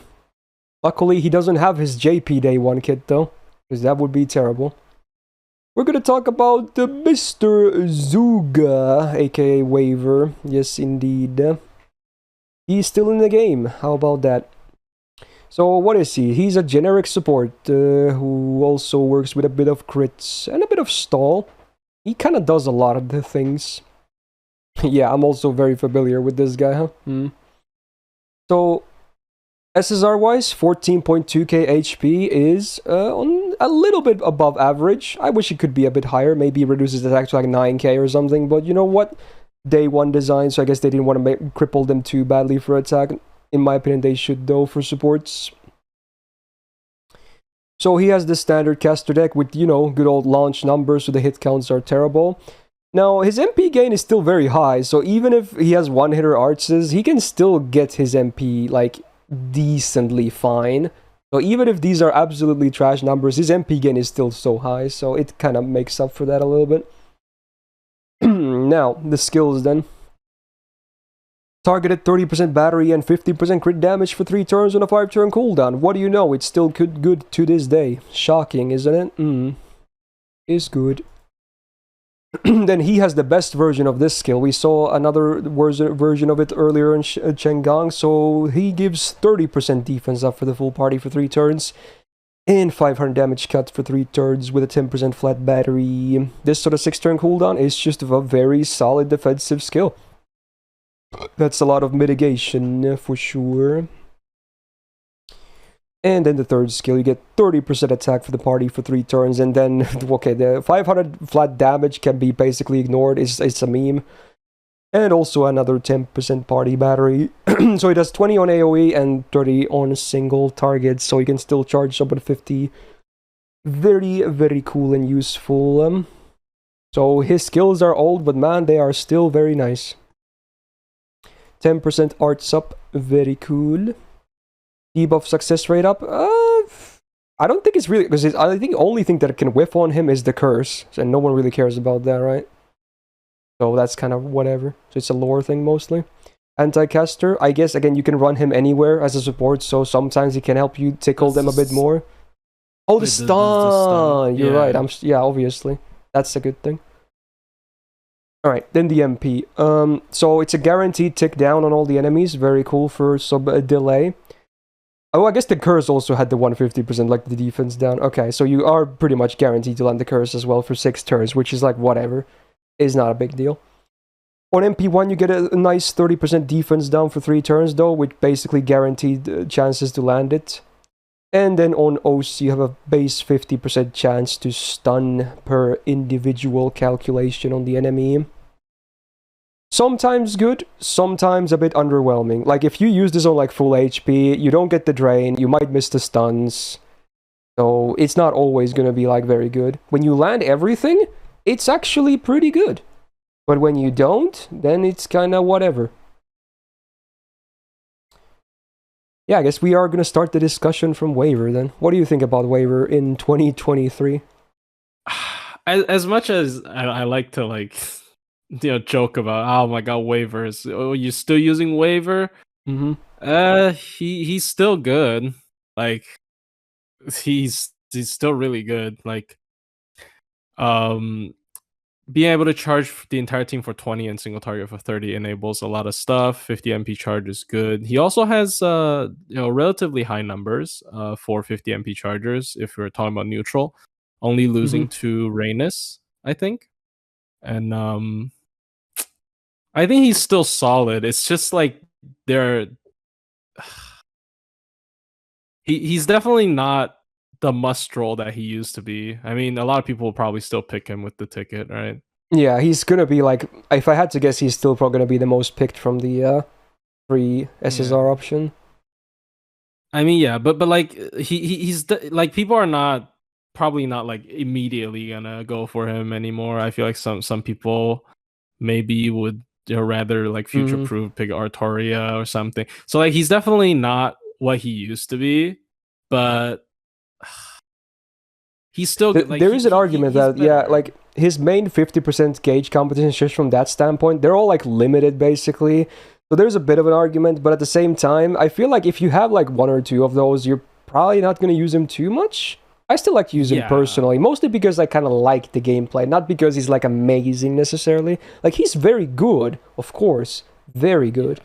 But like there's nowadays, like as years go by and we get some more options every year, it feels like. Yeah, he does become a bit more irrelevant. Never to the point that he would be unusable or like completely irrelevant. Yeah, because he's like ever so slowly going down the graph. Definitely. Very slowly. Compared to some of his other competitions, definitely. Like Rhaenys is looking so much better than him right now. Yeah, I do agree. And I mean, I might be biased, but I agree definitely. I think I'm gonna slide him into A+. Like, it really says a lot, though. Yeah. Since day one, we are now entering year, 8? We're in it's gonna be year 8 soon. He's gone from EX to A+ in that many years, right? Like, it's kind of crazy. So he's still very relevant. Yeah. Alright, just give him a break, bro. Like... And if honestly, I should mention this, if you are on a brand new account and you pick him, obviously he's EX. You're going to bring him in every single team, no matter what. He's going to be there always. But if you have a little bit of an established account with some good stuff already, he's still good, but he's maybe not like in every single team ever. So, there you go. Good servant, though. All memes aside. Okay, captions. You clearly do not know my criteria, so shut the fuck up. Jeez, I'm not actually triggered. I just wanted to do that. So yeah, we don't compare lower stars to higher stars, dude. Okay, you're good, dude. But if you're really gonna bitch about it, at least do me a favor and watch my criteria video. Bruh. Because I'm sure, I mean, you're like every YouTube commenter ever. You're like simulating them. Thanks. Anyway, let's talk about the Tamamo. Another fairly cool servant. Very old, like release-wise, but hey, not trash. So we got an art support. That's what she is. Who also can do stall, I suppose. 14.2k HP is pretty good. It's around waiver numbers again for an SSR. Could be higher, but you know, it's not trash. Still very survivable. Got the standard caster deck with some very nice hit counts on the arts cards. That's why an art C for her is actually not a terrible idea. Because those hit counts are nice. Okay, skills. Let's talk about them. Single target guaranteed drain. Very cool for the stall. And then party 30% MP damage for 3 turns. This is actually very good on a 5-turn cooldown. Considering she also has cooldown reduction. Like, it's actually a very nice skill, despite it looking basic. Good stall, good damage for the team. I think the only reason the MP damage isn't targeted because you already have to target an enemy, right? So it's a bit awkward. That's why they made it AoE, but you know what? Still good. Second skill is her Morb, is why this is usually the skill that people don't max, but it's not terrible, honestly. It's not the best type of Morb, honestly. They could be better, but yeah, you get 30% defense for 3 turns, and then the turn you activate it, another plus 30. So activation turn, 60% defense. You're basically good. You can maybe, even against like assassins, you could maybe even tank an MP, depending. If it's an AoE, I think you can. So it can actually be very solid. And she has heals as well, so she can maybe bounce back. So the 5-turn cooldown is still fine for a defensive skill. It's not obviously not great, but it's fine. And then the third skill, which has been buffed as well. So you get 50% art stuff for one team member for 3 turns, and then heal them for 2.5k. On a 5-turn cooldown, yeah, it's still good. A very, very, very good skill. In some cases, it's better than Castoria's, because hers is on a 6-turn cooldown, right? So it depends. This could be better than Castoria's. So you never know. It's obviously a really good skill. So I like her kit still to this day. They could buff the Morb, I guess, but I still like the kit. Alright, 6% permanent arts, not too bad, with the really nice 5-hitter arts on her normal deck. Divinity is like whatever. Anti-moon cancer. So like with all these supports, all of these can be relevant, but it really doesn't really change the outcome of the fight ever. It's usually DPSs that really benefit from these. Now, the MP has been buffed as well. Sadly, it's not a good buff though, but it's not like it needed a big buff anyway. So on MP1, you get a AoE 2k heal, full AoE cooldown reduction by 1, including herself, and then base OC is a 25% refund as well, which scales really well actually. You get always a lot more, refunded the more you delay her MP in the chain. Now, there is some awkward stuff, obviously, because both her and Castor obviously love OC, and usually they're a pretty good match too, right? But, yeah, I would say in most cases you might go for Castoria OC over her OC, but sometimes maybe you would go for her as well. So, while the MP is basic, it's still very unique that you have an an AoE's cooldown reduction on MP is still only on her, as far as I know. So basic, yes, but still, no one else does that, you know? So that's kind of cool. What do you think about Tammy? I might be biased, even though I am. Are you on camp overrated or underrated? I definitely think she's a bit underrated. Well, she definitely has her problems. So she's still one of the highest like damage boosters for arts. The skill 1 plus the skill 3 is a lot. Yeah. There are certainly servants that benefit more from the cooldown reduction than others. So like she might not outcompete someone like Lady Avalon in the standard like arts sort of slower arts team. But there are, like, once again, there are some servants that just very heavily benefit because their skills are so good. So they heavily benefit from the skill cooldown reduction instead of Lady Avalon, which is just generally good, with like equal with any servant. But yeah, so I think she's definitely still solid. There's also one thing that people like to mention, but I kind of don't want to count, which is how she just wipes the floor with the Koyan boss fights, like both of them. She just kind of destroys both of them. Yeah, I guess. But that is it's a pretty specific, yeah, but okay. Yeah, it's like once it's literally just once, so you can just borrow one. But I still think she's like valuable. Like the cooldown reduction, I don't know what to say. Like the cooldown reduction, some people think it's underwhelming, some people think it's really good, and I think both are valid because it really depends on who you use it with. It's just she's slow. Like her only problem is just she's slow. Like even Lady Avalon, she has such a big self battery depending on the enemy count, right? With the invul, so she can like instantly. I feel like they have like 2 choices that they could make her like really like modern, amazing. Buff the second skill with either a self-battery of sorts, or make it targeted with like an invul, similar to like Rhinus's third skill. Because she doesn't have like crazy good defense for the team. She kind of only heals the team and delays the enemy MP. So one of those things could really just bounce her back to top tier. Yeah, I think as it pains me because I do love Tammy as well. I think I think both Waver and her are gonna go down to A+. Yeah, I had them both on EX last year. I think A+ is definitely fair. Like some people might want to put her in A. I think she's almost top tier. Just give her like a morb buff, some cool effect that kind of helps with her weaknesses, either more defense or a battery, then she could honestly be back to EX. Yeah, I think she's still just like sometimes you would still use her over like a second Castoria or Lady Avalon, right? So I think that fact alone makes her at least A plus because she's still like really good. She's just slow. She's just too slow. Like unfortunate. Especially because her best Cs are also like Prisma Cosmos and whatnot, which is also slow. Yeah, once it gets going, it gets going. But yeah, the slow I rarely use Prisma Cosmos anymore. I usually still use. I guess for min turn, obviously, you would never use that. I mean, even in I don't really do like fully stall teams. And even if I do like a full art stall team, I have Rhaenus, so Rhaenus MP game is just stupid anyways. But like even for like semi-slow teams, I usually use like Demonic Bodhisattva at this point because I feel like Prisma Cosmos is so slow. Yeah, it can be too slow, yeah. I just love the greed though. Yeah, it's very good when you get the thing going. That's definitely. Alright. Now we can take a chill from some of the mainstream supports and talk about arguably the best single target caster in the game. We're gonna talk about Sanzang next.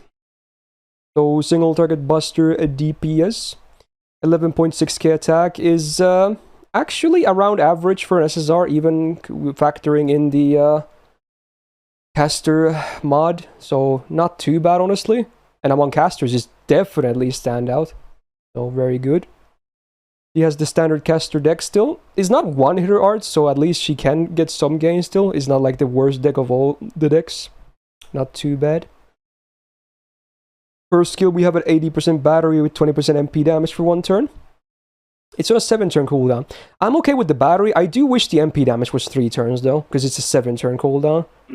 I don't think this really makes sense to be a 20% on 1 turn with a 7-turn down. It's not even that big either. Yeah. Like it's not. It's an okay skill. It enables easier black rails as well and whatnot, and easier back-to-back MPs, etc. But this should be like 3 turns for because the downtime is atrocious.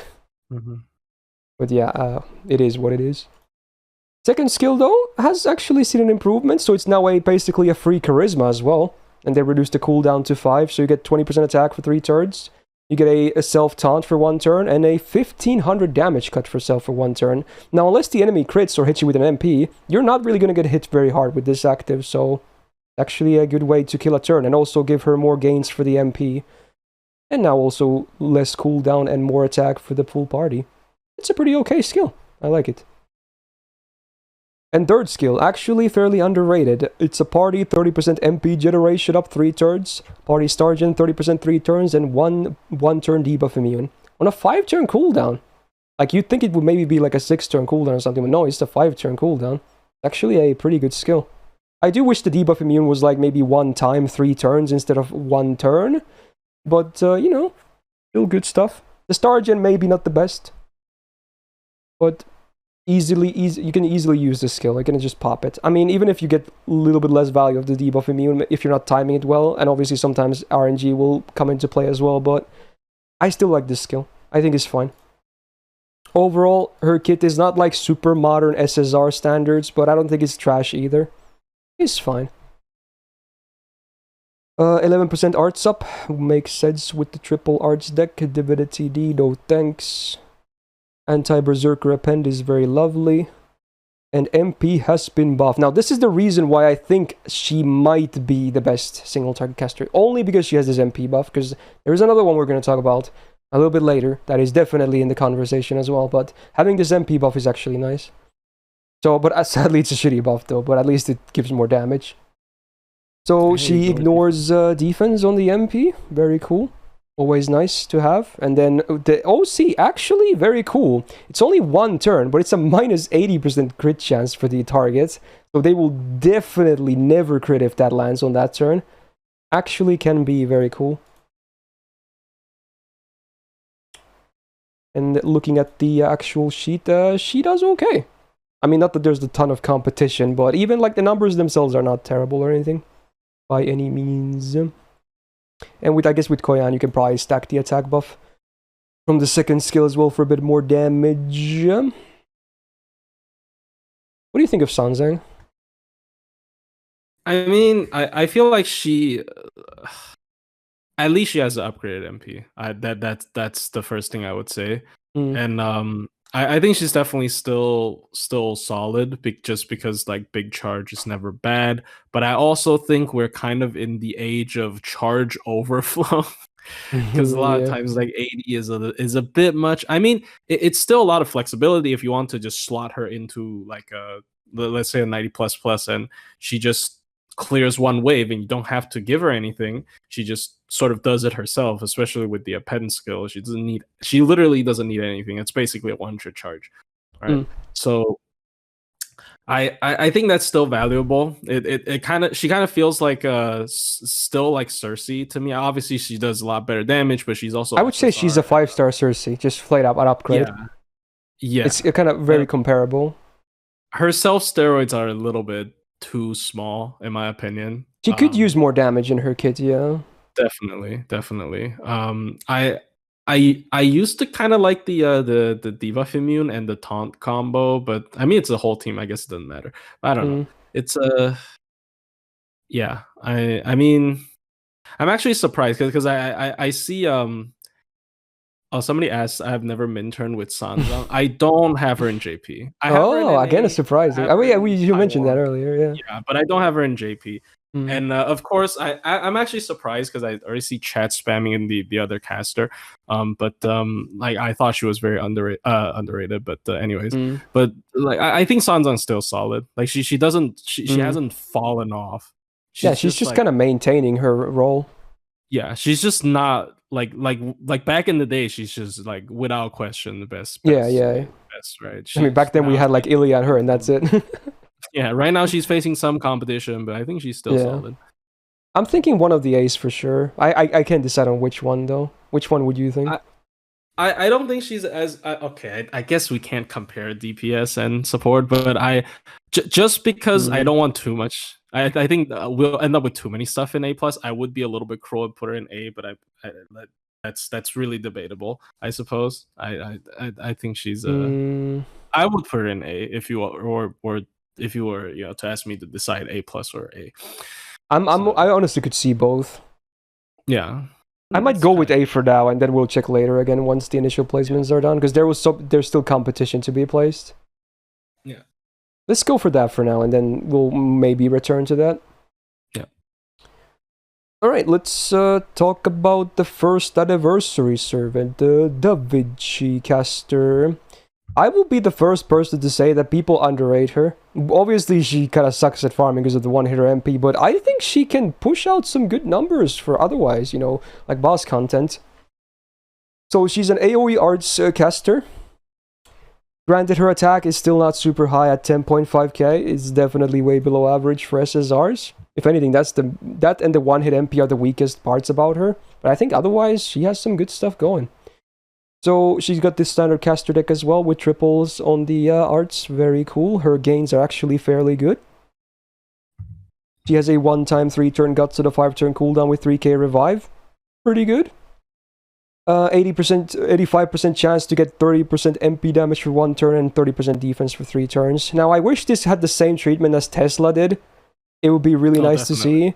But as is, her version is just not as good. It's missing the attack up, and she also doesn't have a way to guarantee the buffs either. But it's not like... Let's say you only land one of those things. I still think it's okay. It's an okay skill. If you land both, it's pretty good. Actually, especially the defense up, because it's 3 turns. So at that point, it's actually pretty good. So it's not a bad skill by any means, but it's not Tesla level. Now the second skill, this is really good now, after the buff. So you get a 2-turn debuff immune. Great. For self, you get 1k healing every turn for 3 turns for self. Cool. 10% MP gauge every turn for 3 turns. And AoE party. 20% arts for 3 turns on a 6-turn cooldown. That's a lot of stuff you just want to have. It's just very solid right here. I really like this skill. Cool. Helps with your supports as well. Then we get her battery, same as Drake, I believe. I think it's identical. Same with Tesla, right? Yeah. 6-turn cooldown, 50% battery, 3 turns of Invul Pierce, and 10 stars. So half the time she's gonna have Invul Pierce as well, which is actually not too bad. Still a very relevant skill. So overall, she actually does have quite a bit of stuff in her kit. I think it's like Tesla, but worse. But I mean, Tesla still has a really good kit, so it's not really unfair. Mm-hmm. But yeah, there's a lot of good stuff. 10% permanent arts up, how nice. 10% debuff success rate. I guess it helps a little bit with the MP. Alter ego append bonus, yeah, forget about it. MP has also been buffed, which helps with her, damage numbers. So she also gets the ignore defense on the MP, so with the third skill active, she ignores defense and invul, which is nice. Also gets a 30% crit chance down for 3 turns on AoE, not 20, which is the usual standard. She gets 30.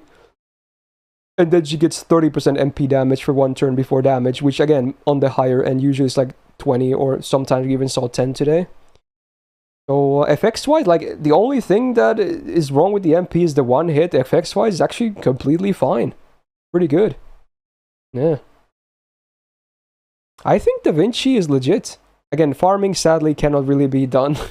But as for DPSing, I think she is often overlooked. How do you feel about Da Vinci? I think the two sort of comparison you drew was very, very apt with Drake and Tesla. She definitely feels like Tesla without the anti-sky and earth mod, so like her damage might suffer a little bit, but she does have an upgraded MP, and the MP damage is pretty high. I really like the debuff immunity. I always like those for a challenge quest. Yeah. But I think if she had like a power mod on her MP, like an anti-trait on her MP, she'd just be really solid already, because Pioneer of the Stars is always good, and like she's very much structured like Tesla, or rather Tesla's structure like her. Wait, who came out? I don't remember. I think she came out first, right? No, Tesla was first because he was with London. Oh, Tesla was. All right, never mind. So yeah, like she's very much structured just like Tesla, but she's like missing the buffs that Tesla got. Kind like he got the full treatment. She's still like underway, kinda. Yeah, that's the feel she gives me, which I do think that with a couple of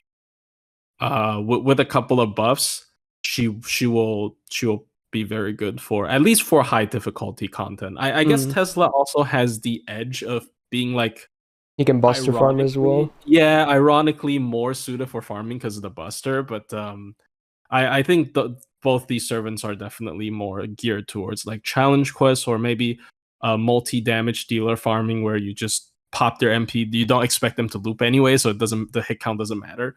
So yeah, I think she's like one good buff away from being just super good. I gave her an A+ last year, but I think I'm going to slide her down to A, but I still do think she is underrated, because I never really see anyone use her or talk about her. I have used her myself, and I know she's good. Yeah. Her rider form definitely took a lot of this. Yeah, I mean, obviously, you only see talk about the rider because, 1, she's a great farmer. So, yeah, that's it. And 2, she's a and she doesn't have a 1-hit MP, I guess. That helps. Yeah. And say anything sus. Anyways. Alright, so we're gonna talk about Illya next. Oh god. Okay, single target the Buster DPS, always compared to Sanzang. They used to be like, I mean, they kind of still are very similar in many ways. Even similar attack, right? Yeah, pretty much. So attack still not super high, but comparable to the peers, I guess.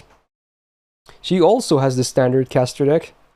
I think she because she has a buster up as well. She should have had a double buster deck, but whatever. It is what it is. Her gains are, from what I remember, a bit worse than Sanzang's. I could be wrong here. I never really use Illya. I'm gonna be real with you. Okay, she has a mana burst. Yay. It has a different name. It's a mana burst. It's the same thing, dude. What does she have 2 voice actors? It's because Ruby is voiced by a different person, the Kaleido stick. Anyway. So it's not a great skill, needless to say. I definitely prefer Sanzang's first skill with the massive battery. So, yeah. Second skill has been buffed, yay, actually a very significant buff. So she gets a 1-turn invul and 6-turn cooldown, so that's pretty standard. Then you get the 28% MP gen for 3 turns. Can help. And then the big 50% battery. Thank God, she really needed this, okay? Her gains were not up to par with no batteries in mind. So yeah, this actually does help a lot. It can be awkward sometimes, obviously, again, because it's, you know, her main defensive skill. But yeah, sometimes you might just have to say fuck it and just get the gauge anyway. So maybe not the most, you know, easy to use skill, but a good buff. Alright, she gets a 70% chance to give one ally a 1-time guts for 3 turns with 1k HP revive. Oh yay. And also a 70% chance to give them debuff immune for 1 time, no duration. And always heals them for 3k on max rank, 6-turn cooldown. If you land everything, it's just fine. It's not even amazing, which you might expect from, you know, landing all the chance-based stuff. Like, if compare this to like Shuten Caster's 3rd skill, it's so much better. That Shuten Caster skill, that is, than this. Like, this feels way less impactful. This should be like a 5-turn cooldown. Yeah. And maybe add 1 more effect. It's just, yikes, I don't know. Yeah, and there's no reason this has RNG. I just don't get it. The only good skill she has is the 2nd one after the buff. Everything else is like kind of stinky. 70% magic rest, not too shabby, and also gets the 3% gauge per turn because the Prilia stuff. Pretty okay, can be helpful. Archer damage, kinda irrelevant for the append, and the MP has also been buffed. It's a pretty okay buff actually. So 1 turn, 20% buster up before damage, cool, on the OC base. And then we get a bunch of normal effects. 20% MP generation for 3 turns. Before damage, not that it matters for that case. Also 20% star generation for three turns before damage. Now that does matter a little bit. It can help give you 1 or 2 more stars. And then we have demerits. So you can't really resist these. You can remove them though. But 10% attack and defense down for 3 turns on self after damage. It can be a bit annoying sometimes to have these. It's not a huge deal, but especially if you start spamming the MP, which kind of is hard to begin with, it can be kind of annoying. But yeah, this MP, I think the one thing Illya is known for, that MP actually does hit fairly hard, right? It does. Although this sheet doesn't really reflect it, I guess. It even gives the edge to Sanzang. I understand why, though. But yeah, I don't know. I've never just been a huge Illya fan, dude. What do you think of her? I'm actually curious about that looping chart, because I was can Sanzang loop with plug Oberon? I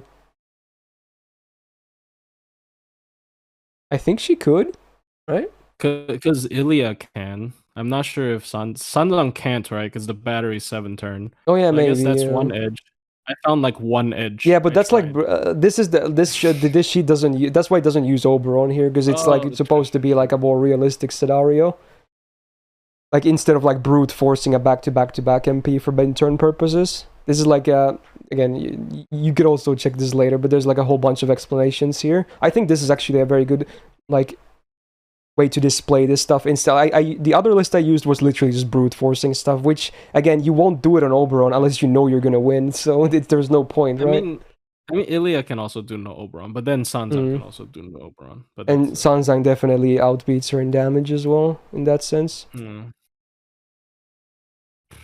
I like her utility more than Illya as well. I'm not gonna lie. I guess Ilya's better at solo because she has invul. I don't know. I don't have her either. I didn't roll on any of the Illya banners. That's why I don't have Miyu nor this thing. Yeah. So Sanzang is an A. I feel like I could plop Illya down to B. It might be a bit savage though, okay? It might look a bit savage, but I do think I prefer it full tier. I didn't expect that. I think Sanzang might be a full tier higher, honestly. Okay. Even with the battery buff, honestly. I don't have Illya in any server. I've never used this character, so I have no idea. It does look brutal, but I kind of like it, honestly. I kind of like this placement. Seems like nobody likes the child anyway, so I guess that's fine. Look at chat. Oh god. Alright. I guess the other argument could be that Sansa could be A plus and then she can move into B plus maybe. Nah, Should I think put she's Sanzang into A plus? I guess again we should go back to that later. Again, I said we still have true. we still have more competition to place. Okay, True. so let's talk about the single target caster dilemma when we have done the initial placements. Okay, Yeah. leave it all there for now. Okay. All right. It could stay like this as well, by the way, but we'll do some discussion. Anyway, now it is time to talk about Mr. Merlin. Okay. So he's your average, friendly neighborhood Buster support, and honestly, he's very good even outside of Buster supporting. That's no secret. His MP is really kind of stupid, and just all around a great support to this day. It's 14.2k attack. Again, no surprises. Pretty much the same as like Tamamo and Waver. So it could be higher. Excuse me, but it's not bad either. Pretty good, pretty survivable. Standard caster deck with he has double hitter on arts, but if you've ever used him, gain is definitely not an issue, especially once his MPs get going. First skill is the 20% AoE battery with the 20% AoE attack up as well. This is on a 5-turn cooldown, so it's actually really nice. Oh, did I say 14.2k attack? Oh, I meant HP. Okay, my brain is a bit fried after like over 4 hours of doing this. But yeah, this skill is still very good to this day because it's a 5-turn cooldown. It stands above most, like basically all other 20% batteries. Anyway, then his big survival skill, you give the party 1 turn of AoE invul for 1 turn. Also 50% star gen for 1 turn, and enemy crit chance down 20% for 3 turns, which is cool. It is a very hefty 7-turn cooldown, but a lot of the times it's fine, honestly. It's not really a huge issue. So still to this day a fairly pretty, like it's a staple in like defensive skills, I suppose. Third skill, we get a 50% buster up for 3 turns on anyone. Also gives them 3k max HP for 3 turns and 100% crit damage for 1 turn. 6-turn cooldown. I mean, it's again another staple in terms of buster crits, for sure. Good old cock creation. Still works to this day. So yeah, I think his skills are still like kind of up to par. I think some people might have different opinions about his skills, but I don't really see a problem with his skills. I think they're good. All of them. 6% permanent arts up, very nice. 6% debuff success rate. I guess it does matter for the illusion, so it can help a little bit.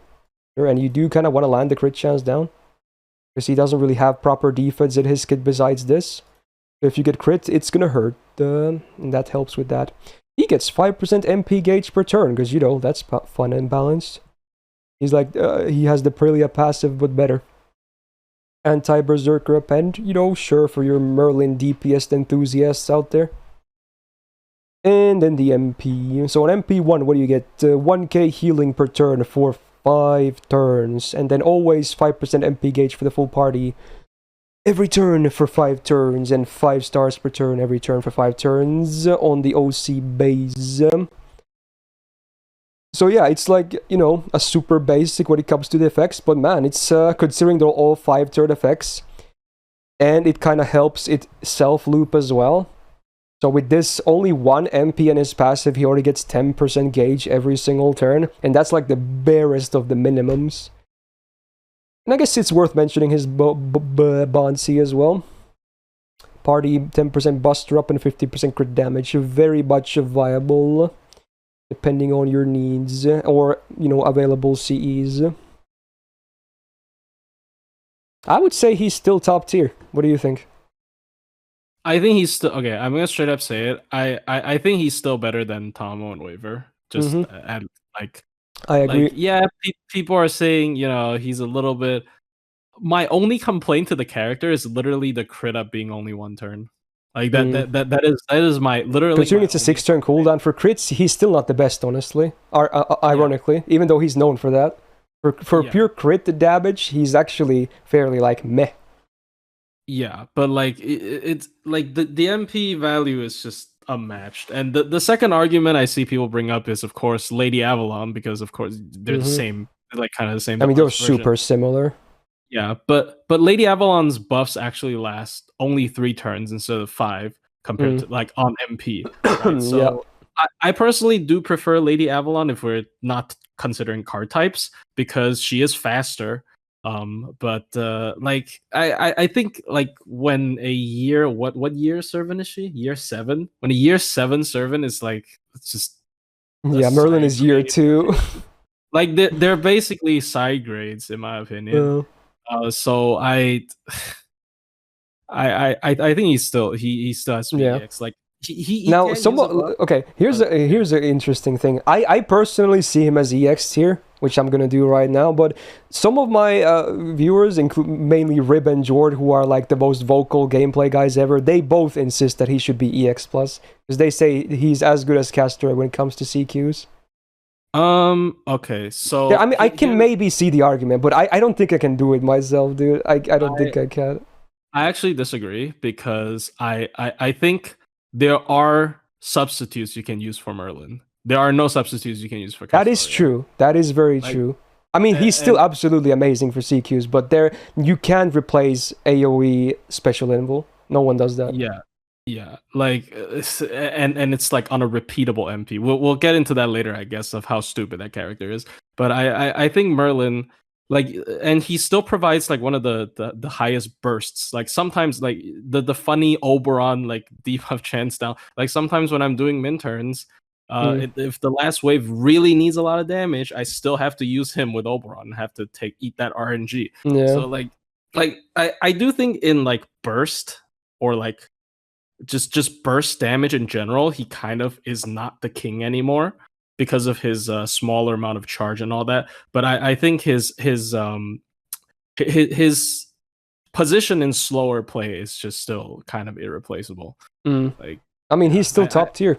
Like yeah. regardless, he might not be. I might not put him like next to Castoria, but you know, he's still amazing. All these years later. Yeah. All right, we're gonna take a small break to talk about some AoE casters now.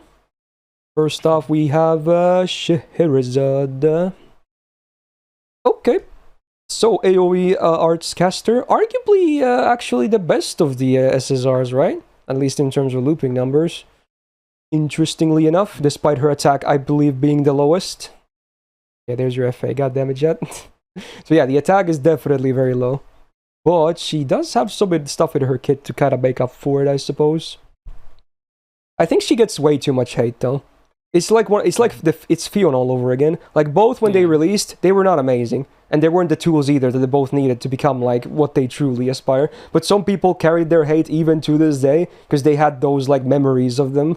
I think both of them look way better nowadays in terms of gameplay. Anyway, nice standard caster deck. Works for her very well. Even outside of Farbig, it's good for DPS. Her skill has been buffed. What do we get now? So 100% chance to drain one enemy. Good. Self 30% arts up. It's only for 1 turn, but it's cool. And then also a 30% battery. This sort of 6 turn cooldown. It's okay. It's not amazing. It's fine. Second skill, chance to charm all male enemies for 1 turn, 60% of max rank. It's a bit but at hey, 40% defense for 2 turns, that's pretty fat. Now it is only like up 1/3 of the time, so it could be better on the uptime. But yeah, if you're not fighting males, it's like whatever. It's not that great. And even when you're fighting males, you can still whiff the charm, sadly. Okay, third skill also has seen a buff. So self guts 1 time 5 turns on a 6 turn cooldown is actually very good for guts uptime. Then the party, except for herself, gets a 1 time 2 turn guts with 500 revive. She herself can revive with up to 3k. And then against the king enemy, they get minus 50% attack for 1 turn.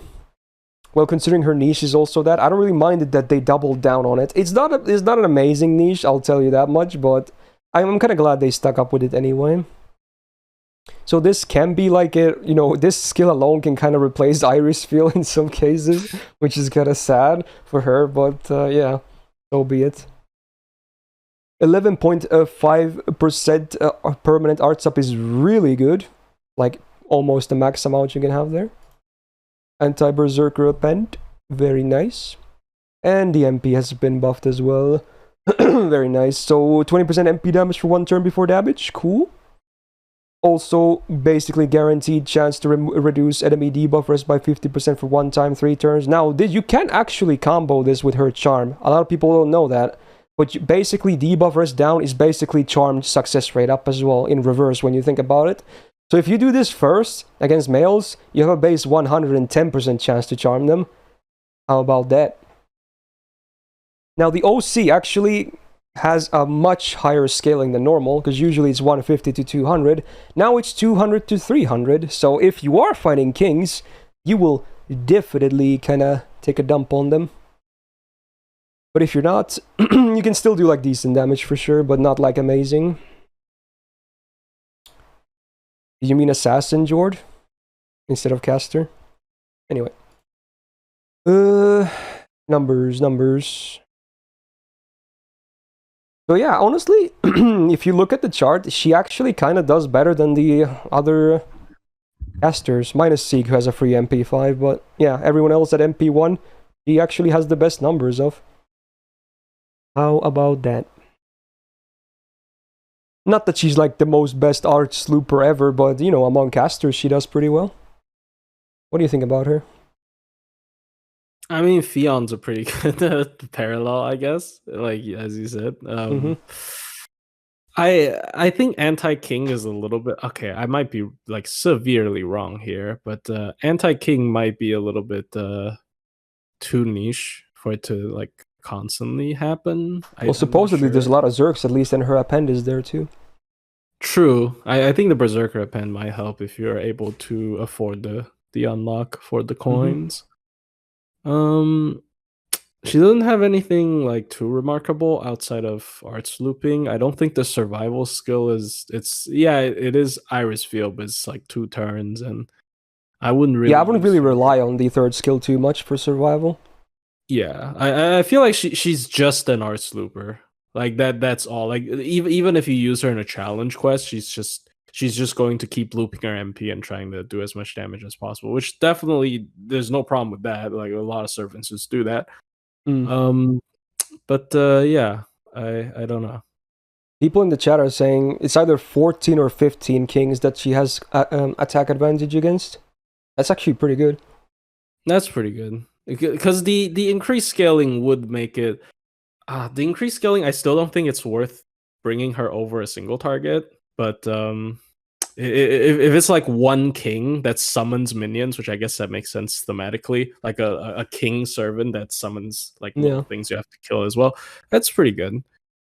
Like I don't know. She's okay. I think she should be at least an A, honestly. Yeah, she's just a solid arts looper that occasionally has really good niche. I think, yeah.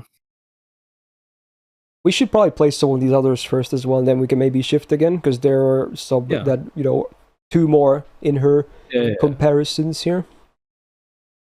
Anyway, now we're gonna go back to Summer 2.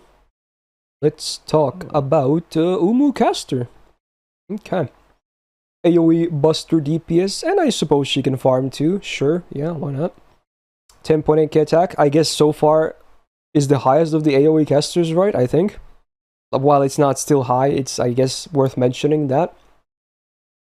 She's got the double Buster, double arts deck, which I really like. Also, her arts are insane. Those 6 her arches refund like crazy. They can generate so much MP. I've seen it happen. Very cool. Now she has a 50% battery, and if her HP is less than 50%, she gets 50% MP gen as well for 3 turns. There's a 6-turn cooldown. Now this actually doesn't mention how it works, but she actually always gets the MP gain buff. It does like a check. It's not a snapshot. So it checks every turn your HP. So even if when you use this, let's say turn 1 in your max HP, you're going to get a buff still, but it's not active. It's going to be like a gray outline of it. But if you actually drop, let's say you get crit like 3 times from one enemy, if you're unlucky, you drop below half HP, then in turn 2, you suddenly have 50% MP gain. So it's actually cool. It's actually better that it does like that. Because, you know, you have more chances to have it active. It's not mentioned here, but that's how that works. Pretty okay skill. Standard, but okay. Okay, this is good. We get the self-attack and defense up 30%. 3 turns on a 5-turn cooldown. If that is the only thing, this would already be pretty good. But then you also ignore own class defense disadvantage. So that means against Riders, Zergs, and Alter Ego, you take neutral damage. Now for Alter Ego, I would just immediately scrap that, and with Rider as well, kinda, because why would you bring her there anyway? But against Berserkers, hey, that's pretty good. That's nice. Let's check at the start of the turn. Yes, this does a check. Third skill, it's a targeted guts for 1 time 3 turns with 1 HP revival. It's on a 7-turn cooldown, so it's big, but it comes with a 50% attack after 3 turns. That's big. A targeted 50% attack buff. That's actually very impressive. So while the cooldown is big, it's a big buff, it's for sure. So she herself, from her own stuff, can have 80% attack already. Whoa. 8% quick up, kinda irrelevant, mostly. 11% arts up is, again, making these already good arts cards even better. And then, I guess she gets 10% healing up. This is really, she herself doesn't do any healing, but I guess if you're running certain supports, like Merlin, for instance, then you can benefit from this. Anti-ruler pend, I would just ignore. MP does ignore invul before damage, very cool. So it's not, and obviously it's a 1-turn buff, so that means your face cards will also do it afterwards. And then you get 20% MP damage for 1 turn before damage on the OC base. Decent scaling, I suppose. Now, looping damage number wise, she is not super impressive. You can make her peak really hard on wave 3 if you run the full double Vich Oberon. But, you know, you could maybe do better on wave 1 and 2. It's not bad, though. Like, still respectable numbers, I would say, considering, again, this is refund, you know, independent. That's always the advantage with Buster and whatnot. What do you think of Casterumu? I remember her being so good back in the day. With like really good face cards. She can solo a lot of stuff, surprisingly. Good survival. Her skill 3 uptime is like cooldown's a bit long, but like it's a guts and it's a really good attack up. Yeah. And the MPS Invul Pierce always like that. I think she's just missing damage. Like, of course, that's a problem with a lot of the summer servants because they don't get buffed. So she's like, I still like her a lot, but I think she's just a good, solid DPS. She's not like broken, but she's just good. She feels good to use as well. I think if you farm with her, maybe you'll be a little bit disappointed because she doesn't have anti-trade. She doesn't have. Yeah, I like her way more on bosses, honestly. Yeah, but if you use her against a boss, you know the Invul Pierce MP, the second skill is really good survival. Yeah, it's good uptime too. Yeah, really good uptime. If you're like against mixed nodes, sometimes it can even benefit the other two that usually is really like assassins and Zergs would be really good on her. Yeah, so like I think she's still solid, but it's just the typical summer servant syndrome, especially early summer servants, where they just like is lacking like one critical buff to sort of bring them up to today's standards. So yeah, I think I might plop her into A as well. But with that for now, we'll have a lot of discussion with like AoE and single target DPS. I feel like supports we can kind of lock in, but some of these AoE and single targets we're probably gonna have some discussion after the initial placements. Okay, I guess now is a fun moment. Okay, sure. Alright, we're gonna talk about Anastasia then. The Joy. So she's an AoE arts DPS / farmer. Okay. Her attack, again, among the AoE casters, it's fine. It's on the better side. It's not crazy good though. It's pretty low for SSRs overall. She has a triple art stick, the standard caster one, and it's pretty good. Her gains might not be as good as some of the other ones, but they're fairly good still. So she doesn't do bad there. First skill is her Mana Burst. It does offer some additional stuff. You get the 50% arts, but then you also get Invul Pierce for 1 turn, and also reduce enemies' debuff risk for 1 turn, 100%. So is it still a good skill, despite, you know, barely being better than a Mana Burst? Not really, but it's better than a Mana Burst, I guess. So it could be worse for sure. And this actually does do something else, which is really cool, which I'll talk about soon as well. So the second skill is her Charisma, so it's plus 20 for your side, minus 20 for enemy's side when it comes to the attack. I kind of like it, honestly. It's pretty cute. Helps your damage, nerfs the enemy damage. Good uptime for both. It's basic, but it's kind of okay. And then the third skill is her 50% battery. Now it is on a 7-turn cooldown because it has a chance to single target stun. The stun chance is only 60%, but remember, the first skill, and remember what I was talking about with Scheherazad's MP and her charm as well. This debuff resistance will actually make the stun actually have a 160% chance to land if you have it maxed out. So there is a bit of synergy there, a hidden synergy. Because again, you can basically think of debuff resistance down as like stun chance up on the target. Hopefully that makes sense. So overall, her kit I feel like is a bit bland. I'm not gonna lie, and it has a lot of downtime outside of the second skill, but I don't know. It's okay. 12% arts up now. That is actually amazing. She has the max rank of territory creation. I mean, yeah, you can still miss the debuff res down. This is only 100% chance. Actually, no, yeah, this is 100% chance to land it, so you could miss it if they have some resistance. But if you do land it, your stun is basically guaranteed to land, minus immunities. Then she gets 10% debuff rest, and also 10% more debuff success rate. So I guess you really have a 110% chance to land this. And a 70% chance to stun on base. So a little bit of bonus help. He has an anti-caster append, which is kinda irrelevant. And then the MP. I'm not a huge fan of the MP. So it's an AoE skill seal on the normal effect for 1 turn. I wish it was MP seal, I prefer that, but whatever. But I guess if you run her, I guess there's a bit of synergy to run her with Summer Charlotte, because they're both casters and arts, right? So that could help Charlotte now that I think about it. I never actually thought about that. And then AoE 20% defense down for 3 turns, but after damage, that kind of hurts. And she doesn't have any buffs, let alone an MP buff, so I'm kind of surprised they have never buffed her to this day. Like, she's not even amazing. Yeah. She's fine, like but she feels a bit bland and like outdated. Even from her release, she was never all that crazy. So looping damage number looping damage. She can do Black Grail farming though, like the rest as well. Like, they're all very interchangeable, but if you really want the best numbers, you're probably gonna run Scheherazade. Although, again, it depends on your MP levels as well, but if you have similar numbers, then, you know, Jez probably does the best. Mostly because the buffed MP as well, I feel like, is, you know, giving her the edge here. Mm-hmm. But you can do it with Anastasia if you want to. It's doable. Do you have any comments on her? Fun fact. I don't know if this is going to piss you off, but I don't own a single copy of Anastasia. Oh, interesting. In any server. So Quite the contrast. No with her either. So...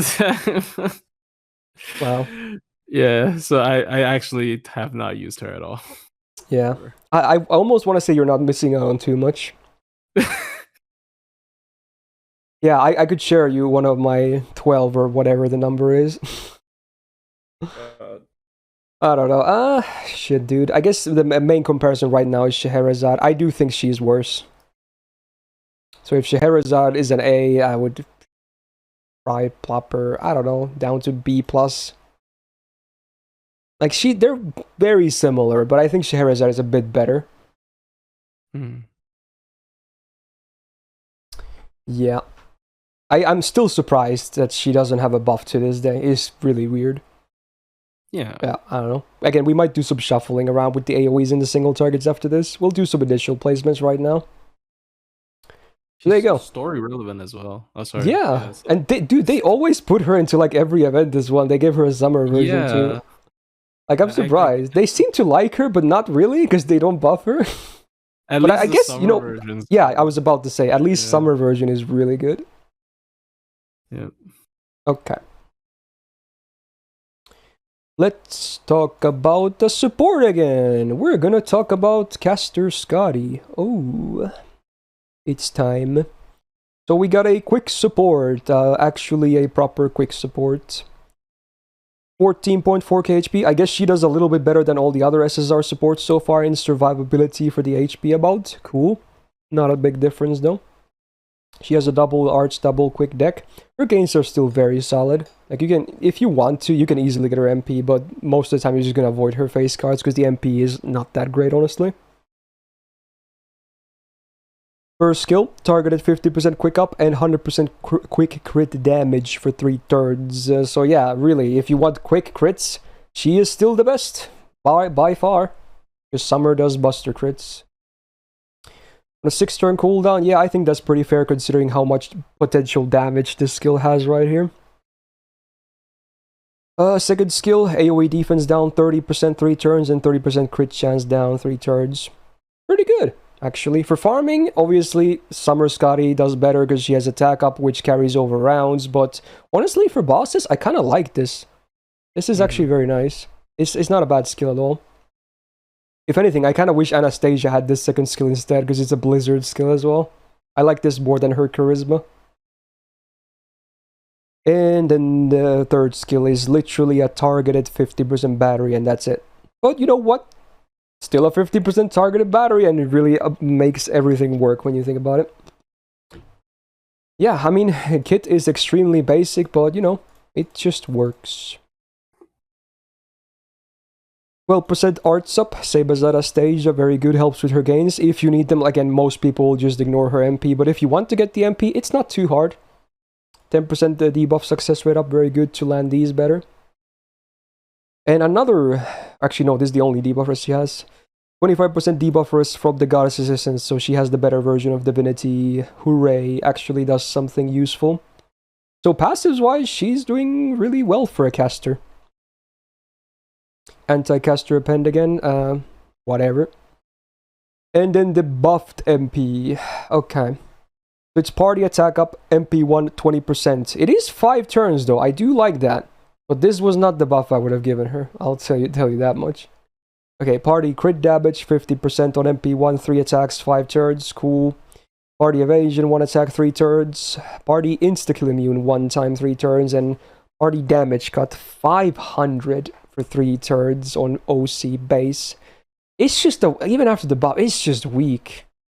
Like, I don't know.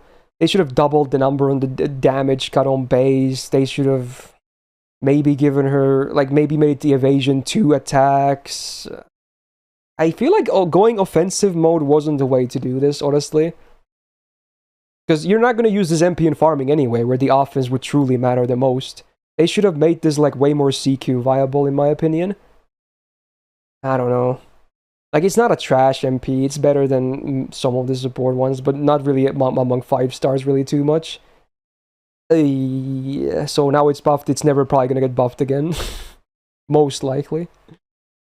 Now that's not to say Skadi is bad, even if Summer Skadi also exists now. A lot of people think that just because Summer Skadi exists, suddenly Caster is worse. No, if anything, the existence of Summer Skadi makes OG Skadi even better, because you can run triple Skadi, right? So if anything, it's the opposite. What do you think about Caster Skadi nowadays?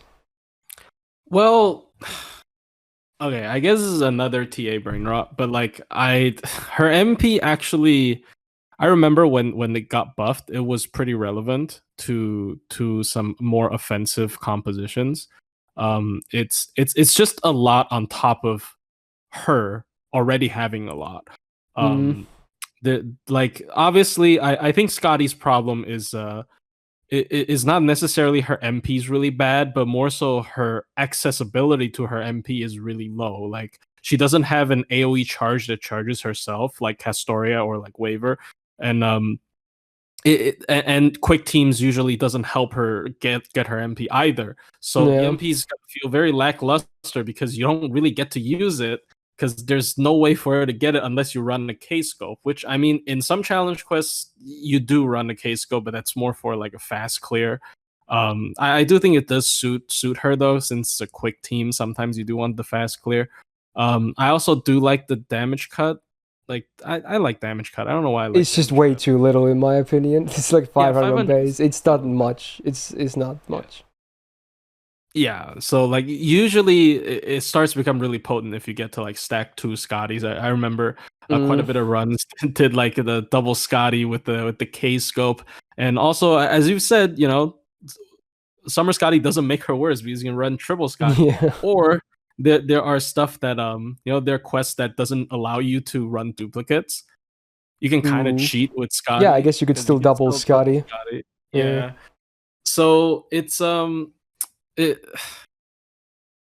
I would say, of course, for farming, and if we don't consider triple Skadi, if we just talk about either like which pure refund with no swap or swap in Oberon, then Summer Skadi definitely is just better than her. But I think Caster Skadi still has her. I also really like that Summer Skadi is ruler, so she's much easier to keep alive because they both have not too much defense in their kit. That class already is so good. Yeah, I just wish, like, since Skadi can't really compete with her summer version in terms of just refund and stuff, maybe they should make her MP a little bit easier to get. Like maybe the 50%, like, I mean, considering the battery is only a 50% targeted battery, like Summer Skadi already does other stuff too. Yeah. They should mirror the battery to herself. I think that wouldn't be broken because her MP still is not insane. They should give her a 50% battery too when targeting with someone else, but also make it so that if you target herself, it's not 100%, only still 50. So they should still make you use the 50 for someone else. That could be cool. Yeah. I think that's really fair. Like it's just she just needs better, because like Quick, it's so hard for Quick to have sustain, and it's just like her MP. If her MP went like full on, I don't know if that would be the case, but if her MP went like full on crazy, just remove the evade and damage cut and like double the numbers. Yeah, just double down on offense only. Yeah, maybe. Yeah, because it's like they would try to give her some defense stuff, but I feel like it's so bare bones. Yeah, let's just go full offense at that point.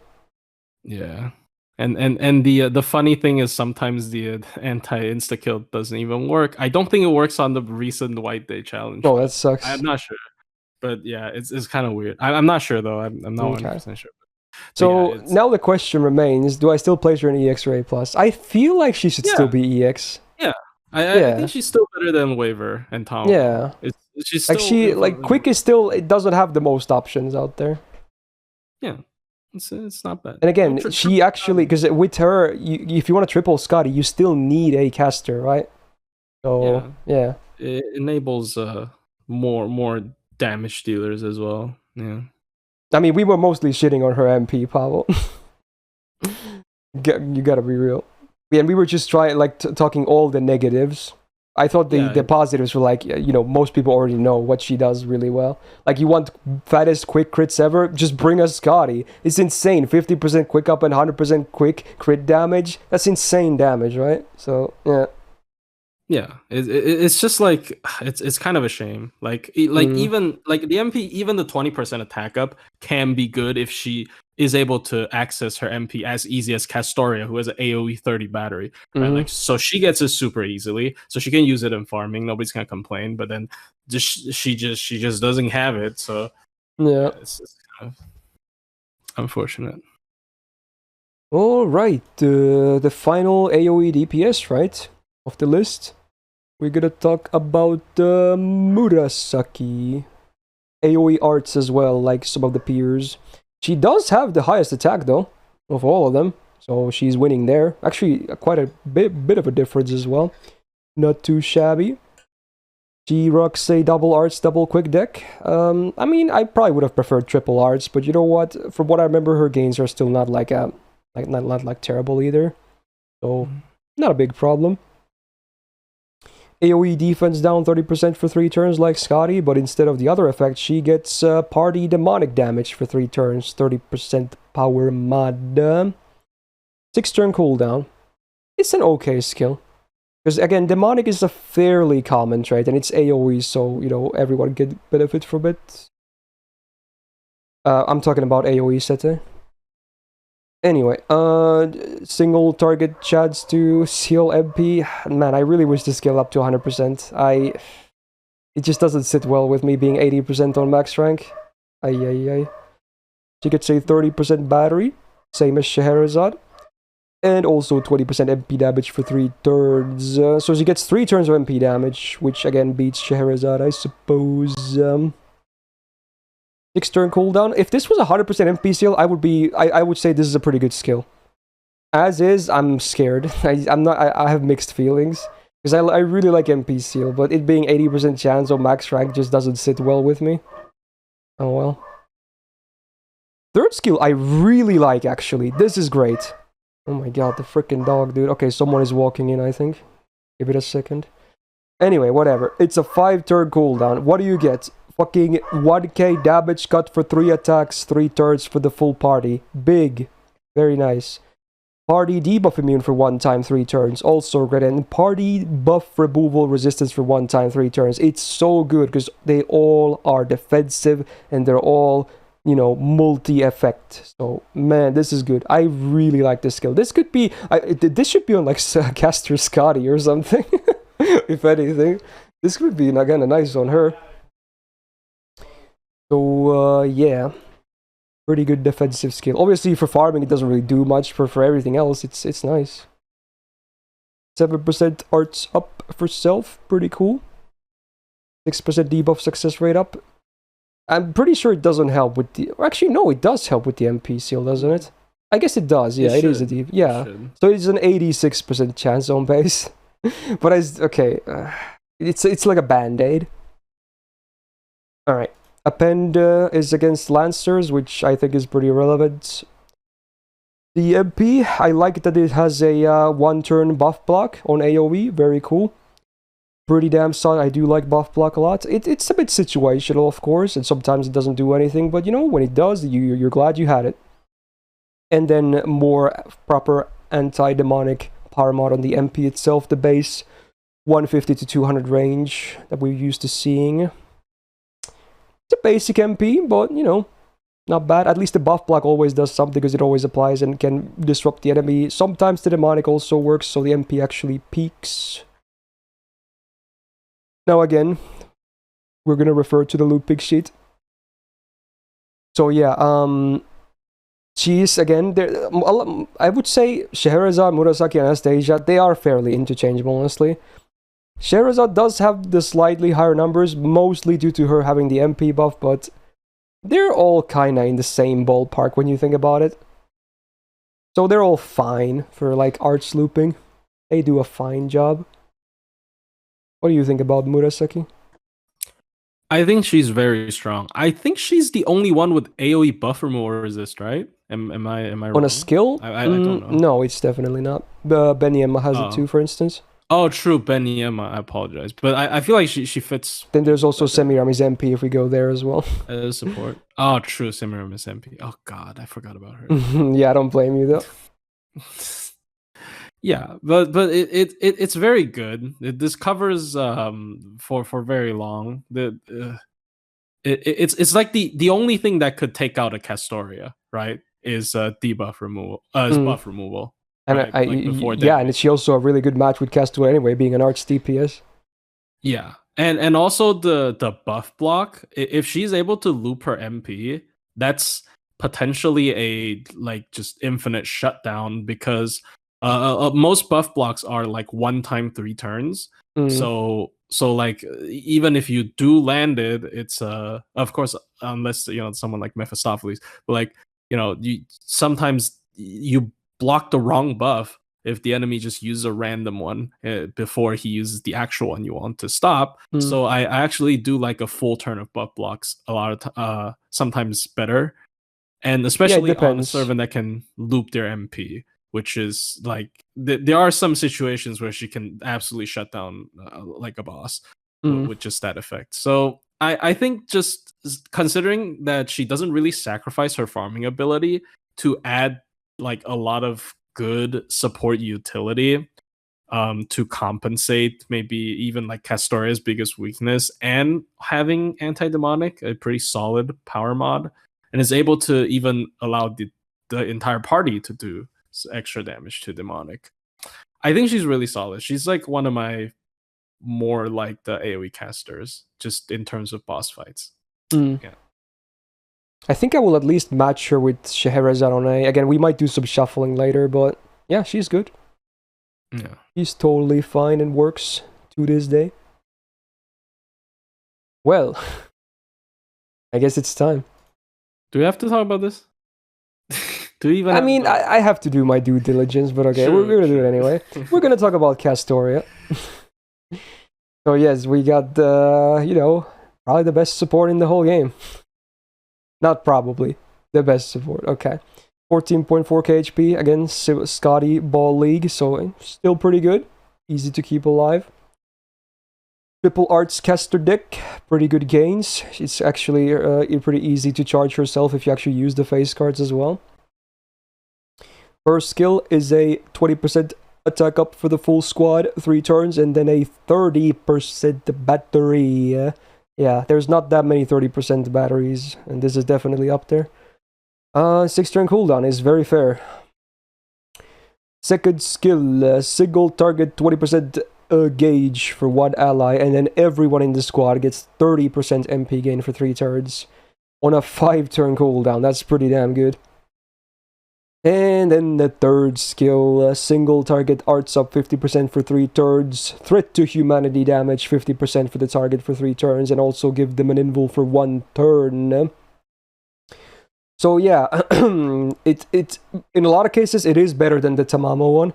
The only way Tamamo is better is because he has a 1-turn lower cooldown, but that invul is really nice, and sometimes even the threat to humanity mod actually does a lot of work.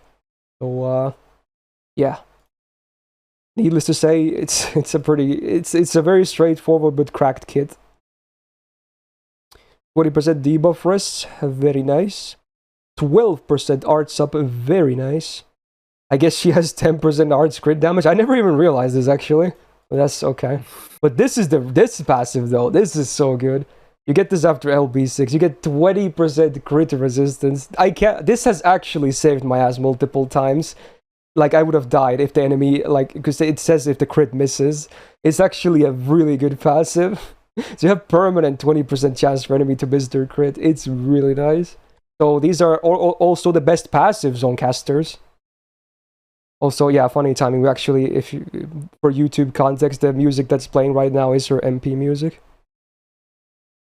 Alright, anti-saber repent, why not? You can run her anywhere. And then the MP. Surely this is like much worse because her kit is already so good, right? Yeah, surely. Alright, MP1, 30% attack for 3 turns on AoE.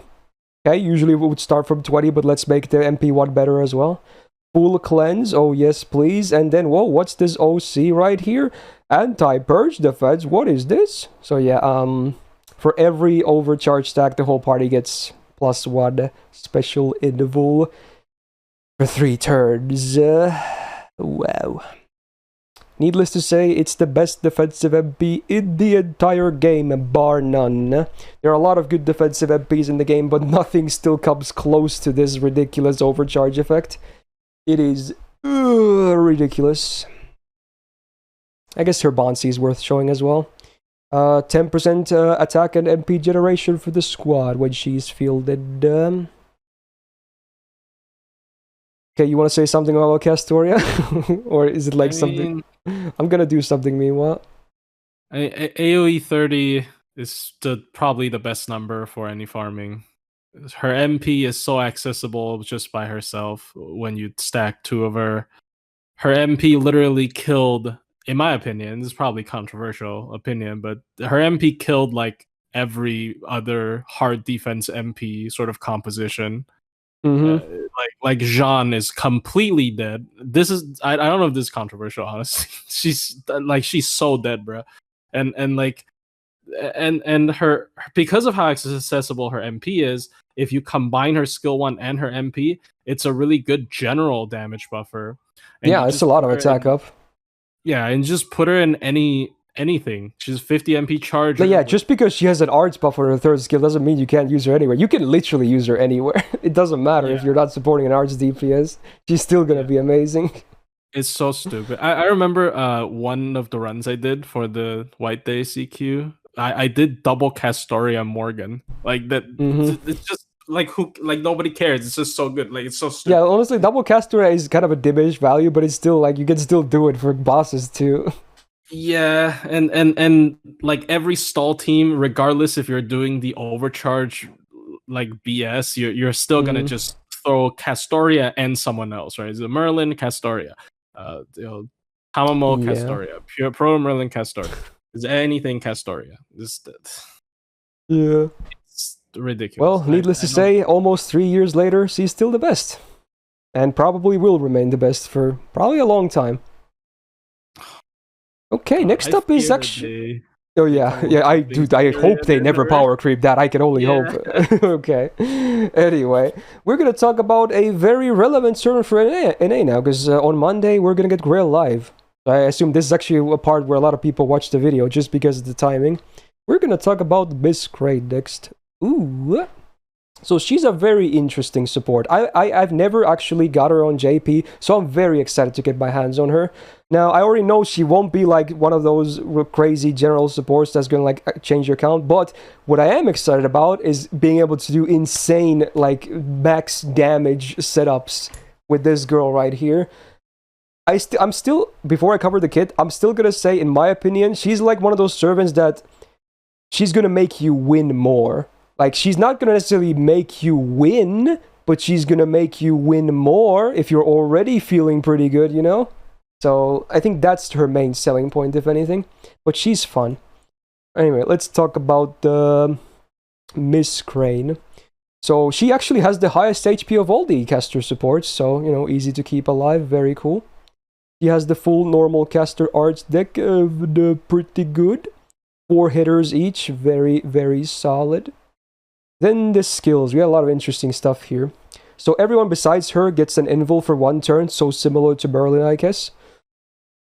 Then, everyone besides herself gets 100% star gen for 3 turns. Cool.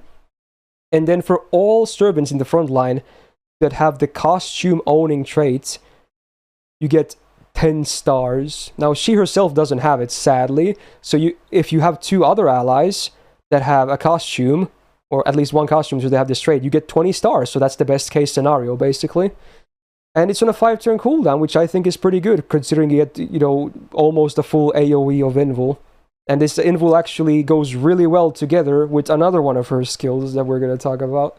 So, yeah, it's interesting. The star gen, it has, the value depends on who you're supporting, I guess, but it's still a good skill, in my opinion.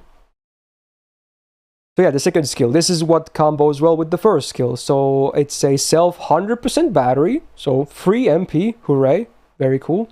She does deal 2k damage to herself, but she can't die to this, which actually, this is really important if you want to do like really max damage setups as well, if you want to go like dozens and dozens of turns. Anyway, then she gives everyone besides her taunt for 3 turns. So for the first turn of this taunt, you're most likely going to combo it with this. So they are kind of, you know, free. They just don't take damage. Now after that, they might have to fend it a little bit for themselves, but at least then you can also, you know where the damage is going to go to, so you can also prepare a little bit better. 7-turn cooldown, pretty fair, I would say. So it's a good little combo. And then the third skill, another support one. So 1 ally, 3 turns of 500% star absorb. Not bad. Combo that with 50% crit damage for 3 turns. Cute combo. Also makes them instant kill immune for 3 turns. Mostly relevant, sometimes can be nice to have though. And another 1k damage to herself without killing her. 5-turn cooldown, actually fairly okay. Not too bad. It's a pretty good crit skill. So yeah, the skill really is all about, you know, buffing your friends and then MPing and leaving. Really. Alright, passives, we got 7% arts up, very nice. I guess she has a permanent 30% star gen as well. That's actually interesting. Yeah, maybe she could do some star gen a little bit as well. Also, party gets increased buff success rate by 10% when she's on field, which is very cool. So if you have like stuff like Imperial Privilege, suddenly you have a 70% chance to land your buffs. If you have Hans, 90% chance to land his shit. So yeah, pretty cool. Very unique passive. Ruler damage bonus is completely irrelevant because she's not even a DPS, and then she does bad damage to rulers to begin with. And then the fun part, the MP. So first of all, even if you have the MP, you can't even use it unless you have 20 stars. You don't have to pay 20 stars as far as I know, but you need to have at least 20 stars in possession to be able to select a card to use it. So what does it do then? The first ally, except for self, gets 20% attack up on MP1 for 3 turns. They also get 30% MP damage for 3 turns. And then she leaves. She moves into the last reserve slot. So she, like, if this is your part, like, she's right here, like this hand, and this is like your first sub member. She goes like here, and then she like pushes it forward. I believe that's how it works, right? So she just goes onto the back and pushes everyone else forward one. So it's pretty easy to keep track of that, honestly, if you know what your party is. Oh yeah, I forgot to mention, in addition to the attack and the MP damage, the target also gets 30% MP gauge. So yeah, she has some, she's kind of a single target support when you think about it. She does like provide like, invul as well to 2 people and whatnot, but it's really about this is a single target thing and then the MP is a single target thing. But it's easy to control it as well when you place your units in the correct positions. She really is a super unique case when you think about it. Really unique. But a free swap is also not bad, even if you're not going for like meme damage, max number setups. It's actually something that's actually desirable. Can give you a really big start boost to sub like boss encounters as well. I think you have definitely used Crane more than I do, so how's your opinion on her? I mean, of course, most people do see her in either the funny infinite sort of buff stack thing or min turns. But so obviously Crane, in my opinion, her most valuable asset is that she is a free buff. What I mean by that is she doesn't disrupt your team comp, right? Yeah, she doesn't stay and just do face cards. Yeah, so like even if it's in farming, if you're willing to wait for another MP, technically you can treat her as just an additional 30% MP damage up and 20% attack up. I'm just assuming MP1. Just period. Especially if you're running like Buster, because Koyanska gives the stars anyways. So like she doesn't use her swap. She doesn't do anything. She just adds all of that stuff to your team without actually taxing your original. The one annoying part is that you have to spend a turn to do it, right? Because you have to MP, but it's still free stuff, like you said, right? I mean, yeah. I mean, if you MP with her and then you MP with the main damage dealer, like let's say in farming on turn 1, you can do that, and then you sort of just revert back to your original whatever looping composition. So you just have to watch an extra MP essentially. So she's definitely valuable. I think her problem is mainly, especially now people with future proofing, her problem is definitely her timing, which is she's like right before one of the most brutal series of bans. Yeah, true. Pre LB6. Yeah, but she's definitely, I think she's definitely more than meme.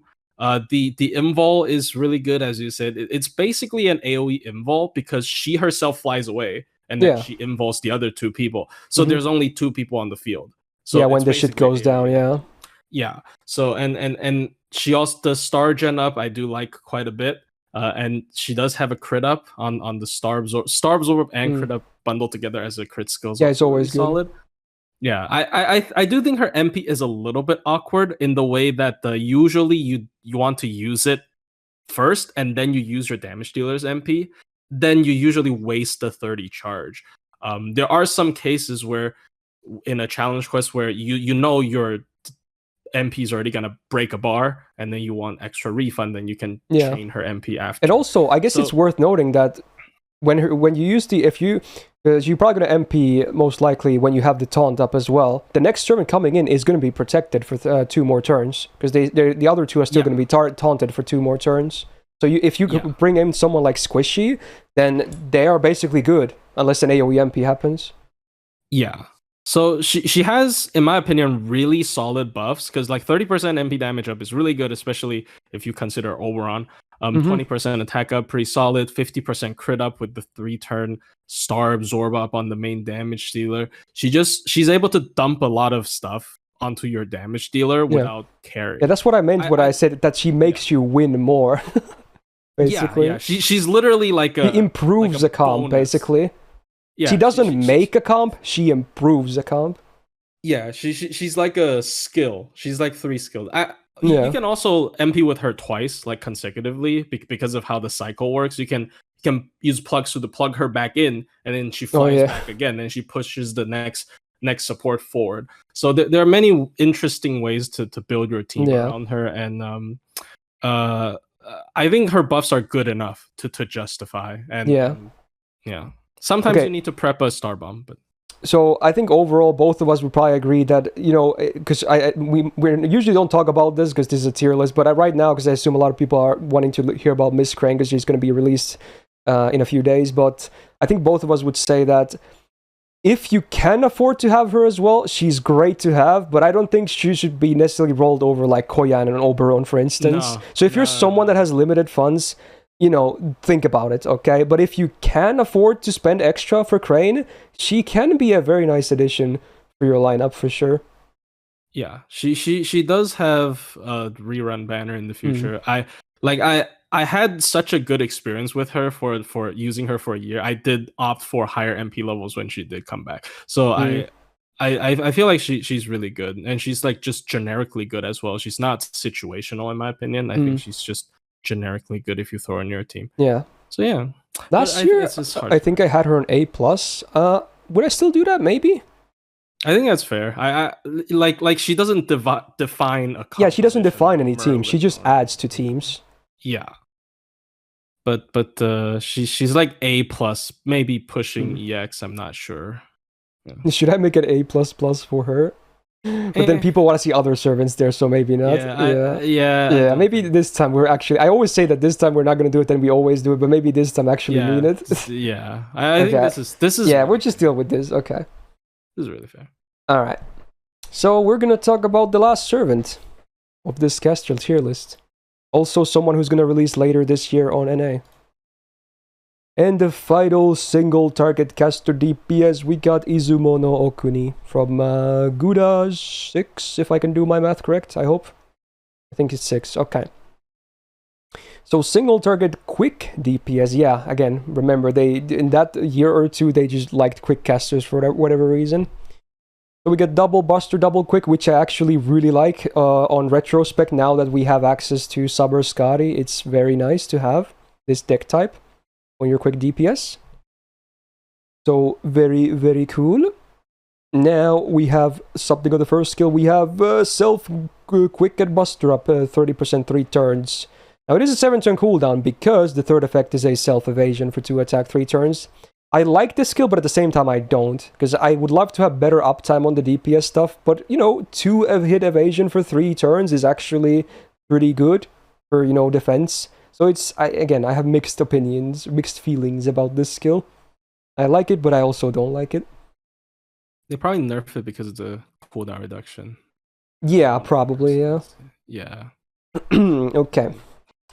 So, self-absorb 1k for 1 turn, and crit damage 100% for 1 turn. So it's one of these 1-turn skills, but again, it's going to be fairly consistent, and she herself will be actually generating a good amount of stars, being this quick hitter that she is.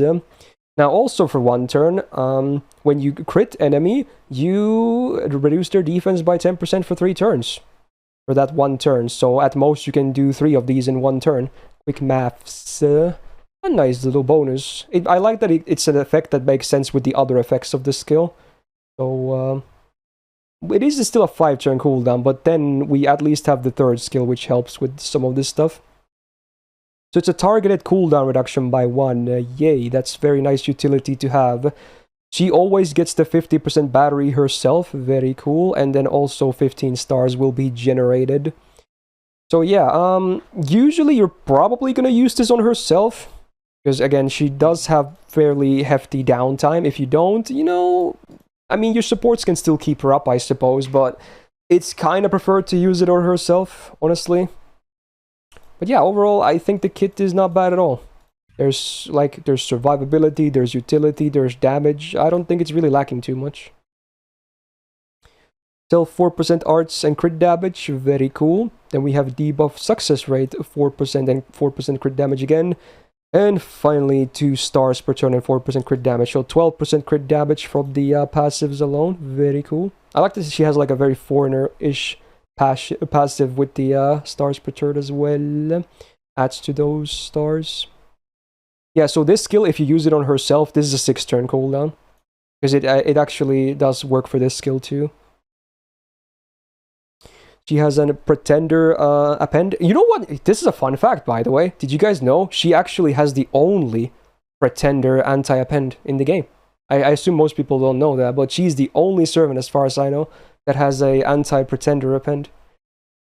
So that's cool. And she actually can be used against pretenders as a cavalry servant. So not actually useless at all.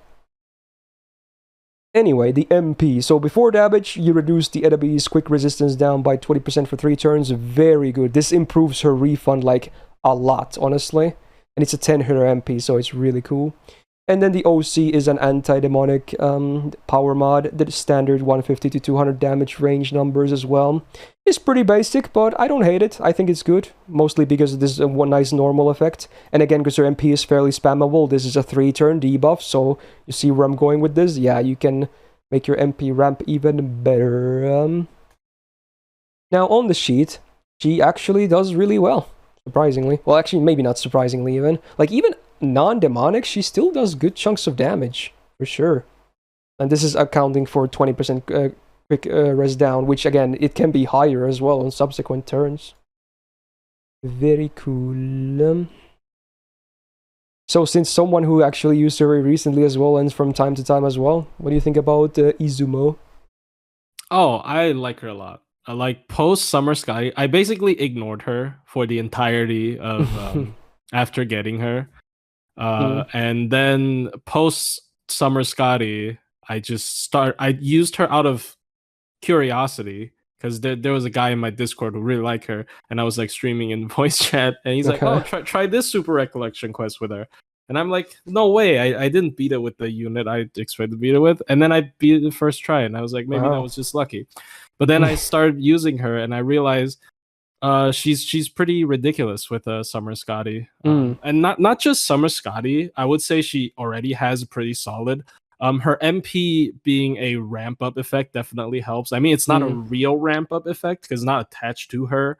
But if you're fighting bosses mainly with her, then it kind of can be treated as a ramp up effect. So her MP damage is really high, as the chart demonstrated. And her deck is really well suited for Summer Skadi. Her crits are strong. Her face card refunds are also decent. Yeah, from what I remember using her, she refunds really well with face cards as well. Yeah, and I also really like the 2-time 3-turn evade. That's the it's flexible. Yeah. Yeah, it reminds me of Tyra because I like Tyra. But same evade. Yeah. Yeah, I like it a lot just because most single target casters lack damage to me, even more so than single target assassins, because single target assassins sometimes they have. I guess like her MP might.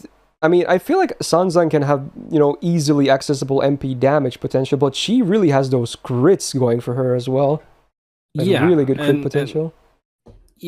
So, like, I ended up really enjoying her. I feel like she is the only single target caster that I use that, granted, I feel like I don't have enough experience with Sanzang. I haven't used her with double Koyanskaya, but I feel like she's, like, the only single target caster I've used that doesn't feel like they have a damage problem.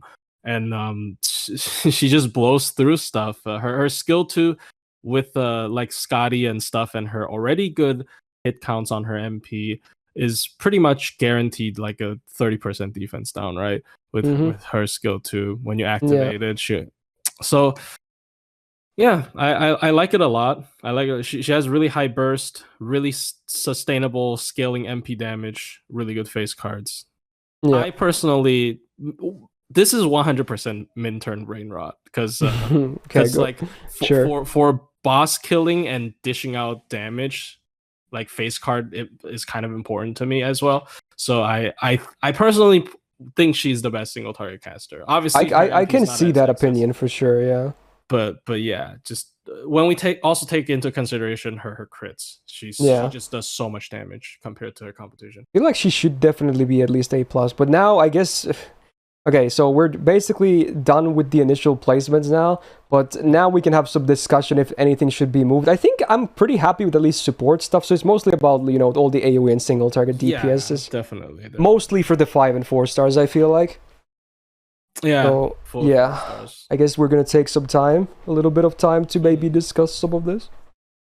You can tell me if you want to see some movement as well, not just chat. I mean...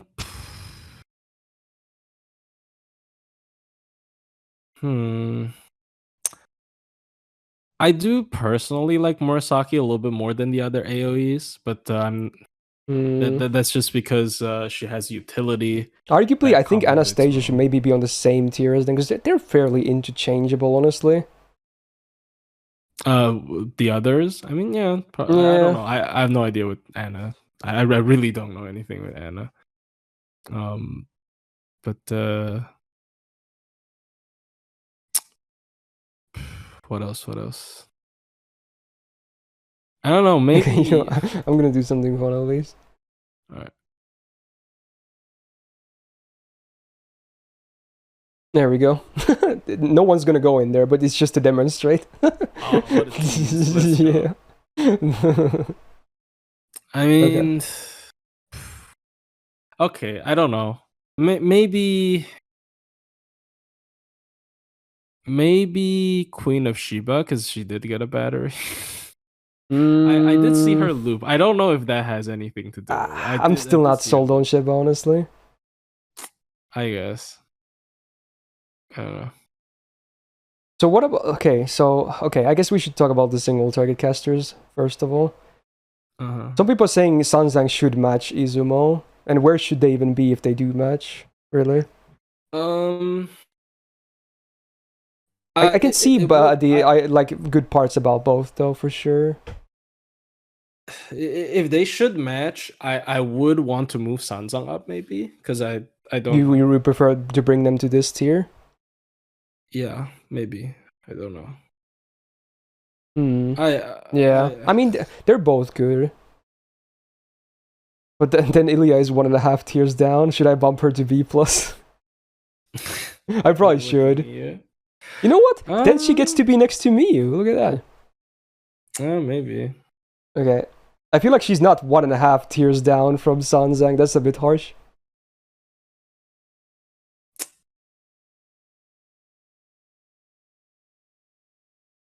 Okay. So the AoEs as well. I think AoEs are... Yeah. relatively fine.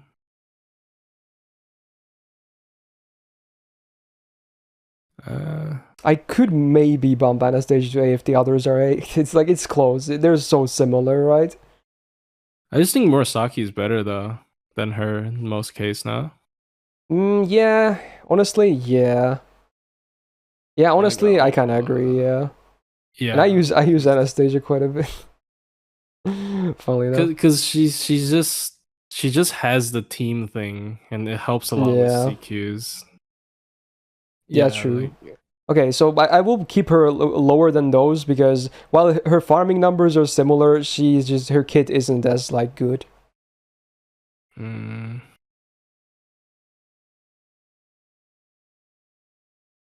Yeah, I don't know. I mean, as I said before, I would personally it's just personal. I'm not trying to force anything, but yeah, I'm just personally, I do think Murasaki is worth a little bit more than the other AoEs. I feel like, I don't know, I feel like she had an MP buff, she would be way better. But yeah, you might be right still, honestly. Of course. Scheherazade already does have her MP buff. Yeah. If she does have an MP buff, then yeah, I feel like there would be a lot less sort of back and forth. But what else? What else should we tweak? I don't know. I just feel like Sheba's not with Medea Lily. I guess they can't really be compared. I Right? don't. I just. I'm still not convinced of Queen of Sheba. I don't know. Maybe she should get MP buff. Yeah. I just don't like her MP not doing too much damage. At least Medea Lily is, one of the best healers in the game. Yeah, healing is still not like the best thing ever, for sure, but yeah, I don't know. People saying Sheba is better than Circe. I don't know about that, dude. Okay. I think they match. At most. Okay, I could maybe see them matching, but I wouldn't say Sheba is better than Circe is. Okay, maybe we could move her here. Okay. There's like ease of use versus potential, right? But yeah. I definitely can't put her above Circe at least. Oh, somebody said bump Chen Gong. He needs like so many SSR supports to actually peak. And his own supporting, it's good, but it's not Han's good. But he does peak though. When he peaks, he peaks above SSR. I don't know. That's a hard one. It is hard. It is really hard. I don't know. I kind of like him there. I mean, he's still very good. Sure. I mean that's the non-normie placement, right? Not instant strong, which I do think is the message I want to send, which is like he's not the savior of the world, but of course he's still really good for people to even consider that so strongly, right? But yeah. I don't know, honestly. I might lock this in, even if we didn't move too much. Okay. I'm pretty good with this, honestly. I'm pretty satisfied. Obviously, again, I could, at least for my own arguments, I could always see everyone moved up a plus or down a minus. I can always see wiggle room. Maybe not a full tier, at least in my own opinions, but a half tier, a plus or a minus, up or down, I could see that for sure. I always need to mention that at the end. So yeah, I think we might just log there. Okay, let's see if I can put this into one view. It's gonna be harder to see. Okay, there you go. I think that's the biggest I can have it be, so it's visible on the whole thing. Oh, okay, never mind. There you go. Yeah, you can see him. Oh, I forgot Irisviel was with him. Deserved though, 100% deserved. I'm not even gonna question that. Yeah. I think I'm happy with this, honestly. But yeah, it's the funny meme class list done. Very appropriate for this channel, I suppose. Like, ironically, even though, I'm the golden caster guy, I'm still not like the biggest caster expert known to man, though, even if I have used a lot of these servants a lot. But you know, caster DPSs are just like more obscure, I feel. Like it's the same with assassin, really. These two classes are like yeah, I mean there are a couple of like big hitters for assassins though, so like people really like. Why is EX plus listed if not used? So it makes Castura look even better. That's why. Yeah, she needs to. I need to get that message across. It was literally made so it shows the power comparisons. So anyway. I think we're locked there. So again, there will be a lot of opinions. I'm sure stream is also having they want to see a lot of stuff move, but you know what? That's always going to be like that. I'm sure if you're watching this later on YouTube as well, people are going to have way different opinions as well. And I understand. No one will ever fully agree to someone else's. Part of the fun. Yeah, exactly.